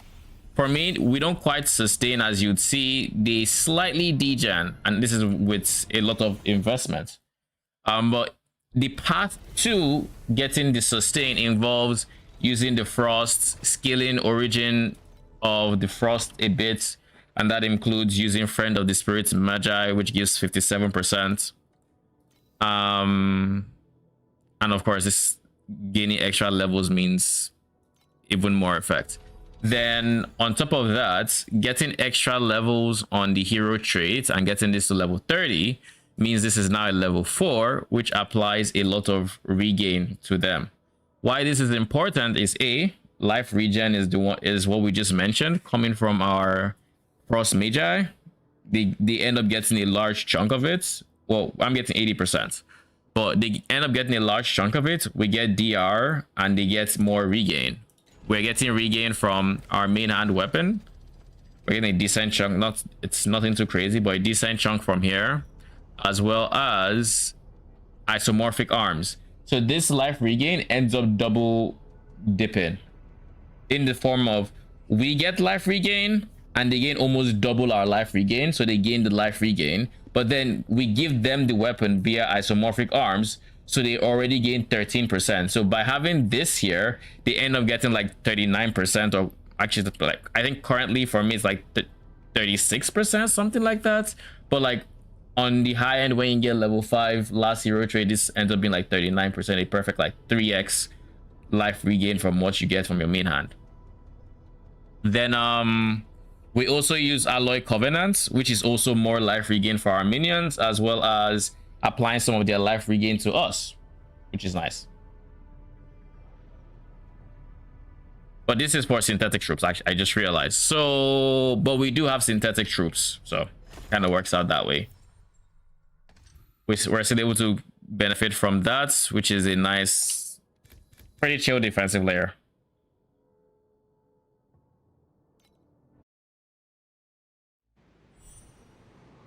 Would you recommend warrior instead of machinists? Warrior, that is this guy, because of this node. I thought about this, but the problem is if you're in T6, your biggest concern is gaining the damage to progress time marks, to kill traveler, all those other things, to get your unlocks. Yes, that is a very good option in keeping the sustain up, but like there's no offensive node on that tree. So that is like the biggest problem, or the biggest comma I have in suggesting warrior. It's worth testing, but while you're under level 90, but without the offensive boosts, it's hard to say yes, go for warrior. Does that make sense? Versus something like machinists. I'm using machinists, I'm getting damage here, I'm getting attack speed here, I'm getting crit, and I'm also getting some minion life regeneration speed, which of course is multiplying the amount of life regen they get from, what do you call it, from my frost mages. I'm just going to call them golems. My frost golem.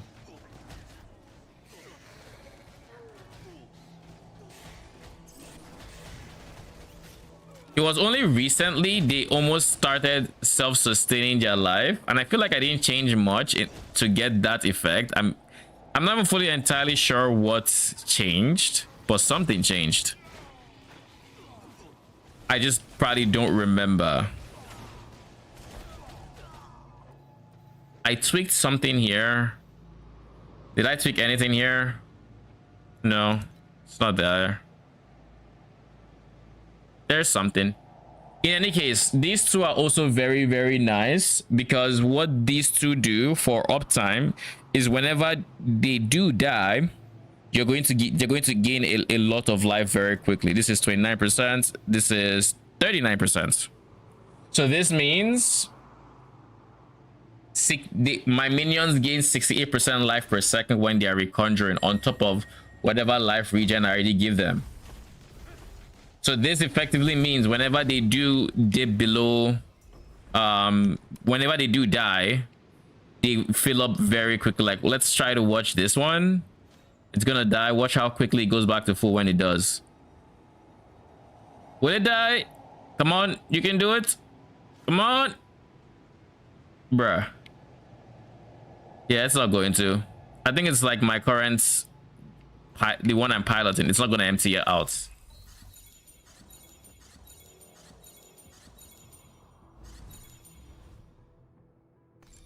No void embankment. I do not have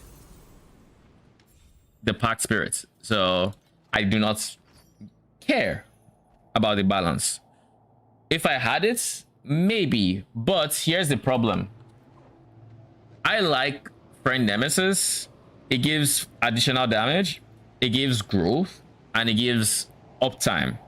These three alone are very, very big boosts, in my opinion. So is it better than Void Embankment?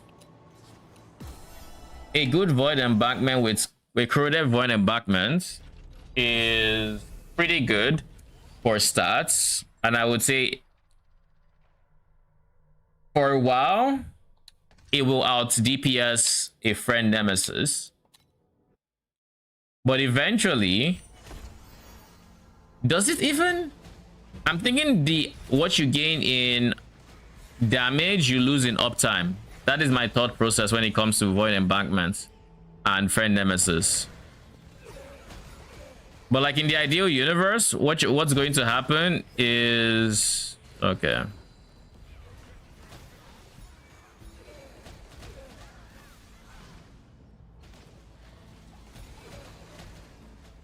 In the ideal universe, what will end up happening is you can get stats from other sources to reduce just how much weight Void Embankment can pull, and then from that point on, Friend Nemesis is just more damage because of the 40% multi. Should I use Void or this if you have the Pact Spirits? I'm inclined to say Void Embankment is just really good, and it's probably cheaper. So it's not a bad choice by any means. It's a good choice. Plus, it gives you a lot of early res to start out your mapping and whatnot. So if you can get a good one, I think it's a good choice for you to go for.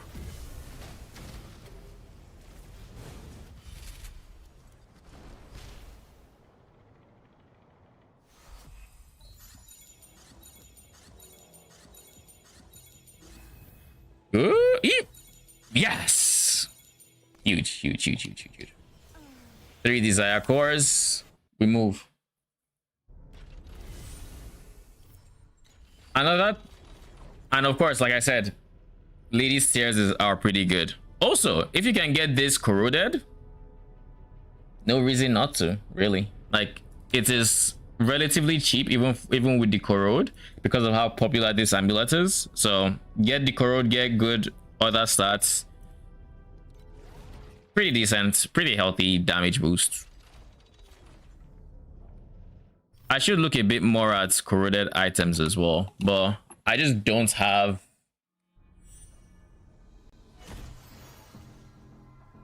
the currency yet to do that.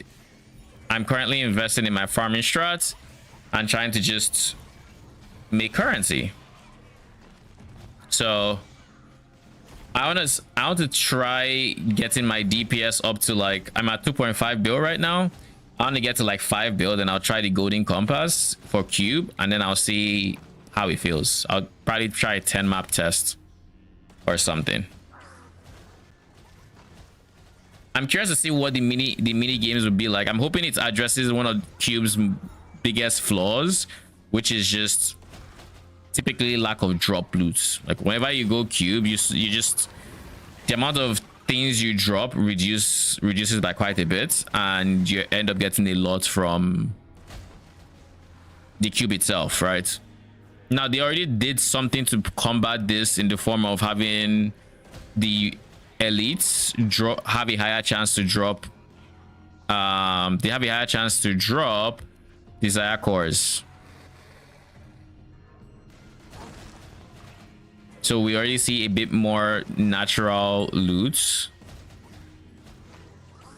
but I'm sure the mini cubes will help a bit in that regard, or will just give us so much currency that we end up rolling so much. I assume it's going to be the desire crystal bits, because of the fact that they make it cost even more to roll your cube. It's like,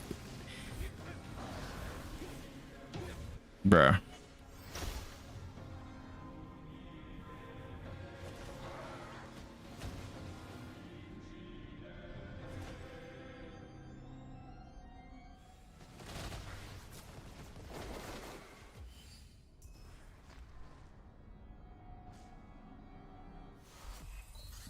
my next battle pack spirits is going to be original sin whenever I kill TA Traveler, I think. That is currently what's on my pick your own battle pack spirits, and we'll see how that goes. Or TA Traveler, whichever happens first. I'm still like, well, 12 mil DPS from killing Traveler. It will still be a bit.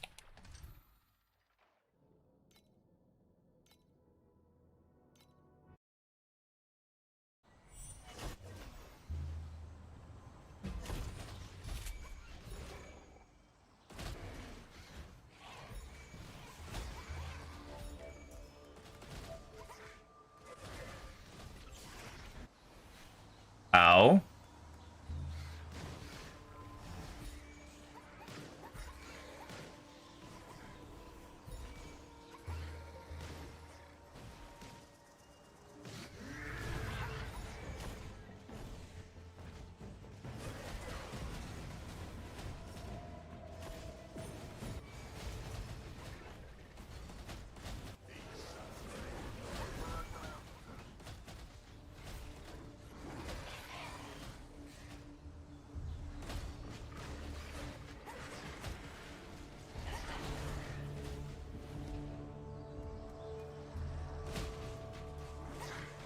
I really dislike Cerberus. He's so obnoxious that now that I blow him up, I'm very happy about that. I should try the league mechanic again with C8's area level.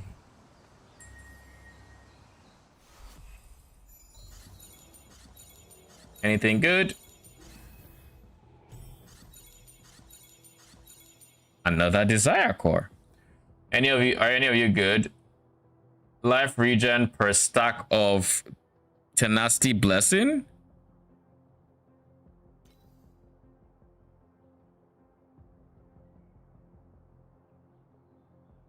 Hold up. Wait a minute.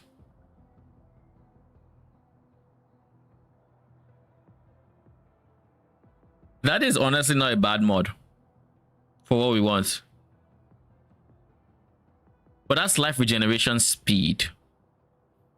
10% would be at 5, which is relatively easy to get.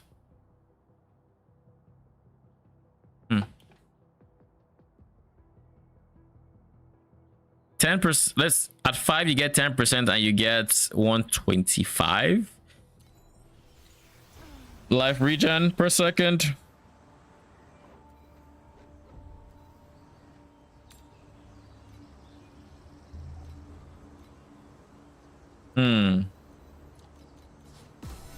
Is there a universe we use that? I don't think so.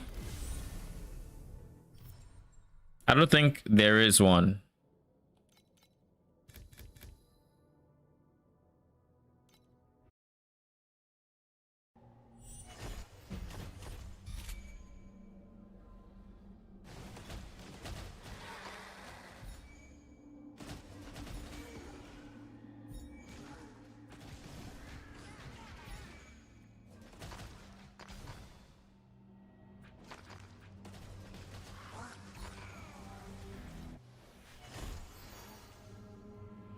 All right, buddy.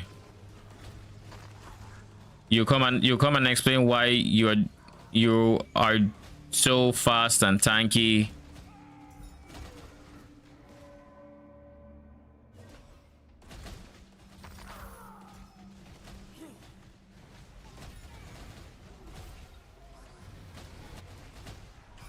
Did he just blink away? The fuck was that?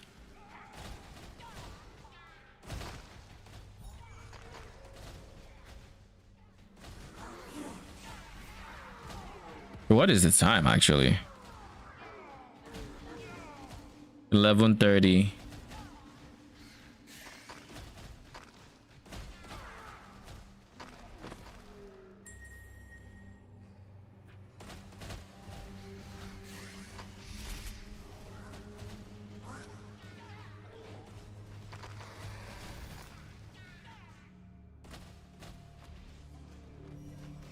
Ooh. Worth it.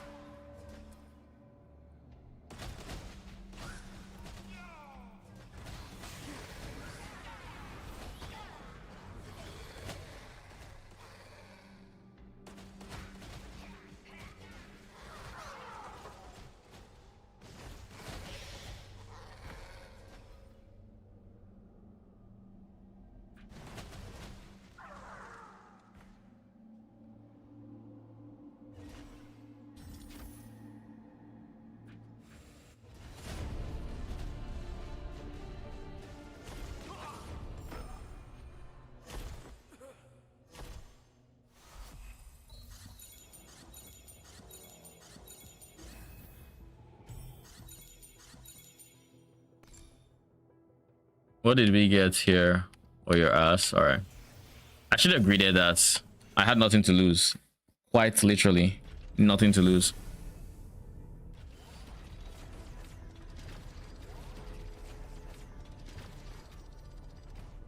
All right, give me a quick second. I need to drink water and I'll be right back.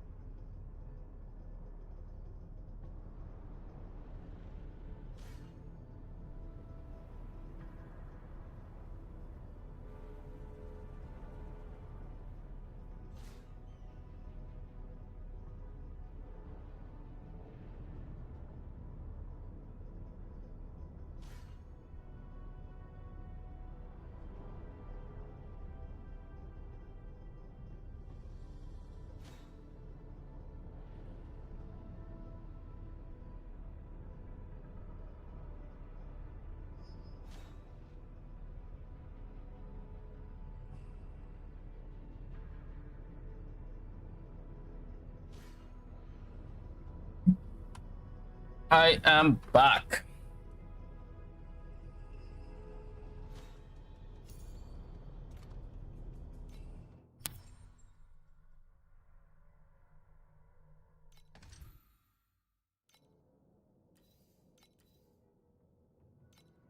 Where were we?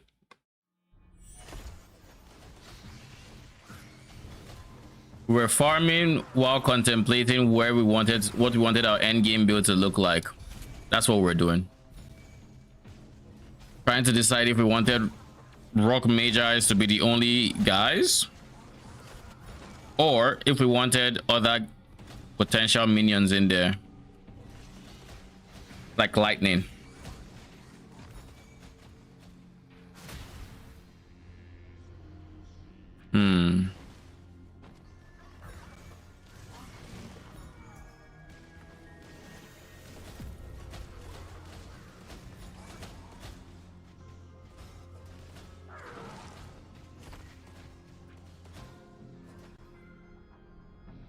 Anyways,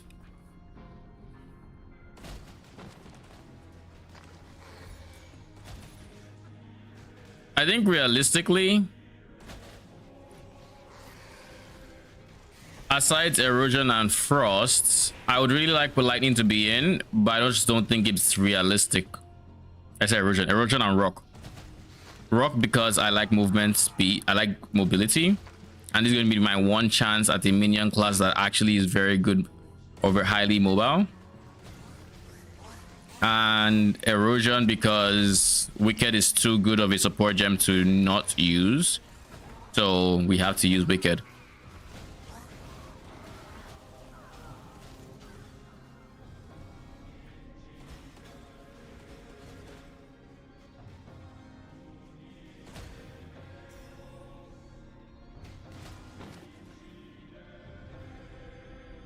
I'll be honest, I don't care to dismantle you, but whatever.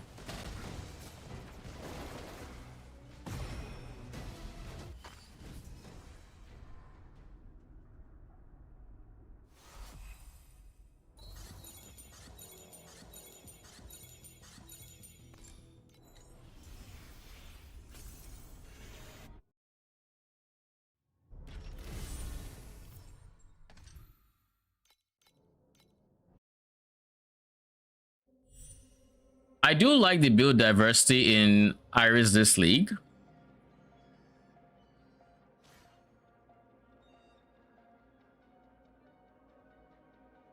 Mostly created by the fact that now,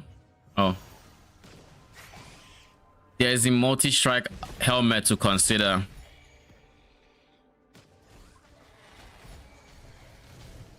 And I think at the high end, I should be considering it as well.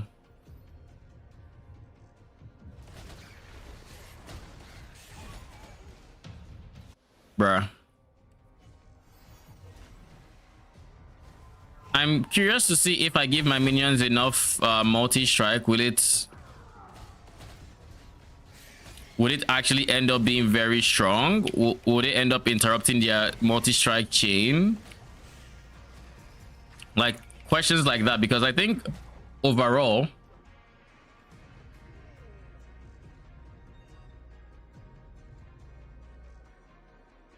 what is the percent chance we said for minions to get multi-strike?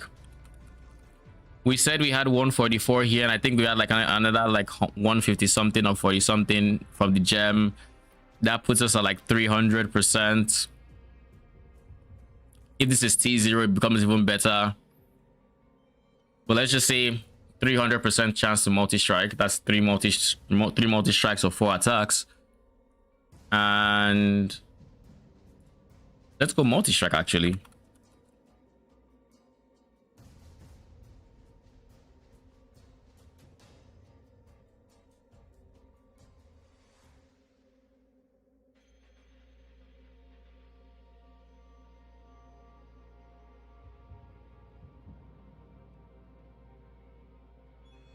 There's a minion multi-strike chance on that Blade Runner.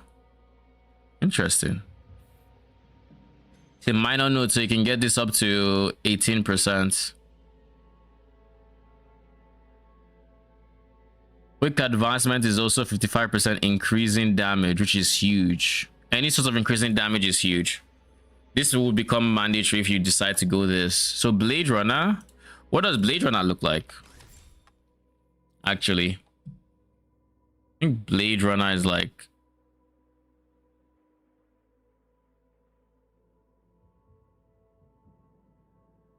you. So you'd go live,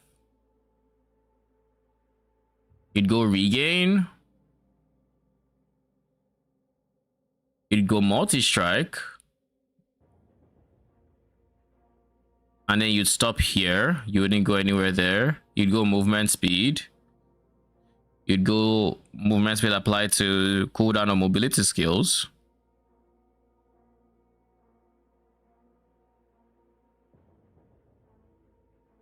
This would be good if I was agility blessing stacking, but I'm not. So anyways, movement speed, this, probably leave this one out. I don't think using magi skill would count for it either, so like that's where it will end. This isn't even hybrid attack speed, medium attack speed. So you go live, you go regain, multi-strike, movement speed, and then if that's not enough,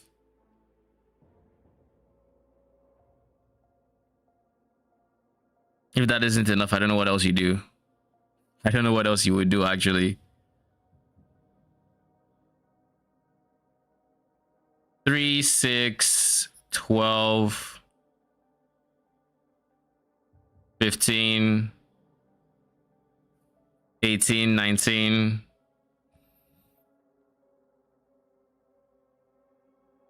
You still need 5. So I guess for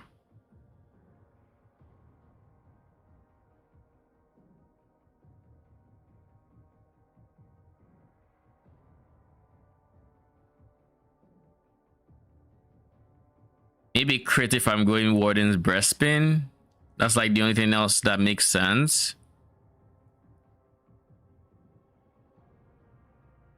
Probably wouldn't go Dexterity because of the whole balancing act you have to do with the original sin.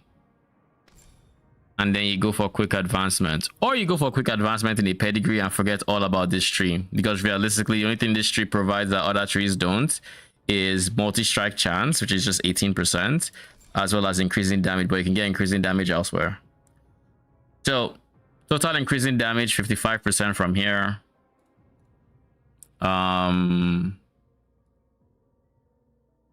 120 from here. And I think the helmet goes up to 80, but the helmet goes up to 80, but I think it can be corroded into 100. So let's just say top end 120 plus 100, 220 plus 55, 275% multi-strike increasing damage. That is a lot of increasing damage for each multi-strike. And it would happen. The chances currently 3 multi-strikes.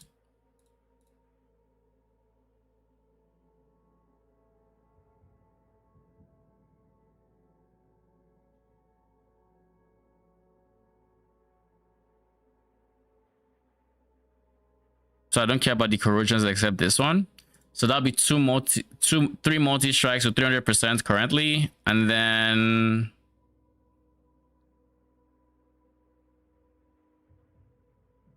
that was it, right? I don't think there's any other source of minion or multi strike that I'll be giving my minions aside that.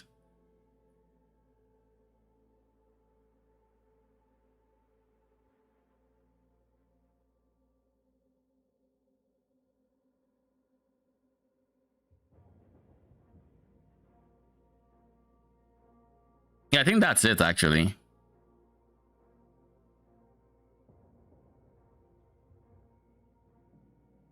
At level 20 is 120%. So yeah, we get close to, or if not almost guaranteed, 3 multi-strikes. Each multi-strike has 250%. So that is, or is it 275%? That is a lot of damage. Because that would be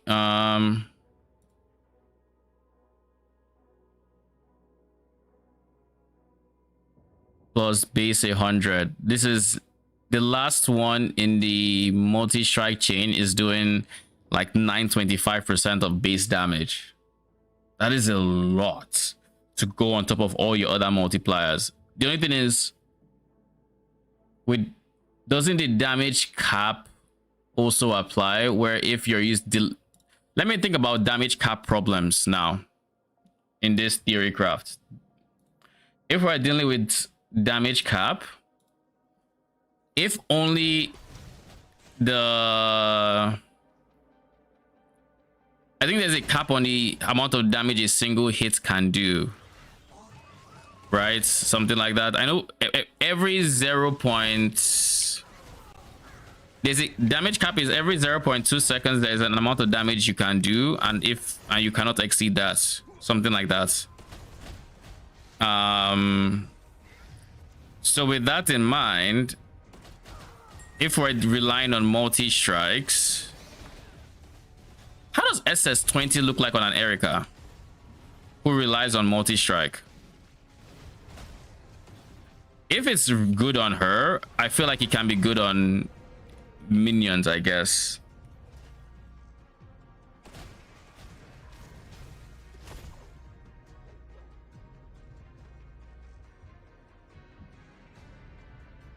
Sweet Dream Affix can go increasing damage or chance. I feel like chance would be better. Base Affix is a lot of multi-strike chance. Or a lot of increasing damage.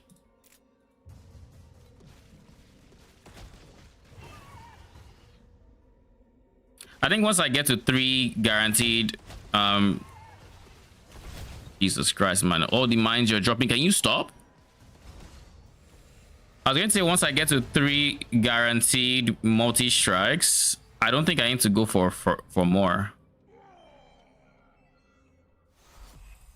I don't think I need to go for more past that.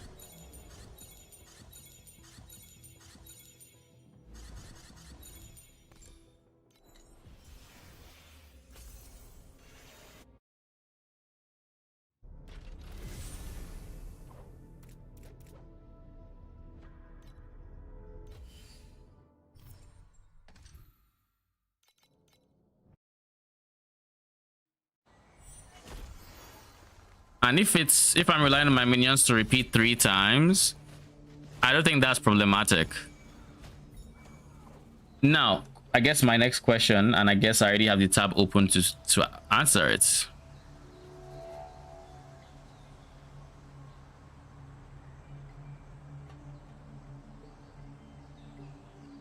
By default, multi-strikes gain 20% attack speed. I assume this is multiplicative.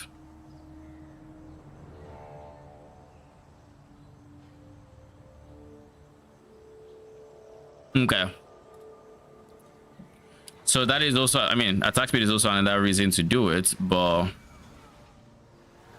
Oh god.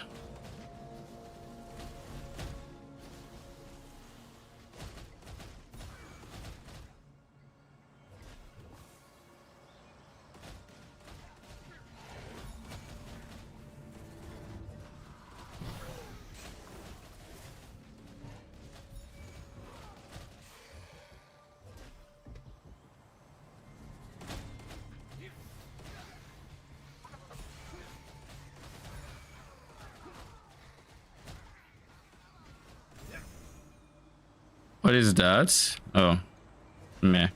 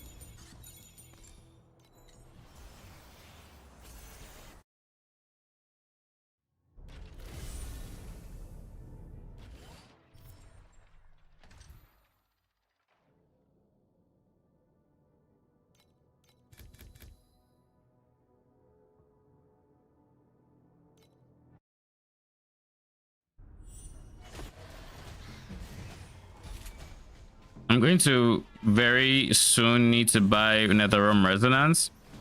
And I think I'm going to buy a lot of it before I head off tonight. And the reason being, if this shit can double in price between yesterday and today, it's going to double again.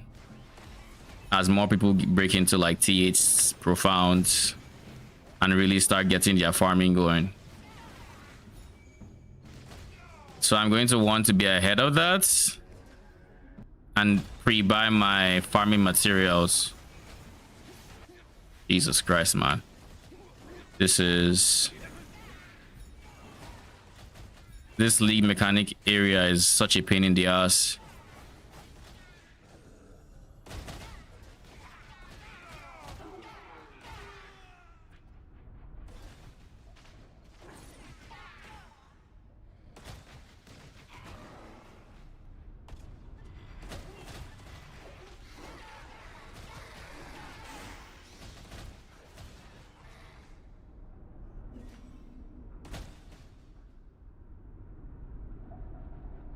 Focus fluorescent compass. I feel like that is div card compass, which I'm not entirely sure if it's good or not.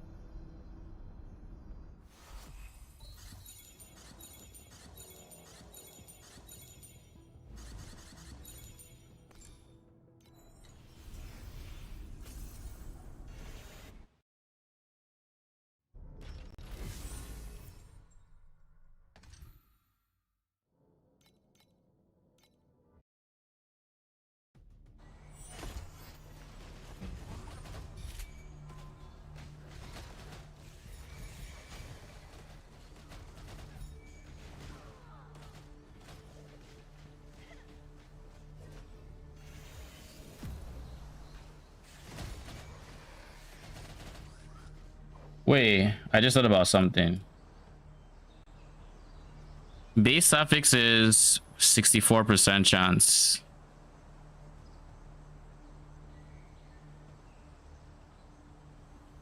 And this is 32% chance. So these two form 100% by themselves to give us a fourth attack. A fourth multi-strike, if you will.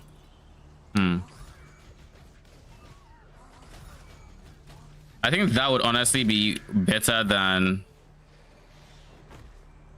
That would honestly be better than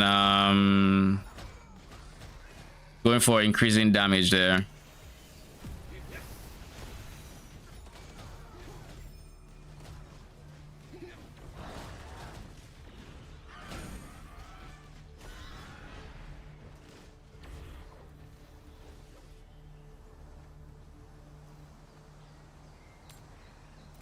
It's an evasion base. Nobody cares about it with minion stuff.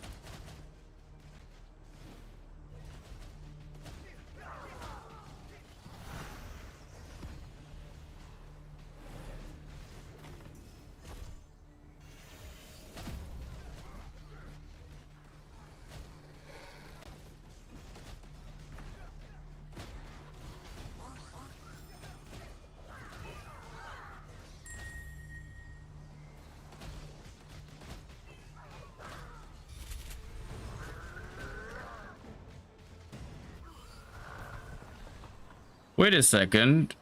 Do I have a survivability pet that gives me regen? You give me some regen. This one gives me movement speed though. And less damage taken.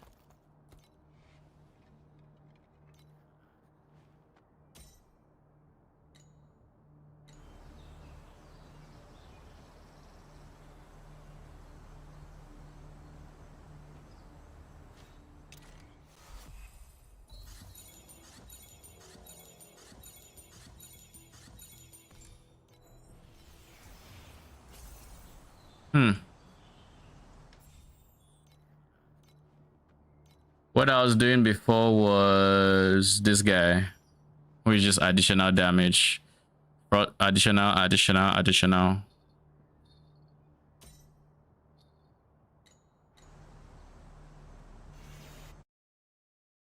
have many legendaries that are worth using in this situation, so I can't. I think my Moto has more legendaries than my Iris.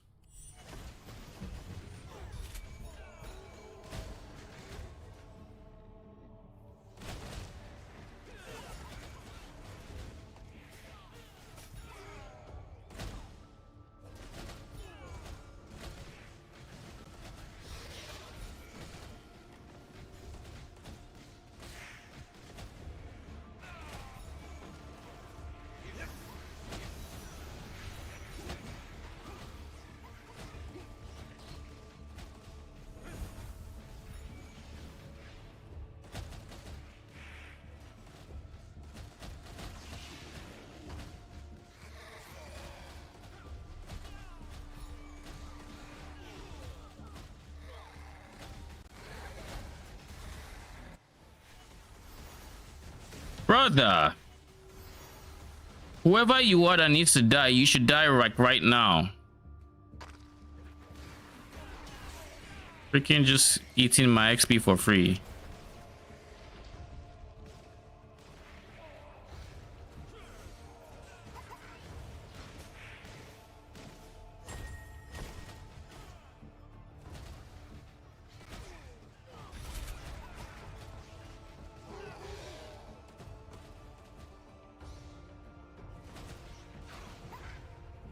Let me check this corner.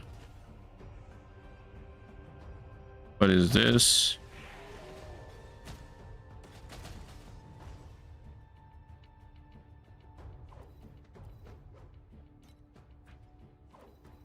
Wait, will duration?